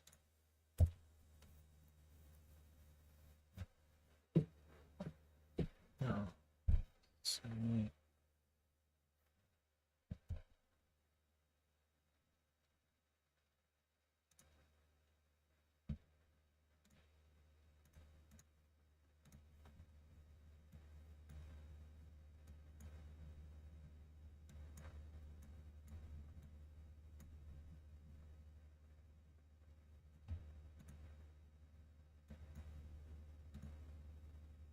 That looks okay as well, huh?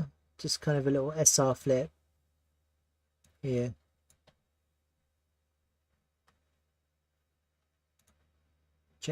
Injective is also showing signs of strength here, on lack of look, previous all-time high. Maybe an SR flip here.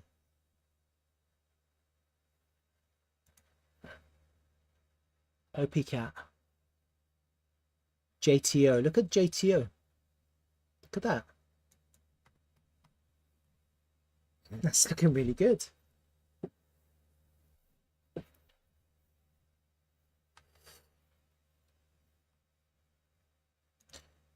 There is hope, huh? Come on. Come on, crypto.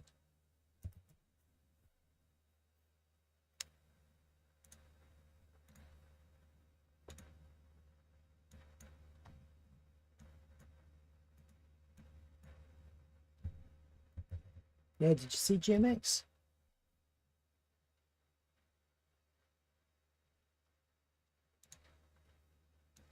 Looks good, huh? That looks okay. I like that. I like GMX. Little SR flip there.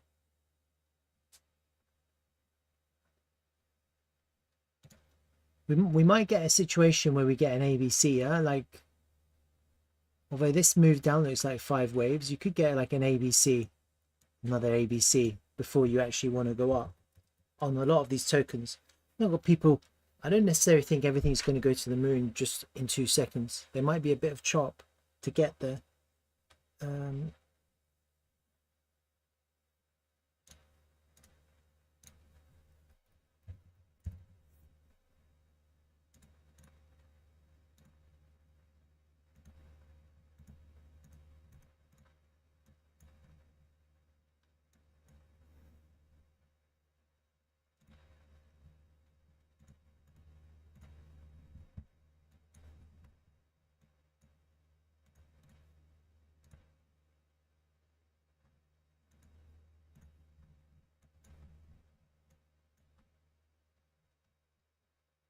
It's not really liquid, isn't it?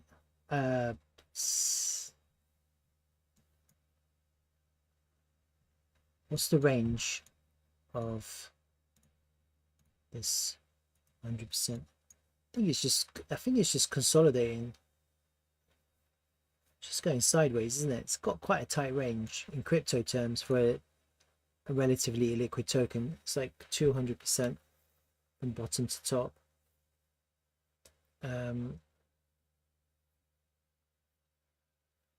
You could argue that there is a move here.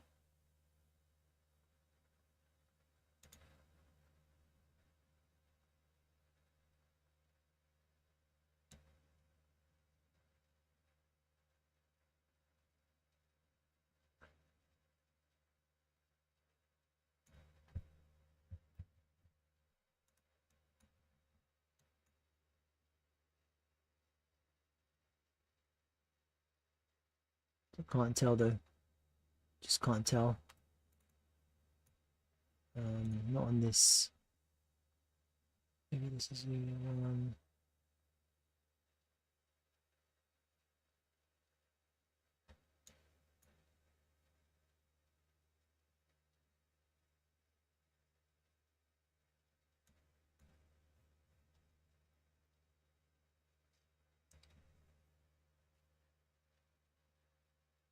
oh wow. That's why you're interested, huh? It's the first meme on fractal Bitcoin. Wow.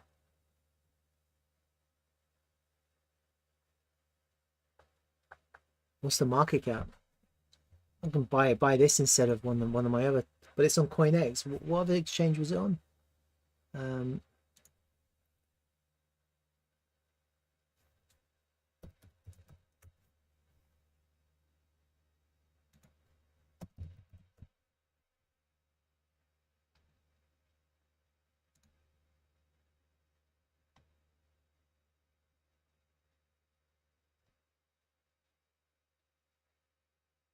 it's 339, huh?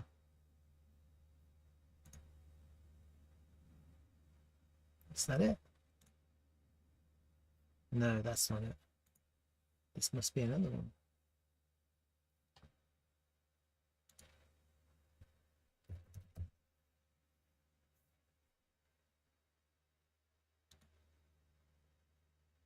That's it.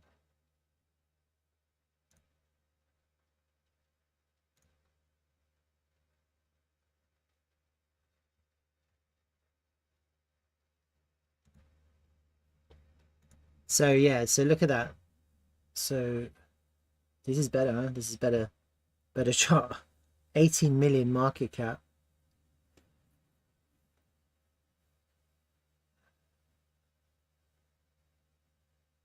There's your 5 waves. I kind of see it, except I can't see it here. I'll just do it with this. There's your 1, A, B, C. 1, 2, 3, 4, 5, and then the 5, the last 5. So as long as you don't take out this low, 75 cents. That makes no sense.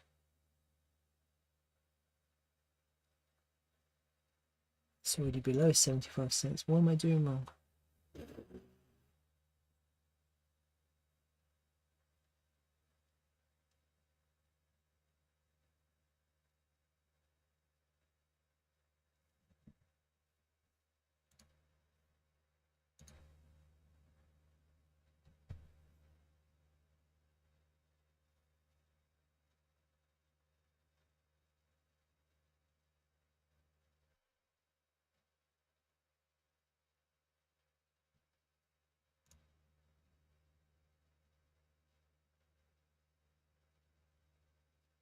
It dipped to 75 cents on 6th of December. Where is 6th of December here?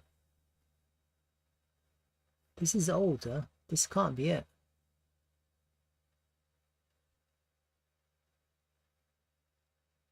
That's the 6th of December.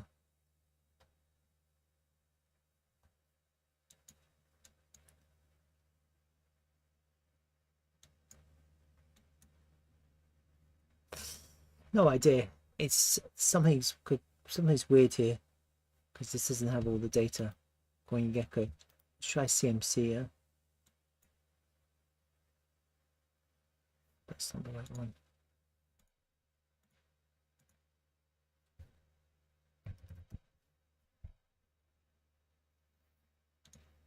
$18 million market cap.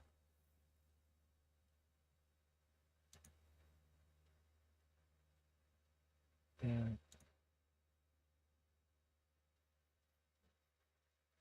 Yeah, I don't know. The chart that you've shown me here is different, huh? It's a bit longer. Oh, I see. So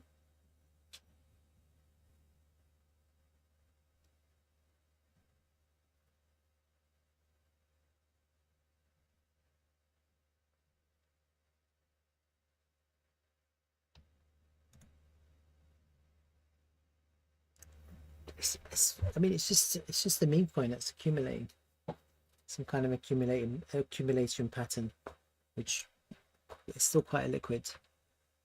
There's nothing really to say. I don't know if there's any moves here, to be honest with you. I can't tell. But I mean, the only thing that I can see here that's making me look, just looking at the candles, forgetting about the volume.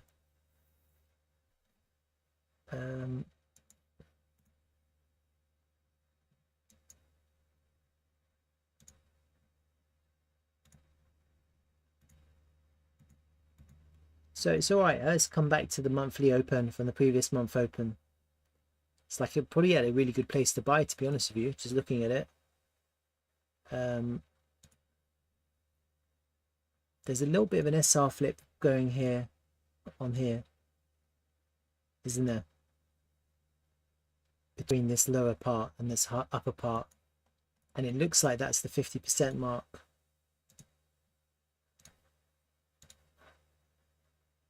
It's just under 50%. So we kind of lost the 50% mark to the top of that wick. But it's about 50%. 3-day candles closing now. Is that bullish or bearish? Well, it's not bullish in the sense that you've taken the liquidities and higher and closed all the way back down. But that candle will probably, that wick will probably fill at least to halfway.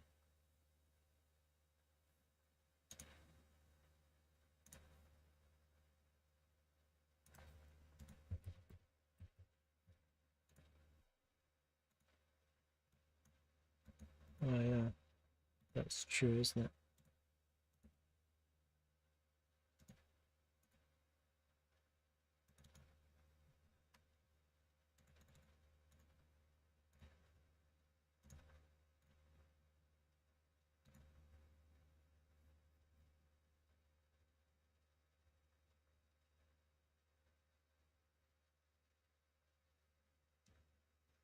It's worth a gamble, huh?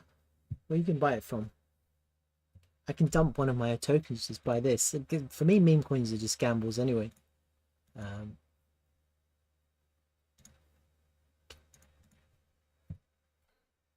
This looks alright. What have I got here that's I can dump?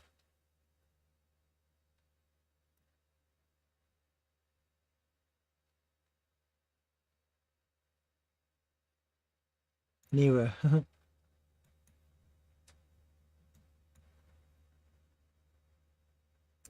Honestly, this is looking to go up. This is looking to go up. Just looking at this.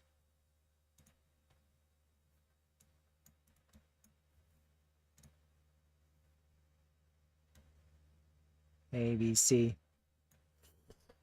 It doesn't want to go down. It's kind of found support. It's trying to find support.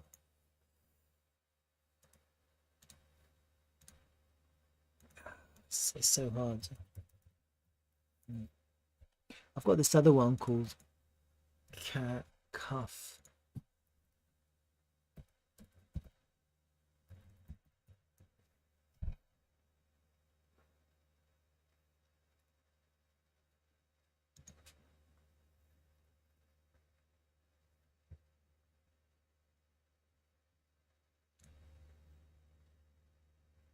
This one is a shit coin. Another shit coin.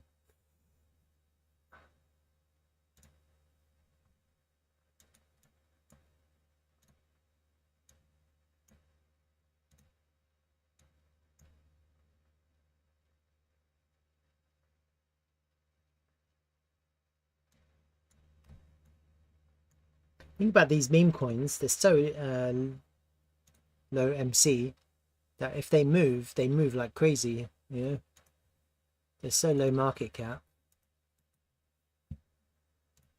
on Solana and Radium. When they move, they actually start to go crazy. That's why it can be good to just have a little position in one of these coins. This one's nice because it's kind of, you had the launch, hasn't really got below the launch.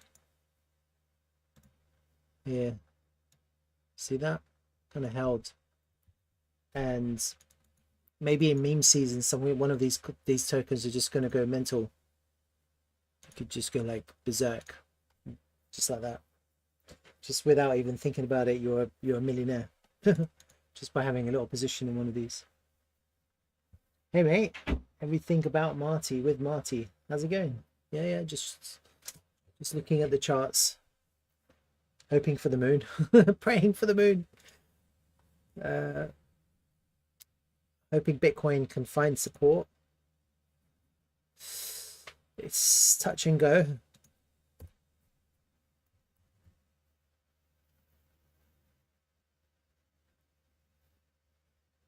Oh, nice. Welcome. You should join our Discord, and then you can chat.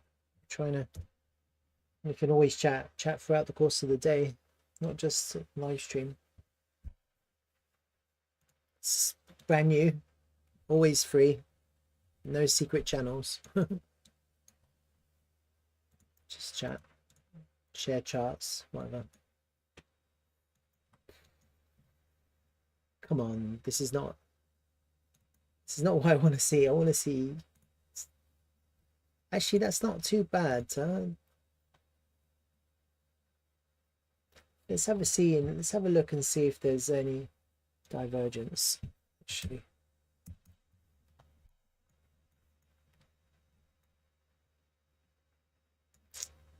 I'm the wrong one.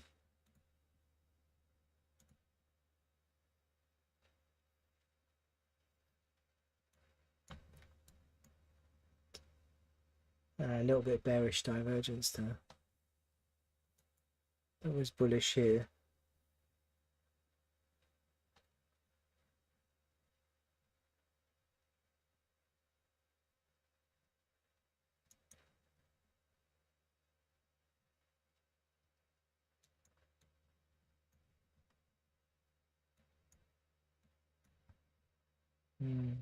Just very slight bearish divergence there. CV went higher and the price couldn't get higher.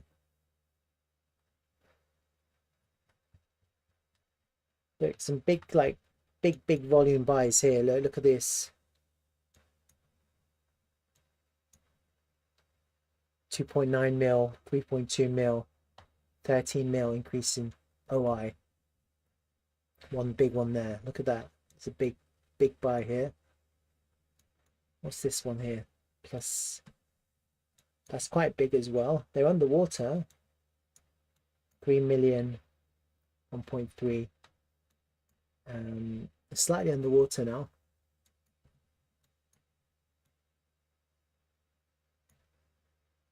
Some shorting in that candle.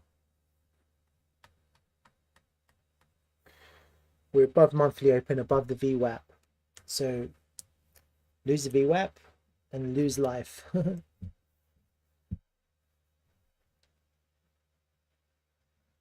So increasing the way there, and then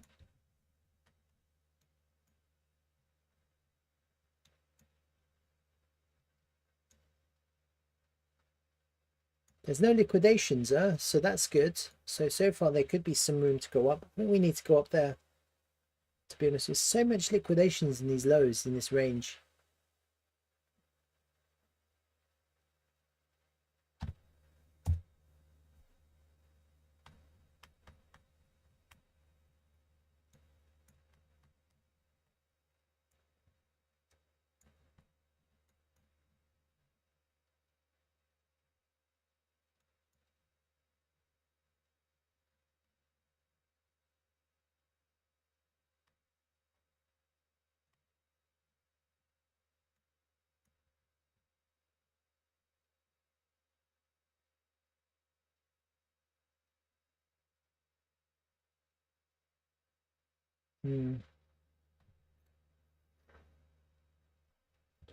What was the other one you wanted me to look at? DOE.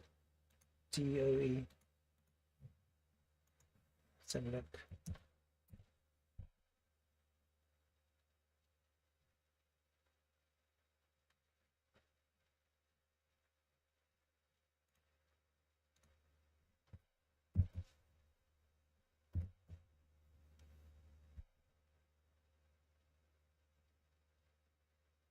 Dogs of Elon. Dogs of Elon. Oh, there's so many shit coins out there.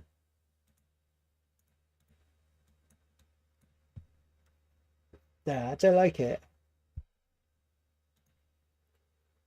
I don't really like it.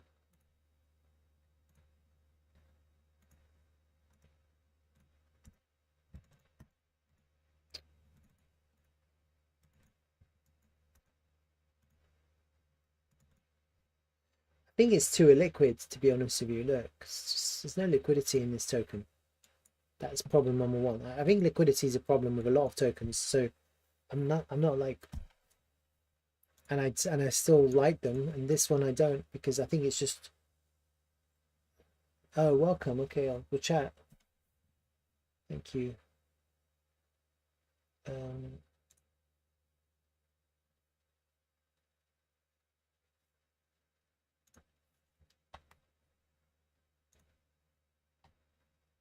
Wait, is your name the same? M. M. Right. Welcome. Well, look, basically altcoin dreaming is doing all the work. I've pretty much done nothing. So credit to him, to be honest with you. He's kind of making this happen. It was his idea anyway. But there's lots of things going on, yeah. So and you're welcome to post charts and stuff and just chat. And yeah, let's see. let's see how big it gets. This free community. There's some good stuff here. Altcoin Dreaming's been posting some stuff. Learning Zone.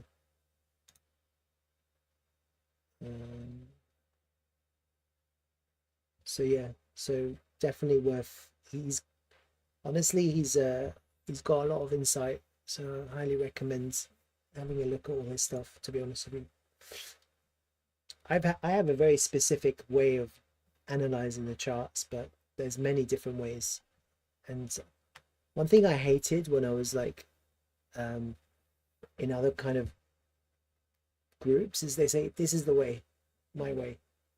And what I learned was actually there's so many different ways of doing the same thing, which is making money in trading. And I think ultimately you just have to find what you find that works for you. That's what I believe. I don't like it when people say this is the right way and every other way is not correct. Yes, welcome. We can chat. My QuantX. Well, look, QuantX is just I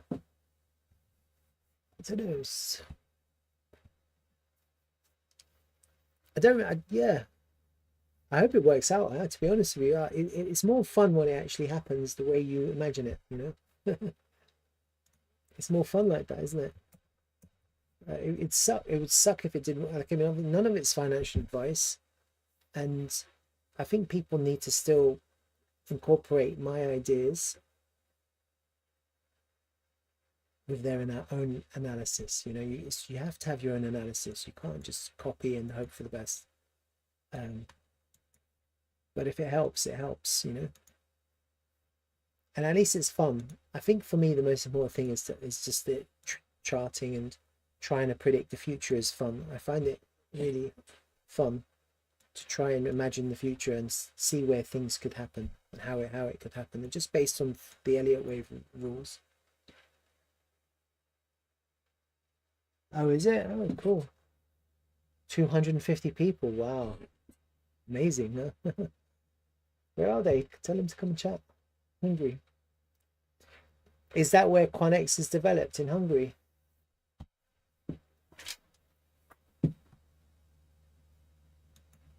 I should get some more. I swear to God, I should get some more. I'm gonna regret it. I'm gonna get some more.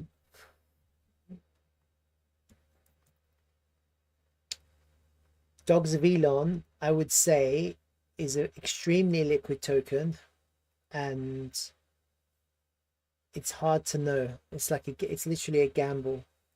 Can't tell. I think most tokens will probably go up.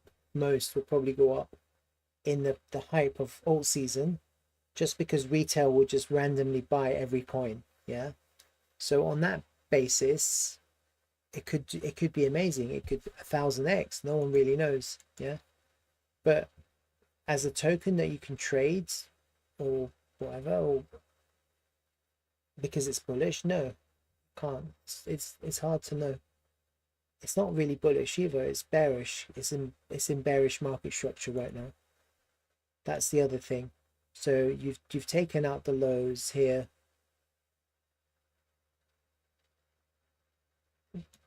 The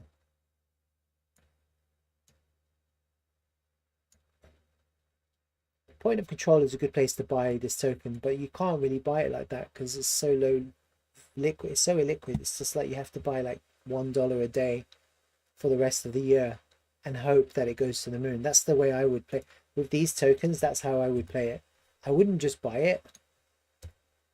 I would just scale in $1 a day into this token, literally, and see what happens. Just don't even think about the price every single day.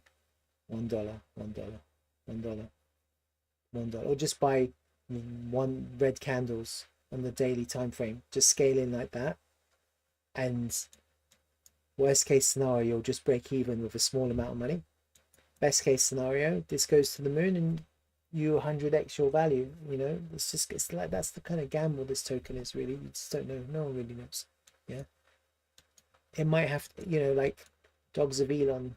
It's really going to require retail and hide the hype of that final 1 or 2 or 3 weeks, however long it is, to pump all these shit coins, and then there'll be craziness, and that's the time to make money. So if you are looking to scale a small amount into these tokens over a very slow period of time, just like it is now, and it's a gamble, so you can't really trade it. Oh, okay. None of that really matters, though. Honestly, I think at the end of the day, most people most of these tokens are going to go up with retail, with the final hype. It's all going to come down to the hype. So you're telling me it's got NFT game and 65. I think at the end of the day, you're going to sell your tokens. You don't care if it's got an NFT a game or 65% supply when your token is 100x, and you're never going to look back again. You're never going to go back to that token again. You made your money. You've walked away. Who cares? It's just, it's the same thing with TRVL. I'm bullish on it because I see a real world use case, and I think retail could understand. I think retail will understand it, and the right time, in the right moment, it could pump. But at the end of the day, if it goes up 100x or 50x, trust me, I'm not going to buy back in. I'm going to sell and go and leave and run. Yeah. And then maybe if I see a higher time frame corrective pattern and it comes down to a level which actually I can see that it's holding a support, I'll scale back in. Yeah. And only because it's got a real world use case, it's a business that I understand. With it, all of these meme coins, they'll pump and they'll all dump, and they'll probably make lower lows, probably, because everyone will dump them. That's the thing. No one is going to hold them at the end of the bull market. Literally, no one. Even the retail who buy them at the highs will end up dumping them at a loss, and those who don't, well, they'll just lose their money basically, because it could go down to zero. So I think it's just best to just all tokens apart from Bitcoin is a shit coin, basically. I think you have to have that approach. I think that's smart. Yeah. Now you're thinking about QuantX. Yeah. You're still gonna sell. That's the thing. You can, just because it's the next big thing, you're still gonna sell, aren't you? And buy back in after the correction on a higher time frame. You're not going to hold. That makes no sense. Why would you do that? I mean, you could hold forever. You could totally do that.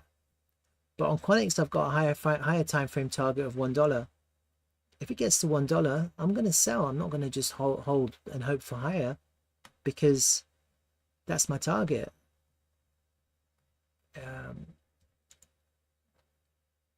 Just because it's bullish, I'm not going to sell all of it either.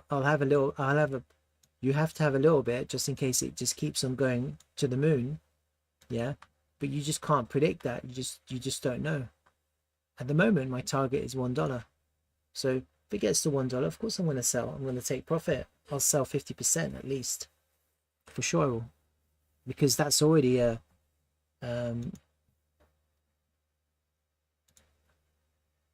it's like a 1,500% increase in value. Who wouldn't sell that?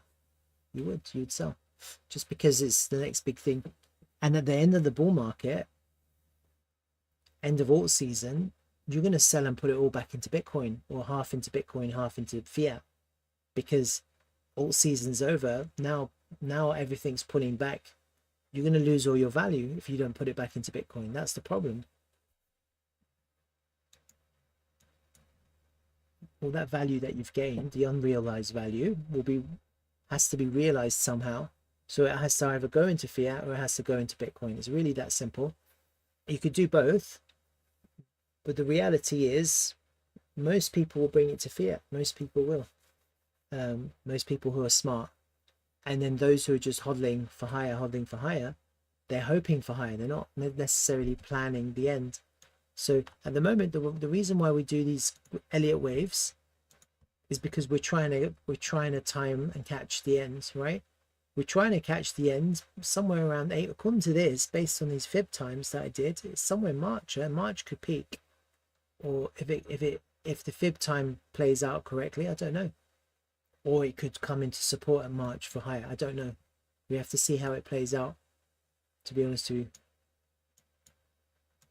No idea.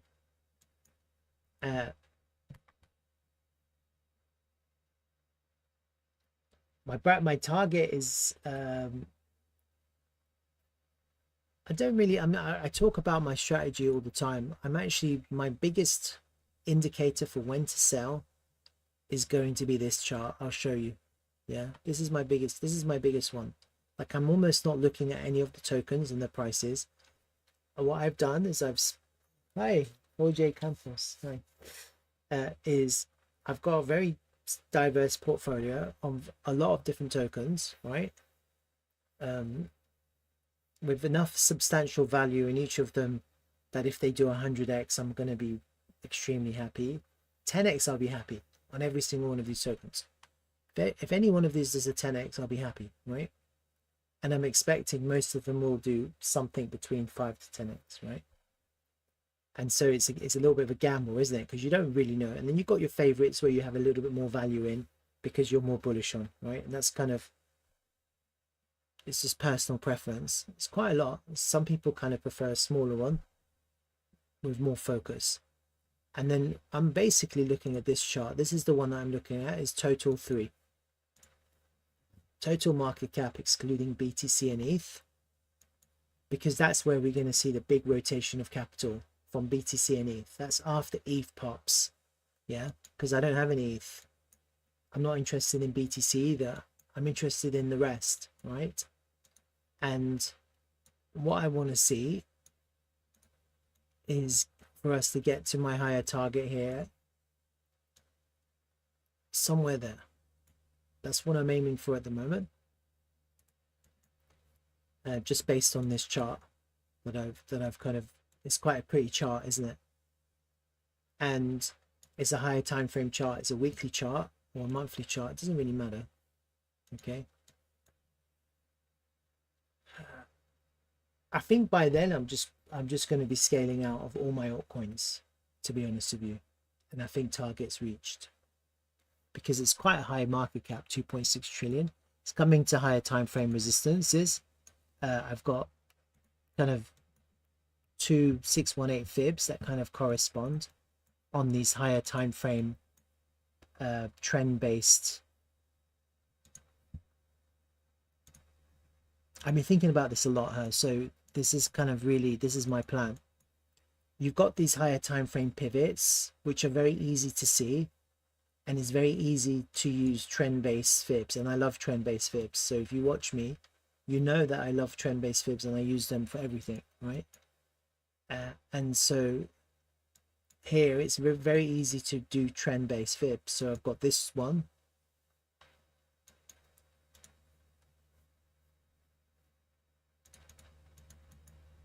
this one, this one. So I've got 3 at the moment. That's my first one. This is a good one, actually. Look, it's from this pivot to the high to the low, 1-to-1. Look at that. Perfect hit on the trend-based fib, just on those 3 pivots. Pivot to pivot to pivot. That was your end, huh? That was your exit. Look, it gave you the exit. Look, 1st of May, topped out, and then it topped out again in November, perfectly, 1-to-1. So that was really, it gave you the exits on the 1-to-1 on this higher time frame trend base. Okay. And actually, as you approach it, you can start scaling out, because that's when things go mental. And then, so based on that, you've got a 1.272. Okay. I'll just hide this. You've got the 1.414 and you've got an extended 1.618. These are all going to have an impact on the price, just because this 1-to-1 has resisted the price. It's actually resisted the price. Okay, see right now on this monthly time frame, we've broken it, we're back testing it. You see that? We've back tested it, we're about to go up. So this is actually a really nice place to be. This is the beginning of our alt season. I really believe that, just based on this chart. Okay, we've had a really strong bullish monthly candle, and now we're back testing this 1-to-1 for continuation. That's where we're at the moment on this chart. Okay, on the higher time frame, we're just focusing on the higher time frames. And then what other trend base have I got? This one. So it's from this pivot low to the last market's all-time high to the bear market low. Got another 618. Okay, and a 1-to-1. So the 618 comes at 2.85 trillion and the 1-to-1 comes at 11.9. I think the 11.9 is a bit high, so I'm actually aiming for the 618, and that kind of corresponds with the 1.7272 of this first extension. They're kind of in the same area. Then you've got this trend line on these tops, which I like. Okay, I like that. It's like a fall, it's like a rising wedge, isn't it? And then the other thing I have is a fib, as a fib retracement. A normal fib retracement, it's an extension, sorry, a fib extension from the previous market all-time high to the bear market low, and you've got some kind of fib extension targets. And the one that I really like is this 1.618 of 2.64 trillion, kind of corresponds with the 1.272 of that first extension, which kind of corresponds with this 618 of this trend-based fib. So they're all in the same area. You've got 3 major fibs on the higher time frame, all in the same area. Possibly, if the price can get there and hit this trend line at the same time, for me that's the exit. I'm okay with that. I'll be happy with that. Yeah, and this isn't BTC or ETH, this is the rest of the market. Okay, it could go higher, but I'm not expecting there to be, for the price to just go through that level without, like that. I'm not expecting that. I'm expecting resistance, and that'll be a good place to take profit. That's kind of my strategy. So just in looking at this chart, I'm not really looking at anything else. I'm just looking at this and just focusing on that. Okay, the other thing that I'm focused on is and it's interesting because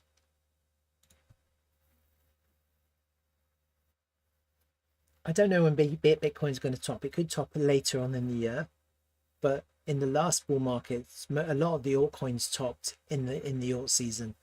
They didn't get back to their top. Some of them did, like Solana did, and some others did, but most of them didn't. Most of them tried to get back to the top, but they couldn't. So actually the top was in this next period. That's for most of these coins, these shit coins, this is going to be the top. And this has to now rally up and up and up. It really has to, and it needs to push up. It could overextend, yeah. I'm not saying it can't, but that all depends on Bitcoin. And I think you also kind of have to look at the Bitcoin one as well, because I've got some Bitcoin. This is everything. This is the total market cap. So I'm kind of looking at both these, all of these together. And I'm really focused on this more than I am on anything else.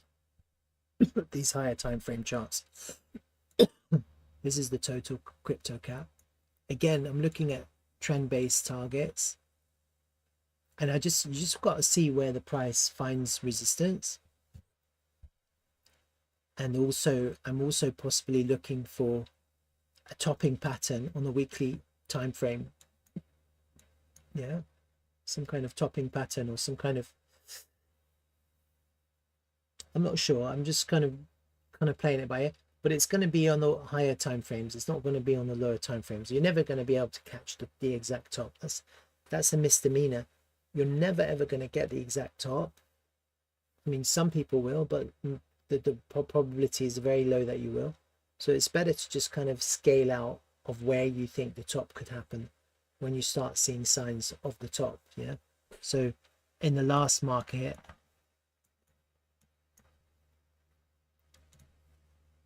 we had the pivot high and then we had a failed auction on the weekly time frame. So that was the top. Failed auction of a pivot high on the weekly time frame. Yeah, here you had that it was grinding up until you had this bearish engulfing on the weekly time frame. That was the top. Yeah, so you got these kind of higher time frame reversals. We're looking for higher time frame reversals. That's what we're looking for. Okay, for the top. So I'm kind of combining that with areas of interest where I'm aiming for. It's really my strategy. I'm not really too focused so much on the exact price of the token because I'm looking at the portfolio as a whole. Okay, and when it comes close to the time, I may kind of I'll be honing in a little bit more on tokens, but I'll be looking for exiting at like a final wave, or it could wave. You could get the fifth wave, and then it could go sideways for a little bit, because you get retail trying to push it higher and higher and higher, but actually it's not going to go for a seventh wave, and that's basically when you can count 5 waves. So I really am focused on the waves, actually, on a higher time frame when I'm looking at all these tokens. So like when I'm looking at QuantX, for example, that's my strategy. It's really simple. I'm not complicated. And then also, I mean, obviously I've got everyone probably has this anyway, the pi cycle top, for example. Yeah. So if that flags, that's that's pretty bearish. if pi cycle top flags, yeah. And also something else that I'll be looking at is the EMA 12 as well on a higher time frame. I haven't got it down here. The other thing I'm looking at as well, which I've talked about, is USDT dominance coming into support.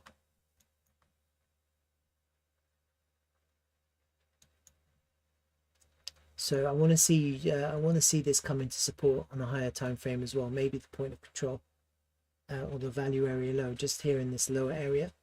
If we can get a few of these things happen at the same time, and there's a little bit of a euphoria where everyone's talking about crypto, like on X and the media, I think that's a good signal, a really good signal to start exiting or start scaling back, start selling, not leveraging, deleveraging, but actually start selling as well, selling your spot.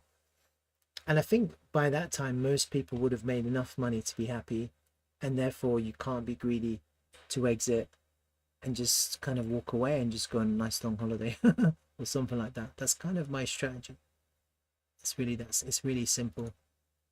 I'm not too bothered about the exact price, actually. Looking at QuantX, for example,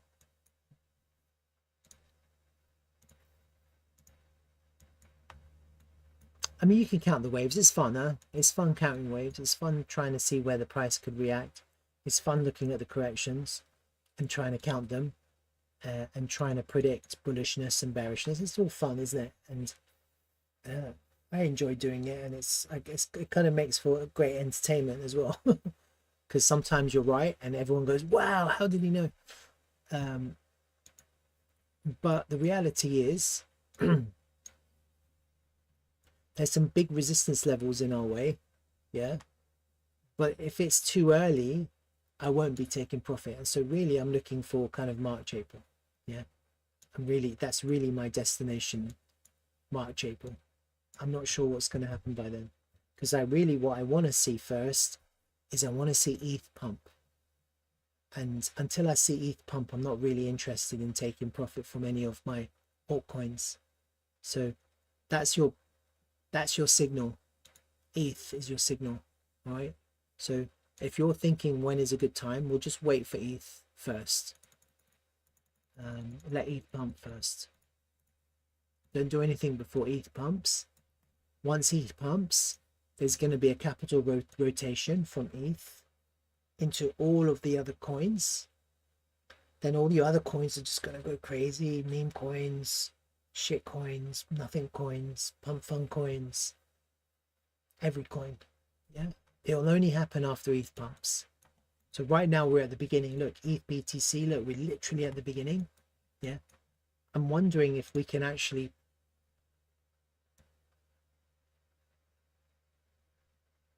go up there actually quickly. Yeah, I don't know when, but really fast. I wonder if we can go up there really fast. I don't know. It's possible though. Look how fast it came like that. This is a weekly time frame. I don't know. We have resistance here.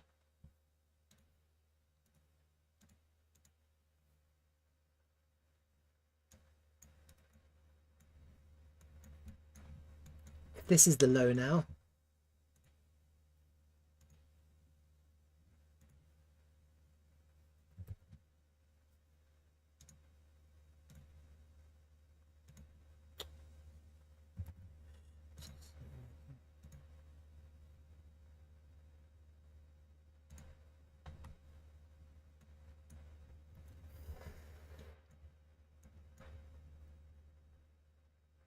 yeah, I mean, we've got resistance at the 382, which is the value area high. That's pretty strong resistance, to be honest with you. So we've got, we want to see ETH get to there, 44% increase in value against BTC. If ETH has the power to flip the value area high into support, then then you're aiming for the highs there, basically, right back to those highs, and maybe that's it. That would probably be it, I think, because you're going up against BTC from the current price, 132% increase in value. That would put, if BTC goes up in value as well, I mean, you could probably end up with like a $8,000 to $10,000 ETH. It could go higher, but then you're gambling, huh? You're kind of you're going for the extra mile when you might not need to. It could continue. It could go higher, but I mean, who knows? No one really knows. At least here you have some kind of targets, and you need to see this happen, because you obviously, what you don't want to do after you bounce off the point of control, or you don't want to go up into the value area, put in a lower high here, see that, and fall right back down. Yeah, so that's the difference between flipping a level and finding resistance at a level. One could be extremely bearish and one could be super bullish. We just won't know until we get there. Yeah, what happens next, because you could end up with this kind of lower high here, rejection from the value area high on this 382, fall right back down to the point of control, and then guess what, you could buy your alts again, you can sell them here, you can come back down here and buy them again, right back into alts. That'd be fun, wouldn't it? It'd be fun. It'd be fun to sell here and wait for it to come right back down and then buy right back down here again.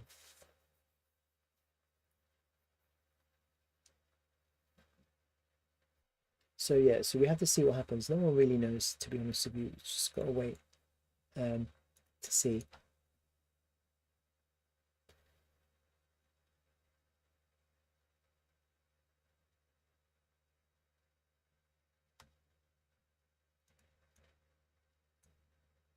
It'd be hard not to sell at the value area high.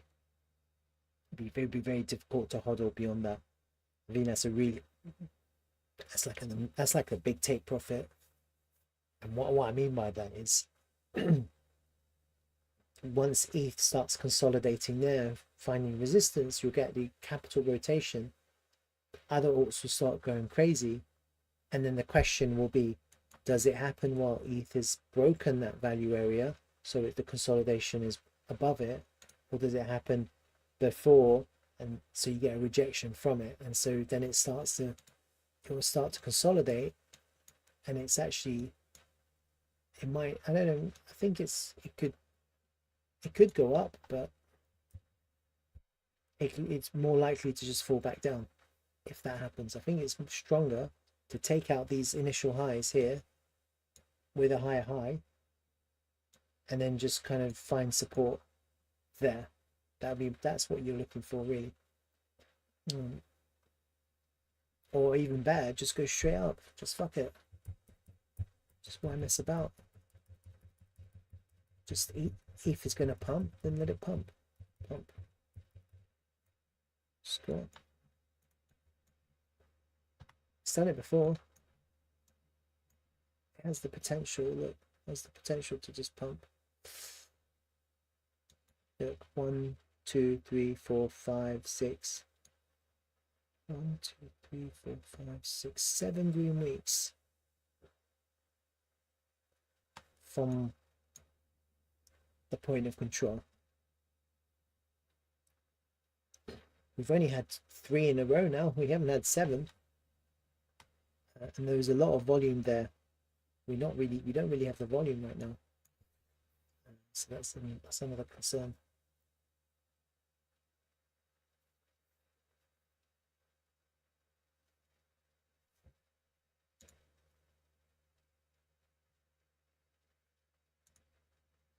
Also, maybe put Bitcoin dominance as well. You kind of have to look at Bitcoin dominance. I kind of wouldn't mind if Bitcoin dominance came down to here, somewhere here. What do I have? Get rid of these.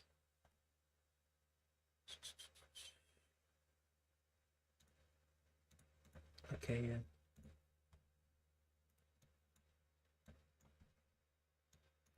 So this is quite interesting. So on Bitcoin dominance, I had this higher time frame triangle, and you've got these kind of golden pockets. This is the first one, that was the second one. Okay, we've had a rejection of this value area, this previous value area at the golden pocket. We kind of got in there for a brief while. That's a failed auction, and the price has broken down underneath this trend line. Okay, so we are in alt season. It closed underneath this trend line here. So that trend line was a higher time frame trend line from these 2 pivots. And then this is, for me, this looks like a little bit of a failed auction, to be honest with you. We've only just had a pullback this week. It's gone up, back tested the golden pocket for resistance. You see that? Resistance. That's what it looks like at the moment. Fingers crossed. Hopefully we can just reject and just fall right back down, and then we can just continue downwards. That's kind of what I'm looking for. And there's no support. You see the way this Bitcoin dominance has moved? It's actually created no support in this move. Yeah, there's no support. There's lots of levels, but none of them are support. You've obviously got this 382, and then the next target is down here, somewhere down here. But the reality is it's probably at the end of these wicks here. It's probably there, possibly there, somewhere there. And then you can obviously do a fib pull. Yeah, look, golden pocket. See that? Golden pocket. Kind of lines up perfectly. So I think probably the golden pocket on the way down is your target. And that also will be the end. You wouldn't really want it. You wouldn't aim for lower. That would be a mistake, I think. That's kind of you're aiming for the first big major support level, which would be to fill all of this price action right down to this gap, the top of this gap, on Bitcoin dominance.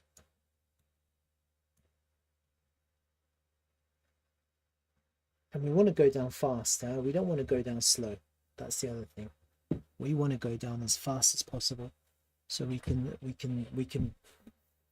get euphoria, and then we can just have a go on holiday like this. That was April. Look, that was April. That was your euphoric moment. Look, March, April just went down. Bam, bam, bam, bam, bam. So yeah, so we've got to see how this plays out. I think we're trying to kind of put it all together at the same time. You know, we're trying to keep an eye on it. And the reality is, the best way to exit is to scale out, and don't put that money back in. Don't put the value that you take out back into the crypto, because it's weird, but greed is gonna be a soul destroyer at the end. But try and once you start taking money out of crypto, don't put it back in. That's the danger. And scale out and just be happy. that you did it. You survived. Yeah, you survived.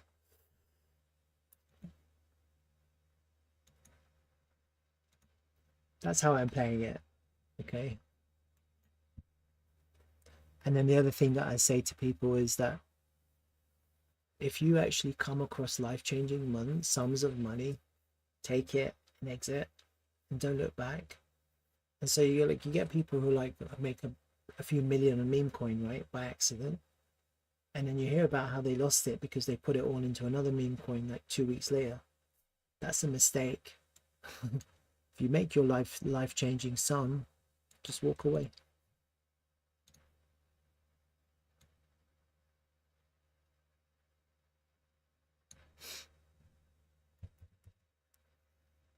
It's lost the value area, huh?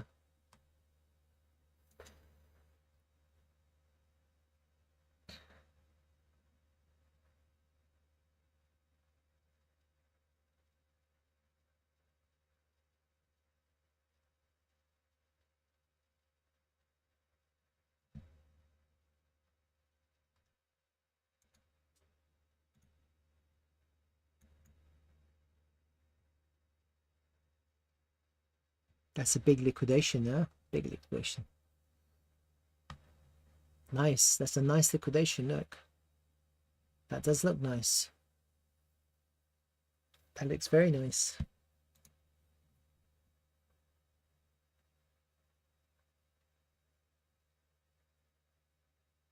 I think it's found support here. Look. You can tell because it's that back tested, found support.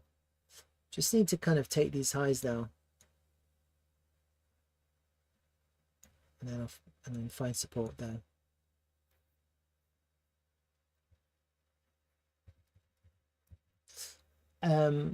It's looking okay. It doesn't look. It looks a lot better than it was before. It was looking really bad before. It always looks bad before it's good. It always looks terrible just before it becomes amazing. It's really weird that the emotional psychological games crypto plays on your mind. It's a nightmare. Earlier I was saying we either bottom out here or we go lower, right? This was the right place. And what's actually happens is put everyone on the edge of their seats. We still need to take the high, but it is starting to look good now. Okay. If we have to take the high, I can't emphasize it enough.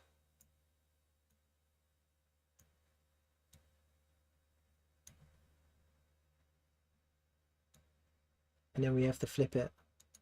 It's not enough just taking it, because what happened before, look, you took the high and came right back down. What we want now is to take it and somehow flip it into support. 15 minutes. So I'm going to make a cup of tea. We can hang out and watch the daily close and see how it goes. Right, back in like five minutes or so, right?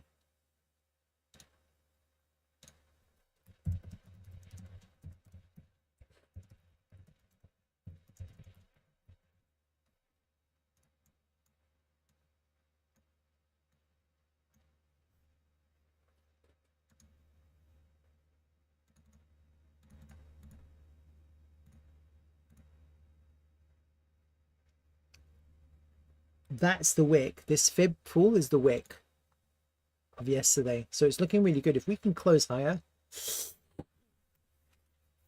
Right, let's see. 5 minutes.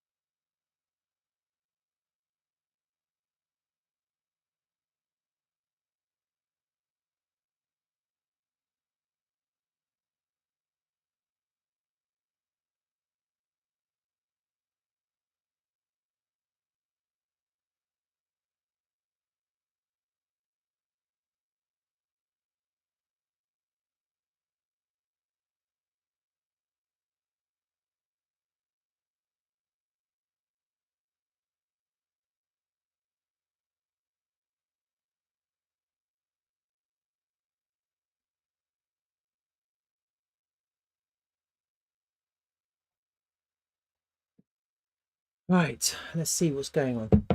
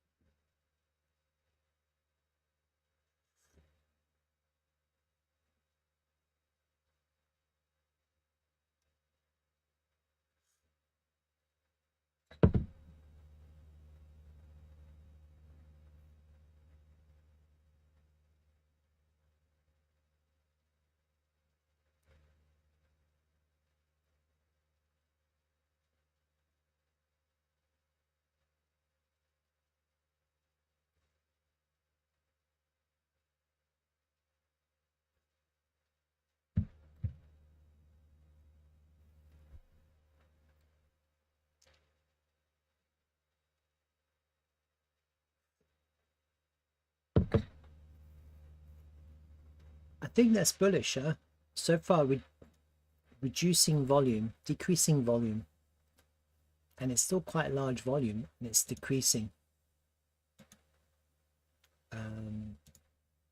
So far, it looks quite good. Same on Binance, decreasing volume. Look,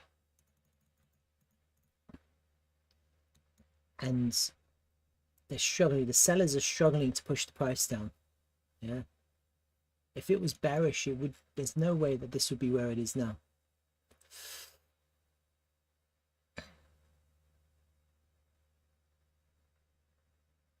Higher low. That's kind of what you want to see, a higher low here. I like that. I like the higher low.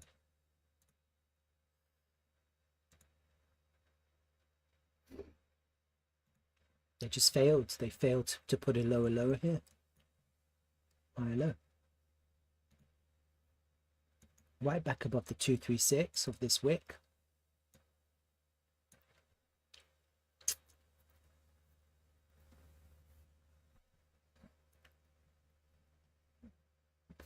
I don't know. I think it's good. It looks good. So far, so good.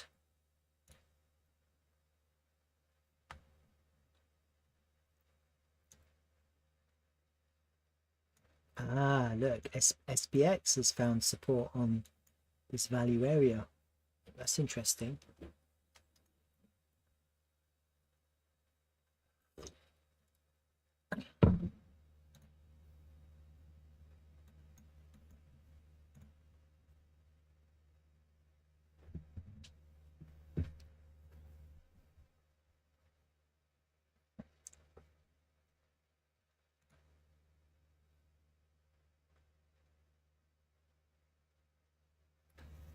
Daily close relative to Bollinger Band Center and 21 EMA.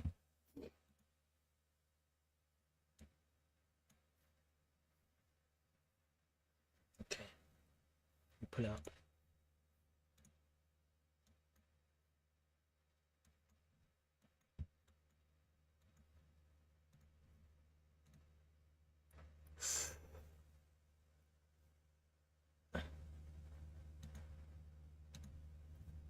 $21 EMA.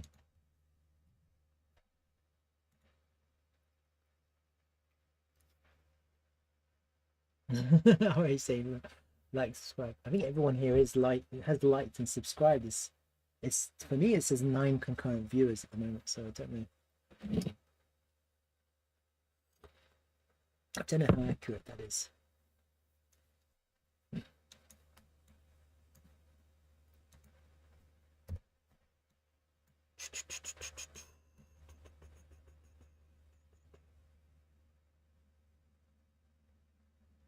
What do you want for the close compared to the midpoint of the Bollinger Band?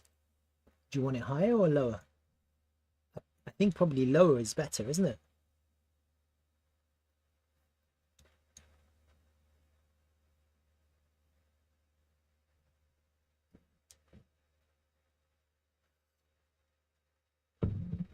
Oh, you want it above?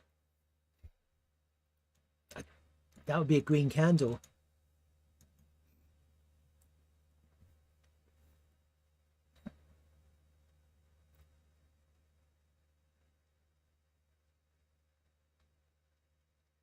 I think I prefer a red candle, to be honest with you.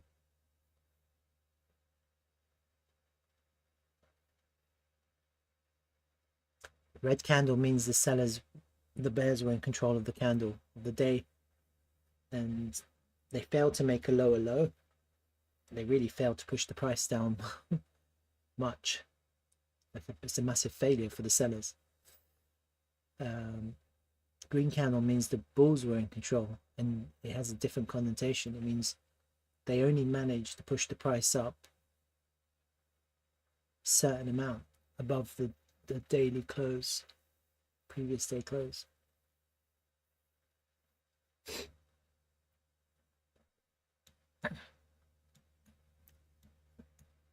This is a close below the BB. Look here, but it closed in the wick, and then it next day up and up.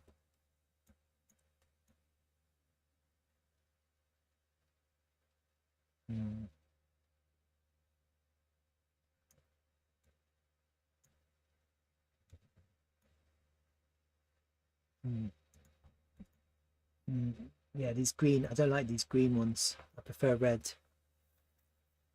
Green is like that. It's terrible. Close under, green up, green under. We're not in that situation.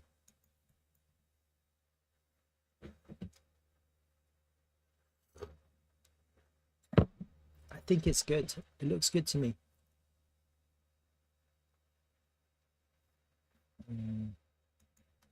Oh yeah, that's true, yeah, because this is the downward. These were downward. Oh no, that was upwards. Look, that was trending upwards. Closed under, couldn't get above.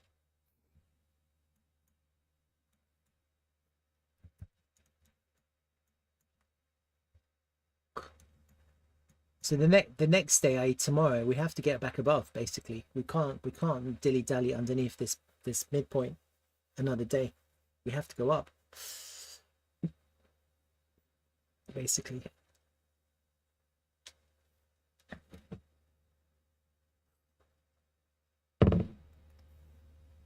That's what I think. We've hit this 21 EMA twice, 3 times now. We don't want to keep on hitting it.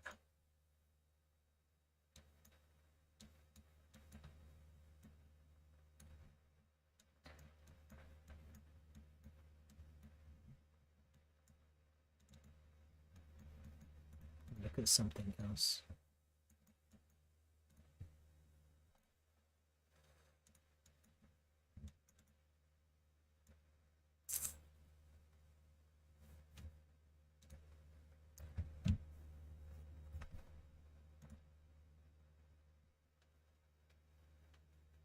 I've never seen that.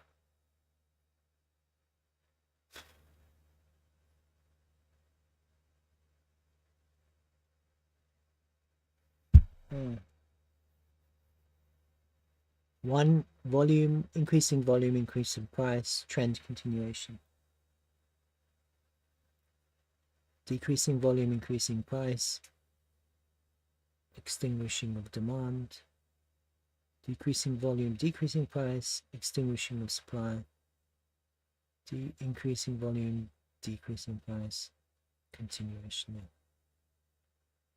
decreasing price, decreasing volume, extinguishing of supply, decreasing price, increasing price,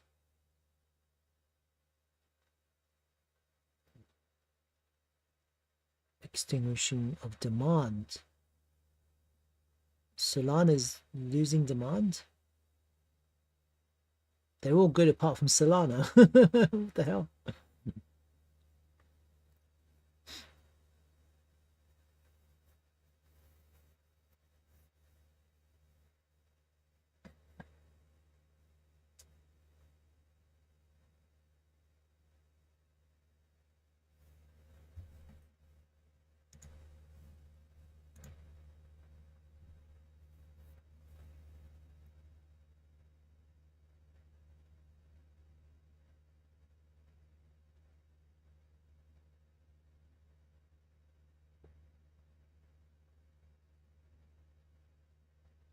Extinguishing of supply.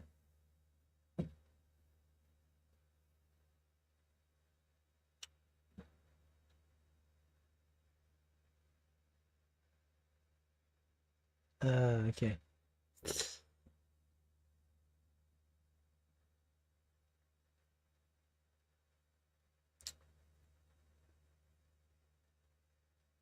Increasing volume, increasing price, decreasing. So ETH is running out of demand, huh? And BNB.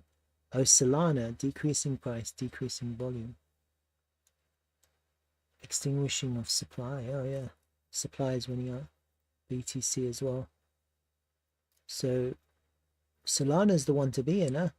According to this. It's gonna make the Slurf Moon Boys happy.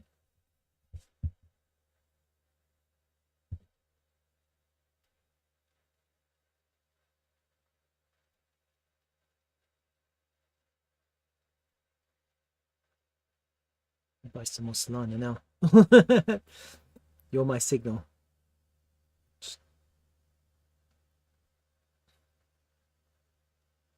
Let's have a look at it.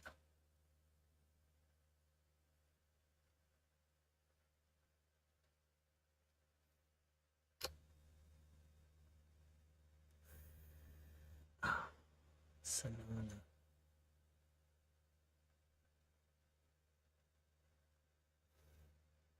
Still making no highs. So annoying. It's got bearish. I can see bearish divergences on Solana. Let me just have a look at Solana on the market orders.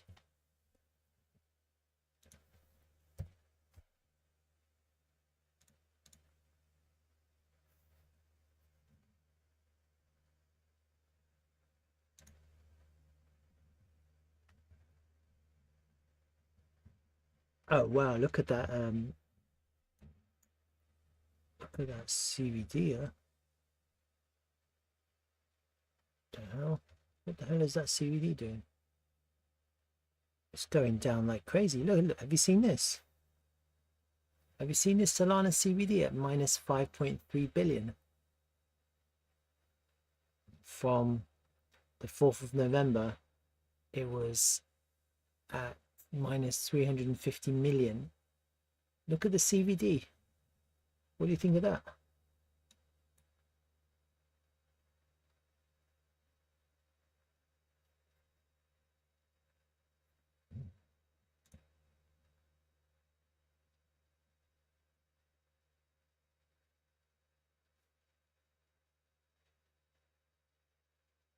That's heavy accumulation, no?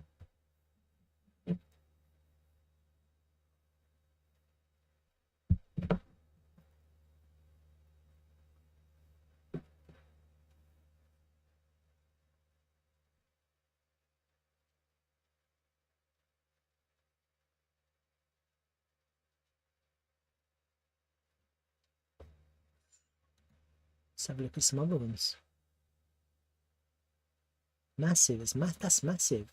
Look, that's off the charts. Minus 5.5 billion. That's ridiculous. Let's have a look at Link.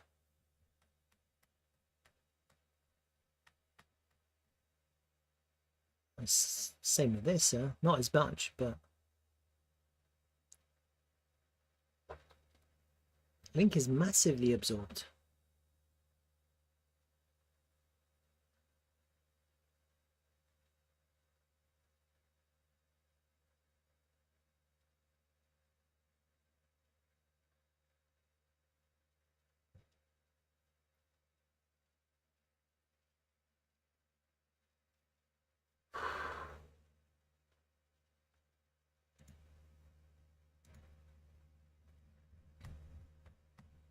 This is ETH.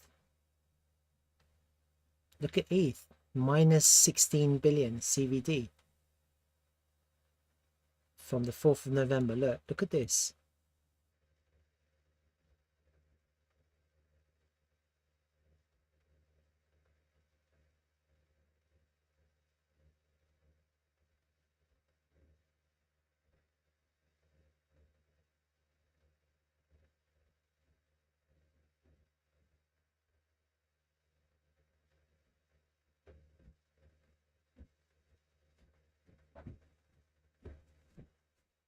Sorry about that. It's a glitch. Am I back?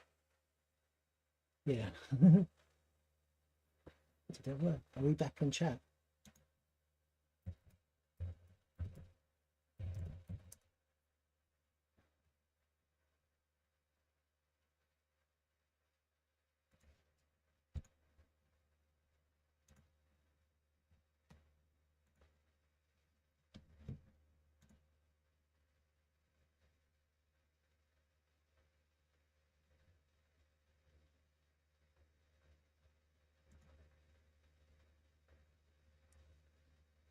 Okay.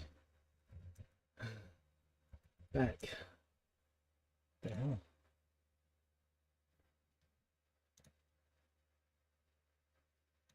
All right.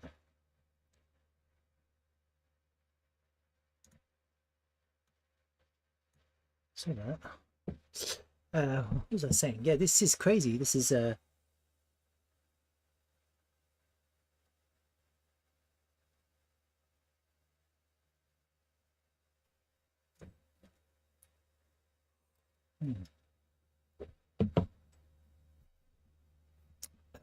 wow.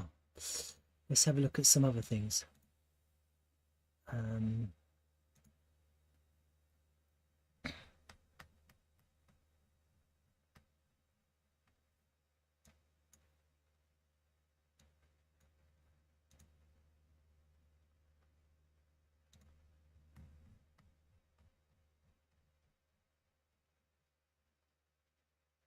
Yes, it's all of them. Not as much here. BNB. Solana is more bullish than BNB, huh?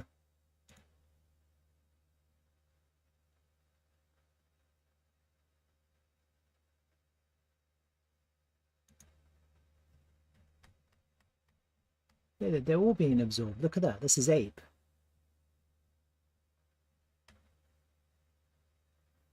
They're all being heavily absorbed.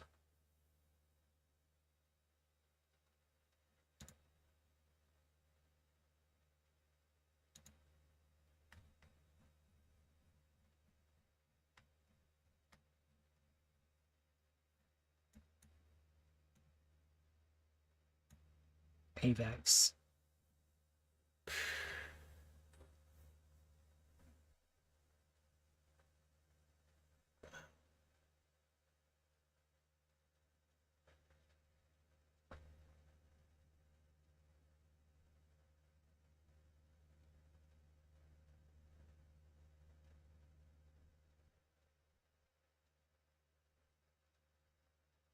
I'd like to see if there is one on Slurf, but there isn't, is there? Can't see Slurf. Can we see the CVD on Slurf?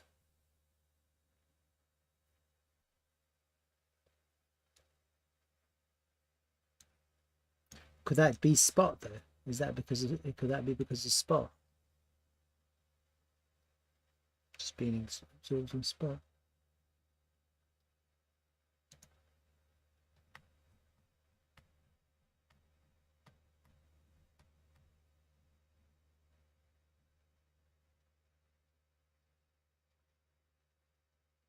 Oh, I see what you're saying, yeah.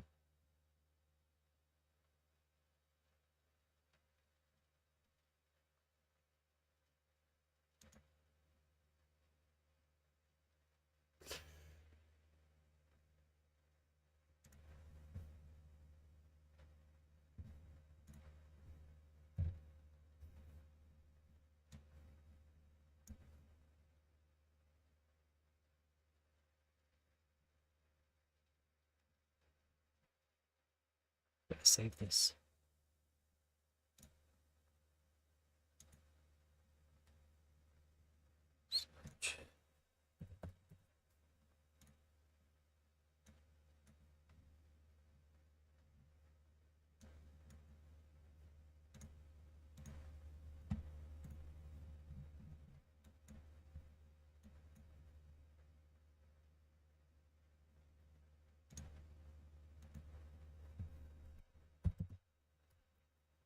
What's the indicator?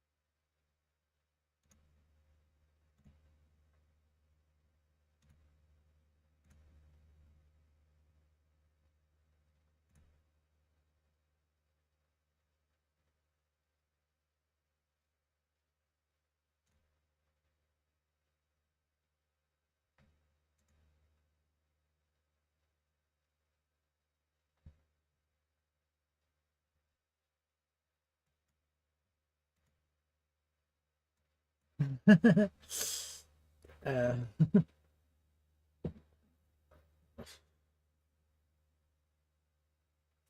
I mean, it's not much, is it? It's not much. And then it made the lower low, so it's going up. Where's the open interest? Increasing OI, decreasing CVD.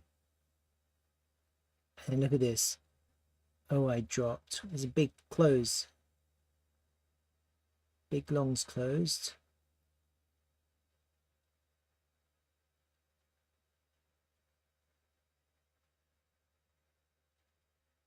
No, maybe shorts closed. A big short is closed. Can't really tell.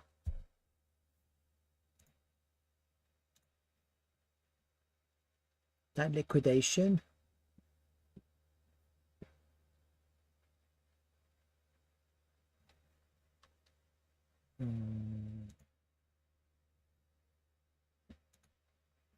It's better.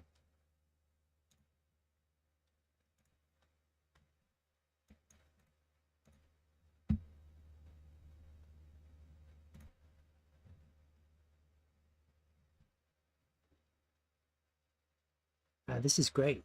Thanks for that. It's amazing. Actually, look at this. CVD's gone down a lot. OI has gone up a lot. Then we have this drop. What's that drop? OI. Lots of positions closed in that drop. Longs and shorts, I guess. But the CVD still went down.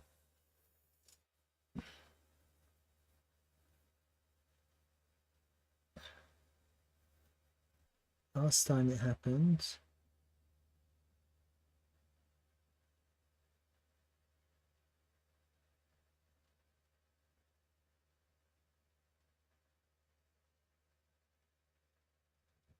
far back just about okay there.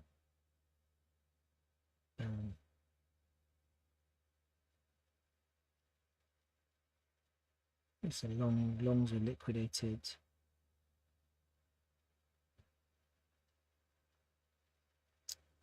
We need increase in CVD and increasing prices.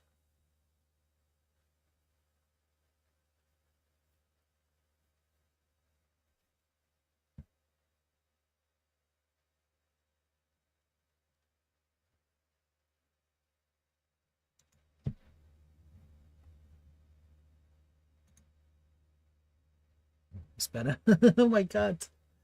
I was going blind. Shit.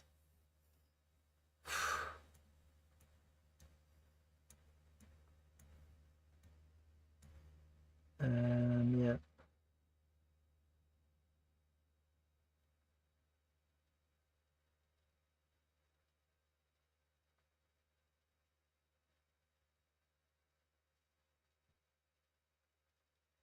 I think there's absorption happening here as well, isn't there? It looks like it to me. Just compared to this there to this low here.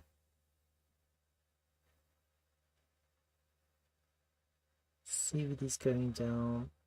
Oh, it's going up. Longs got liquidated.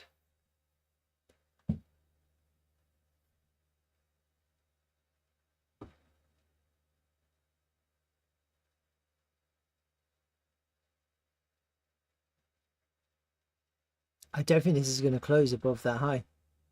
So I'm just looking at it now.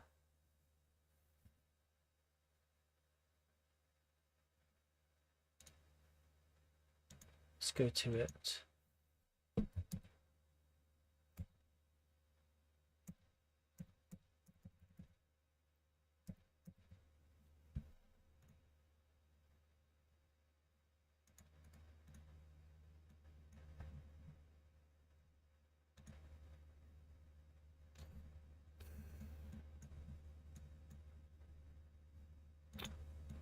I'm not crazy about this 12-hour candle, to be honest with you. This is not good. Look, this 4-hour candle is not good. This little pullback hasn't been healthy. It looks like we're going down again.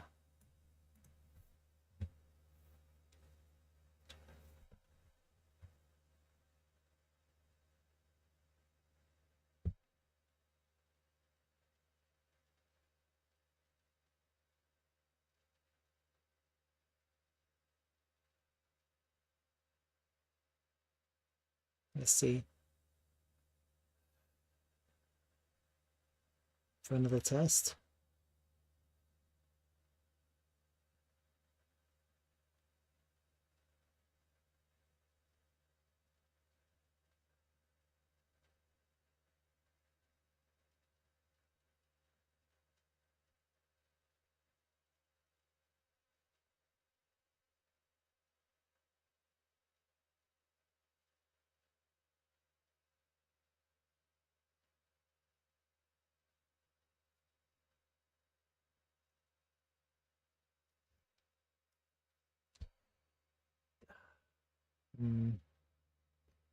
Not crazy about this, to be honest with you. Not right now.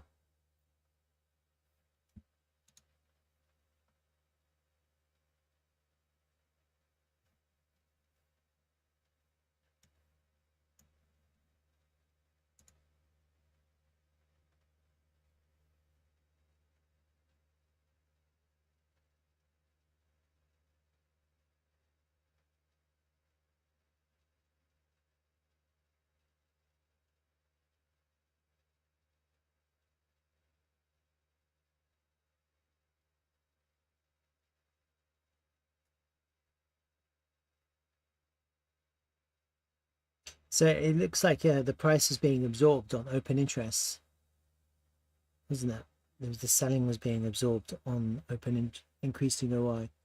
Then you had the liquidations, so they got a bunch of people got stopped out. And some people it's still bullish, but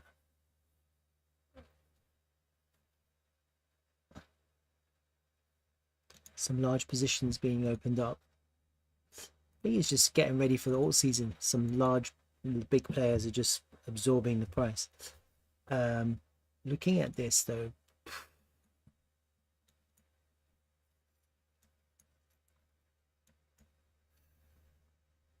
could it go down again?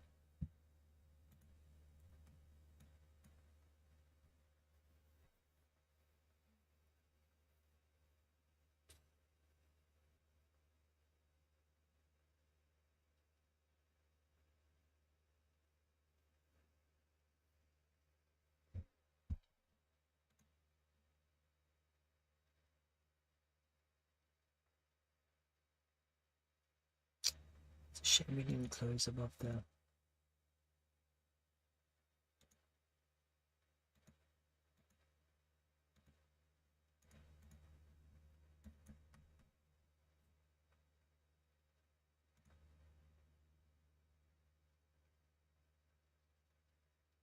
See if we get some bullish absorption on that close.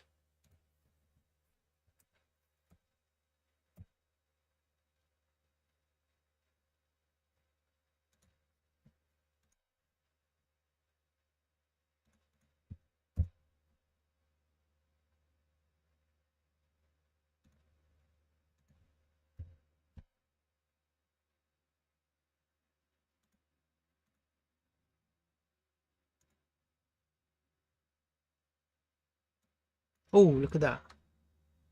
It's a big long close though. We take profit. Get monthly open.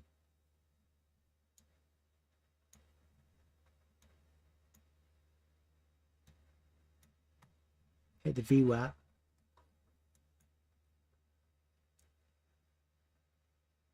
No divergence.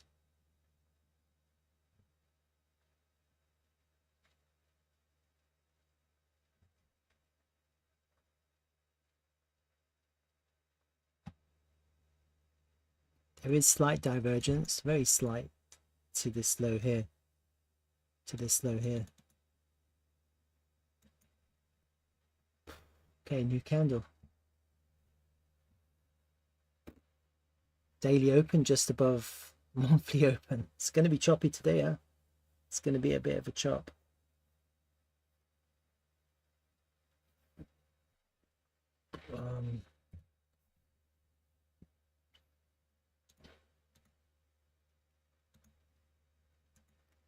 Is it still which one?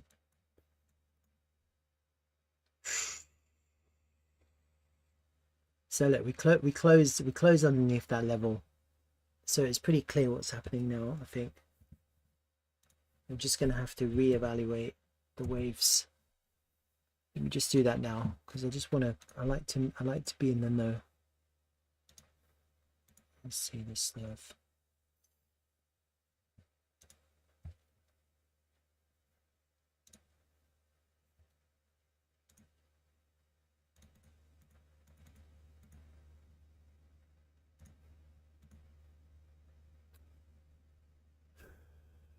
Okay, so this is how it is now. I don't think that worked. Look, you can't come underneath the 4, the 2. Wait, yeah, that can't. That was your 1, 2, 3, 4, 5 to there. That's correct. So this next wave is going to be the big wave. This next wave 3. So we completed the 5 up there, and now this is all right. That makes perfect sense because we've come underneath this level, so that invalidates that first wave not completing. That must have completed. That must have been it. Right, this helps us a little bit.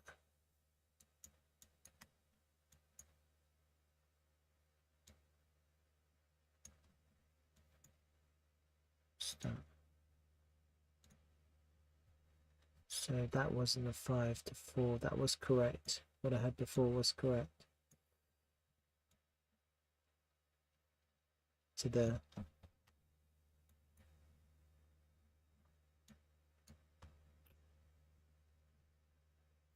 No. What the hell? That was like here to there. 1, 2, 3, 4, 5. That was it. That topped out your 1.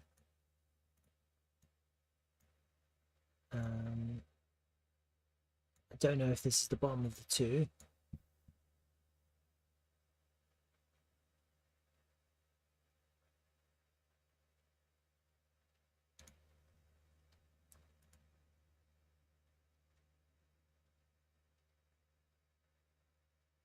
Which chart is broken?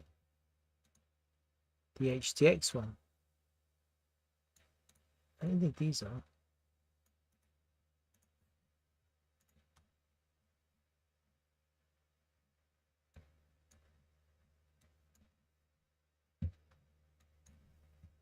It's all right. Right?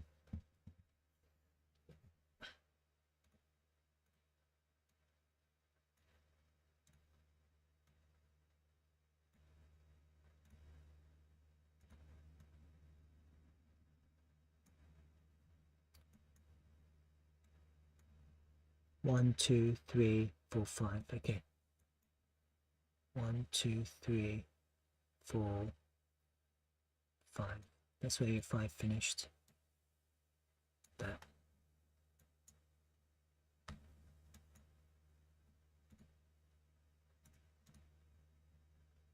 The daily candle. Let me just go to Bybit then. Hold on, that'll be easier.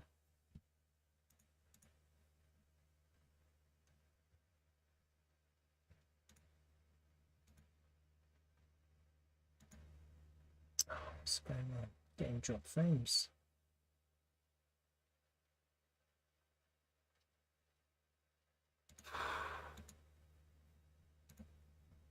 So there, so it's closed lower. See that? So this can't be a 4. It just broke the rules. And it's a berry. It's not a pretty candle either, to be honest with you. I'm not crazy about it. So what does that mean? Well, 1 ABC, that's correct. 1, 2, 3. Oh, so this blue one was wrong. I had it right to begin with, to be honest with you. I wasn't sure because of that Binance launch.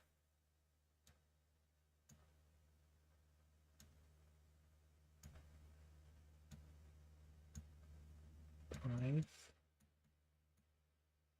4,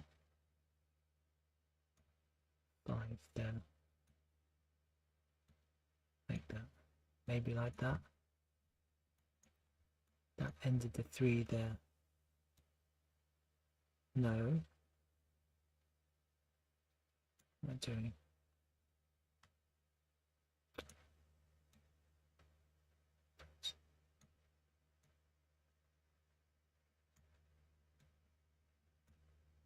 That's right.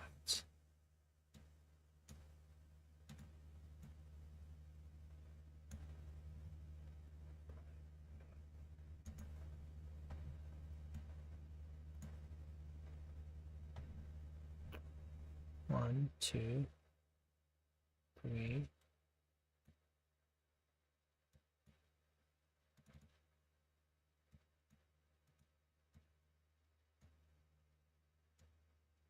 Four, 5, 1, 2. Okay, let's go based on this idea.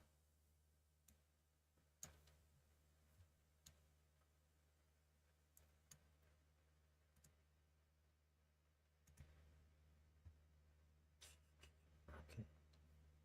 Wave 1, ABC. Done. Just get rid of these. Get rid of these brush strokes, fib retracements. Get rid of that now.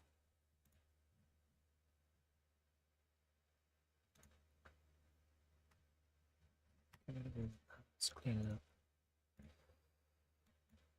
Okay, so we've got a better clue right now, just because this has come underneath there. So that was correct. This was correct because it found support up there. Okay, so that must be correct. So let's just make sure that the waves are perfect, and then we can do these fibs and try and get this right this time. 1, 2, 3, 4.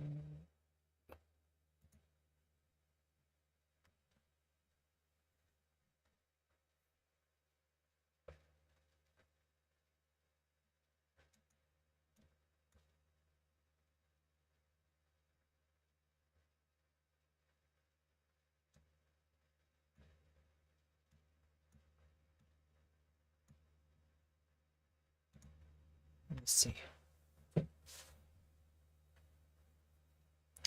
Yeah, I think so. I think it looks very indecisive. It's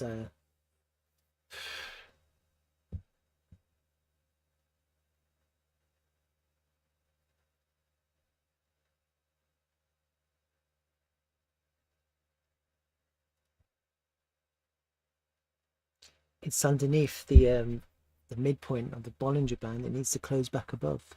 It needs to go up. I'm telling you, we can't hang around here.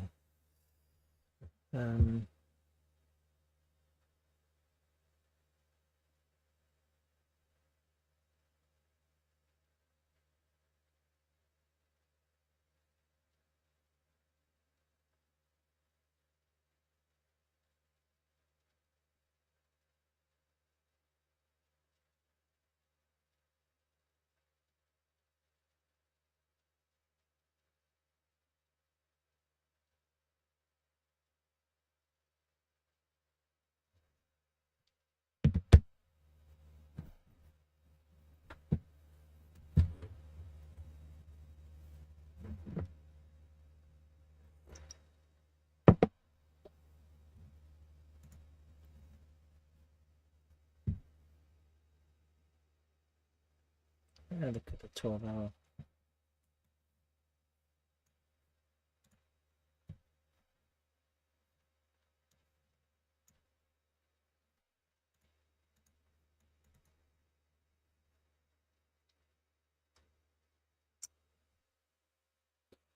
There's no way we're going to go up unless we reclaim that point of control.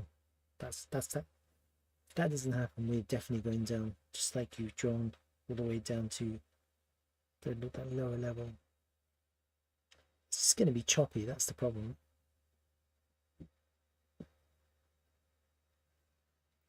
The 12-hour does look good. Yeah, but look at it. Just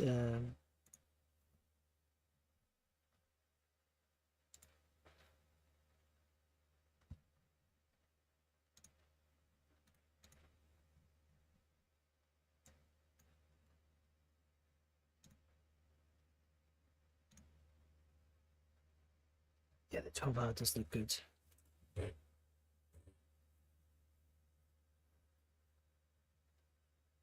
For the next 12 hours. It looks good for the next 12 hours. And then what? Then it's going to be another green candle and it'll be sold into. It has to close above these highs. It has to be a strong candle.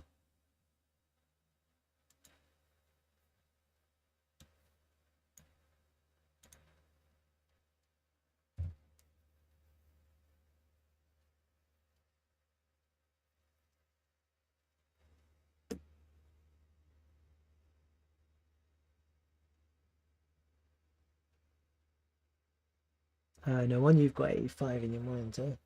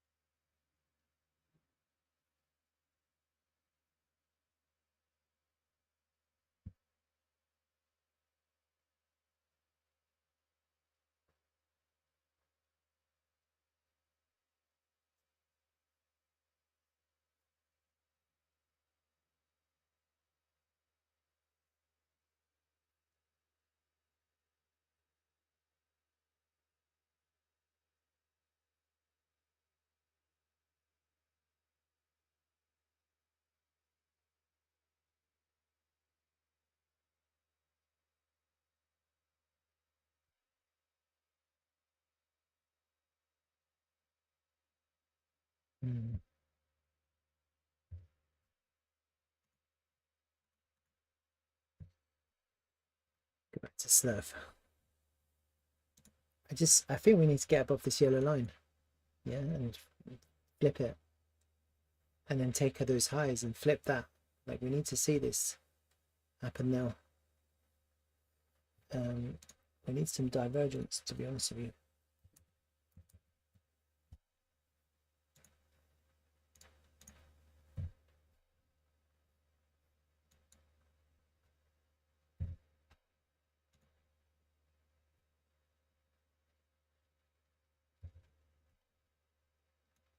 It's a bit too early. It's just a candle opened. Some longs have opened straight away. They'll probably get liquidated. We expect daily open to be tested once before it goes up, or twice. And the good thing is we're above daily open and monthly open, so potentially there's a little bit of support here. If the price can stay above the VWAP, then you could trend up. With a little bit of bullish divergence, it could be quite good as long as it can hold. It's not bad actually. The D open and the M open is at the same place. To be honest with you, it's not a bad place to be. But let's see. Let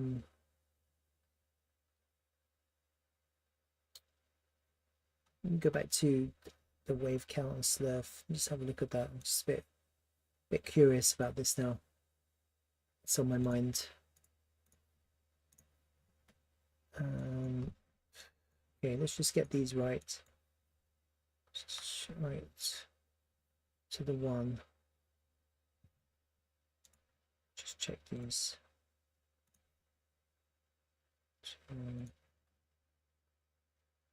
There.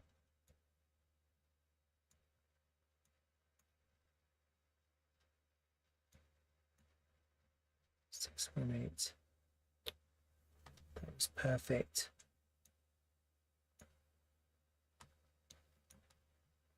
Pushed it out. 6, 1, 8.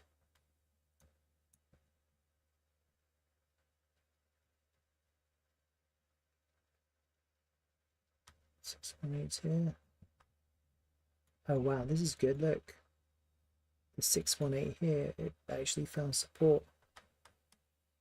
All right, so we are in a little bit of support here. It's this last fib, 6, 1, 8 from this 1, 2. All right, so that's correct. This is all correct. These fibs are good. Right.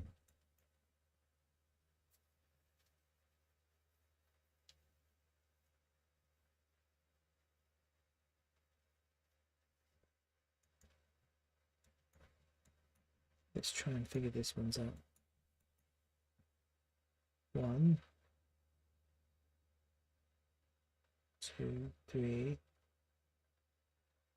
4,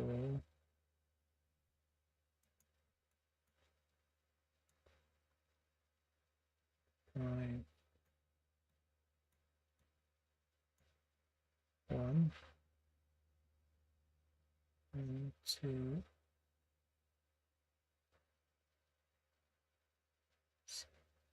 1, ABC.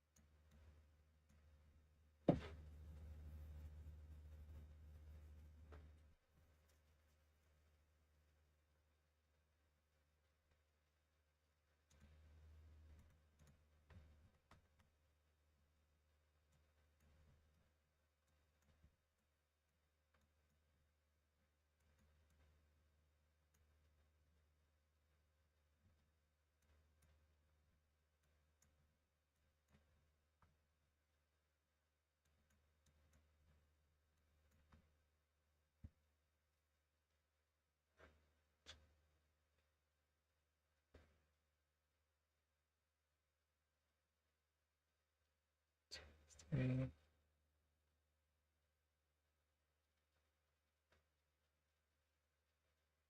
Oh my god, this is terrible. Can't figure this out.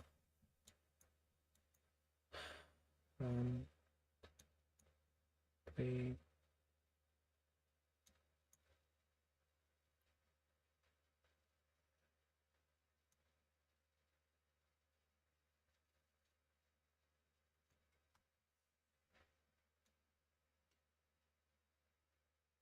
Can't figure this out. It's not very easy. 12 hours. Let's do a run there. That was your one. That was your flat 2. Okay, that makes more sense.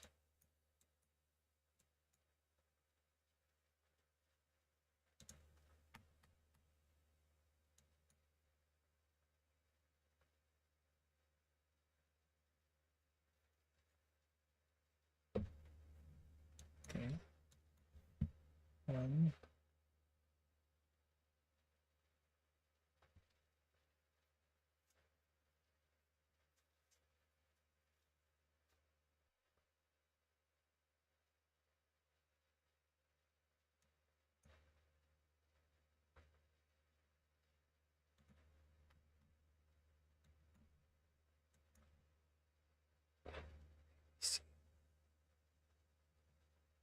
Three.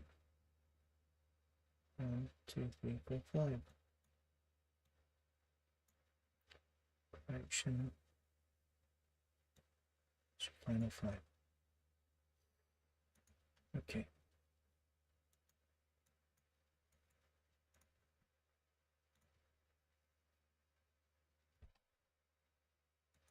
Let's do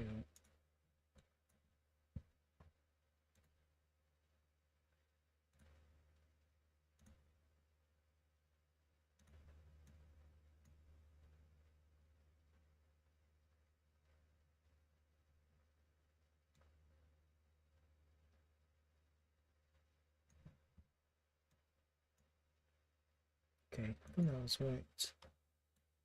That was correct. 1, 2 to the 3 to the 5.618.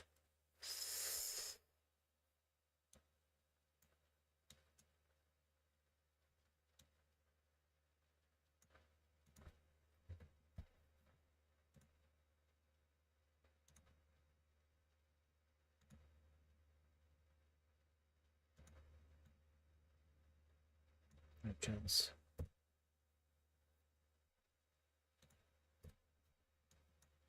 Okay.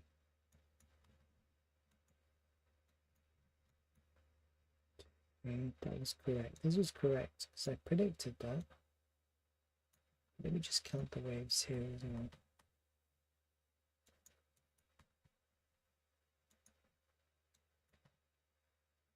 1, 2, 3, 4, 5. That was your 5 there. That was it. Done.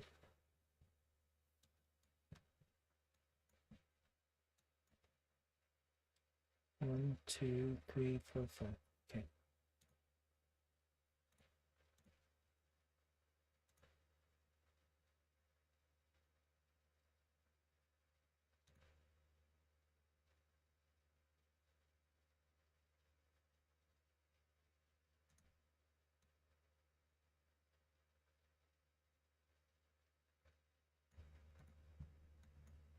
Flat and then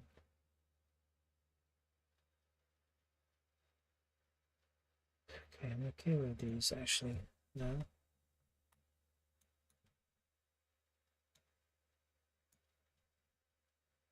That was your interview 5. Right.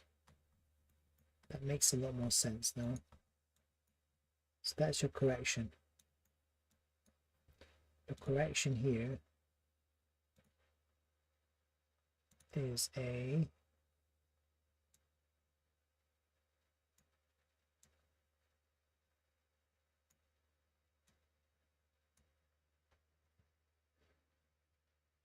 BC.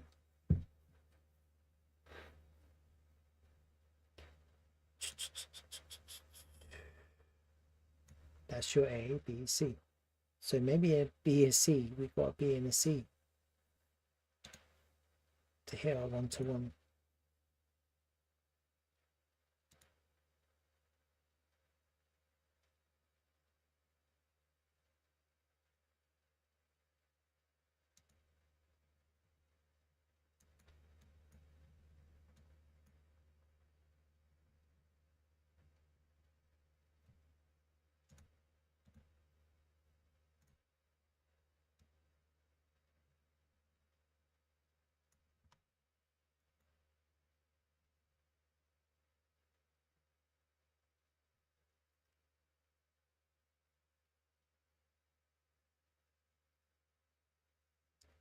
That's my target, 18, 1-to-1.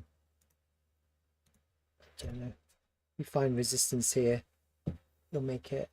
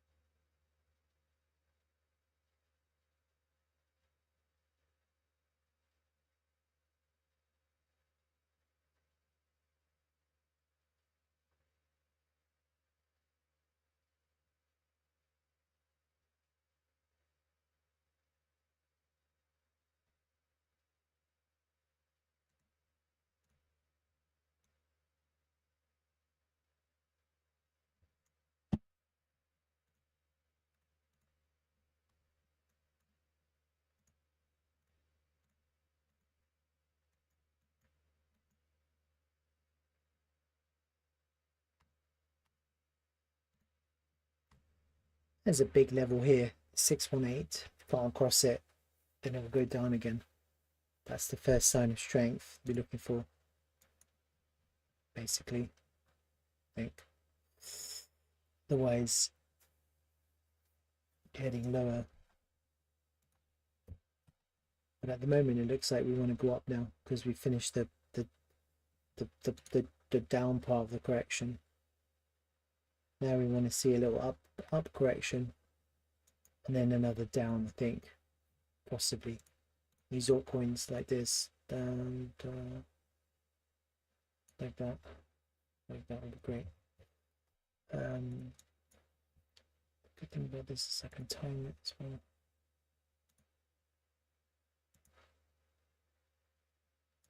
And to 2 there.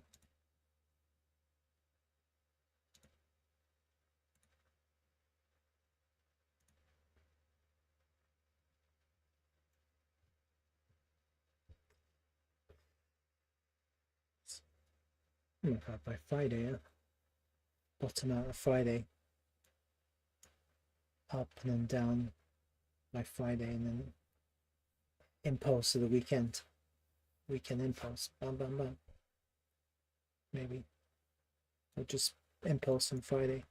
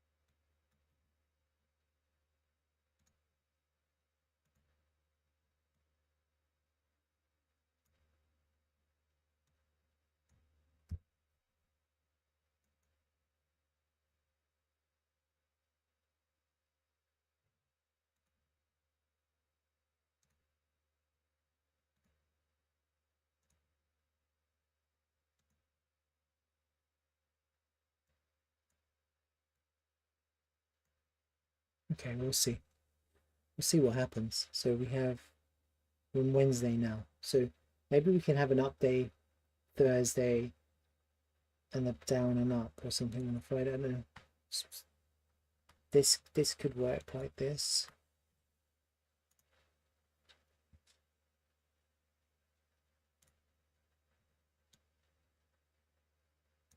And then if we do correct to there, and we have really nice targets from here to top of there. Just really nice. Put it all the way.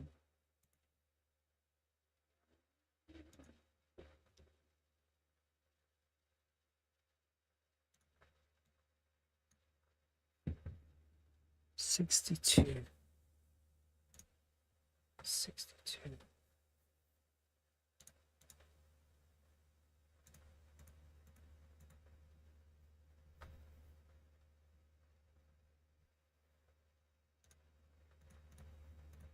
Perfect. Look at that.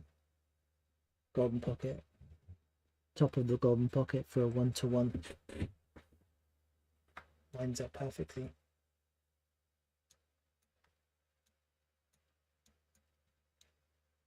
How?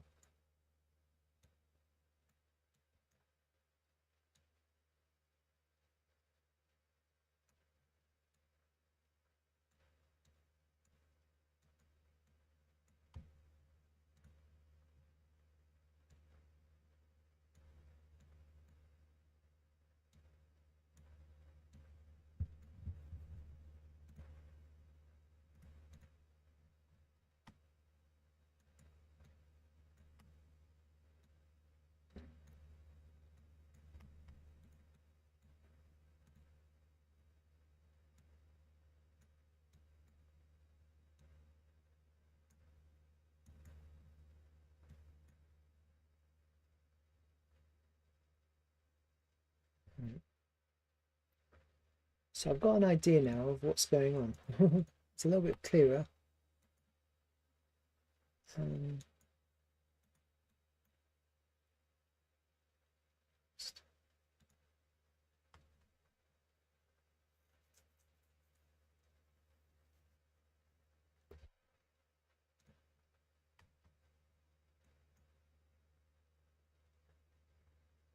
pretty exhausted actually. Is Bitcoin pulling back? The slab is dropping a bit. Yeah, of course it is.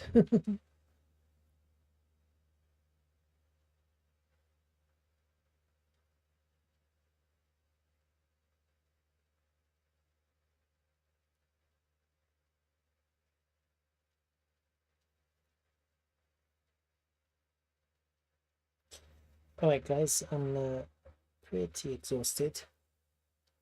To go to bed now.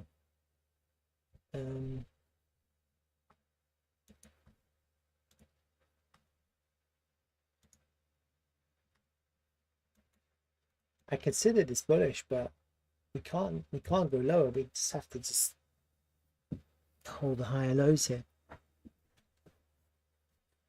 It needs to bottom out. There's a 3-day candles printed, so probably down to about 95.5 again and then up. Probably 95.5. That's going to be the point of control, which I drew out before, the merged point of control. This is where that's probably where you want to find support now. Here, find support there, and then we could probably go up.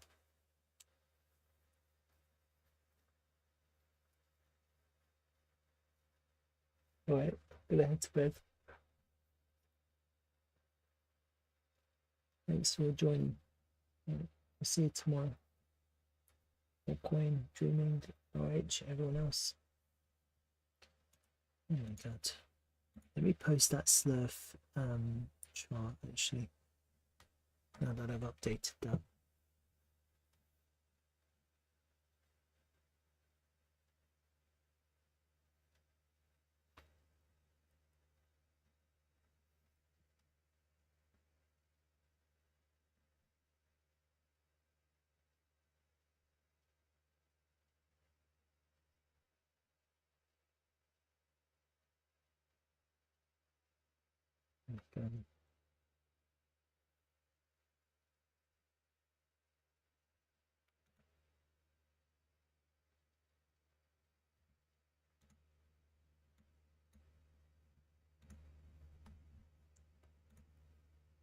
Yeah, good night.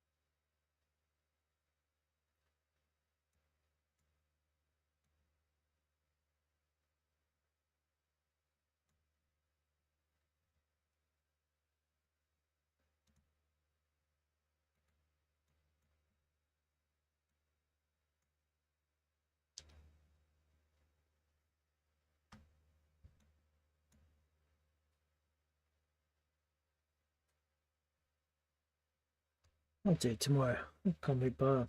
Pretty exhausted and kind of losing life. I hope so, but I mean, who knows? Let's have a look at it now, actually.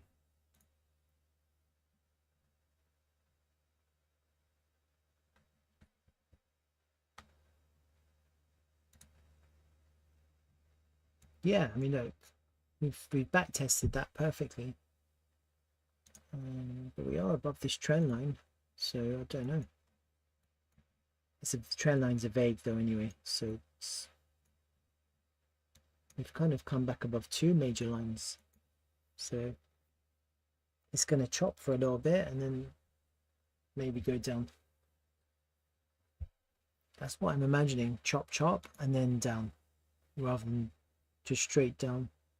Kind of need the DXY to continue going down as well. It's been going up like 3 days, huh? DXY.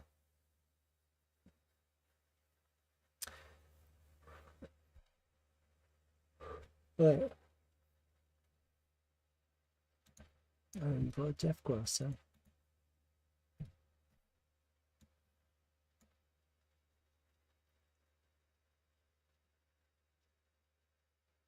Oh, that's nice, huh? Daily death cross. Can't complain. I'll take that any day of the week. All right, I'm definitely going. All right, good chat, good stream. Thanks. 13 likes. Oh my god, that's that's not bad, huh? 13 likes. It's growing. Amazing. All right. Have a good evening. Have a good night. See ya.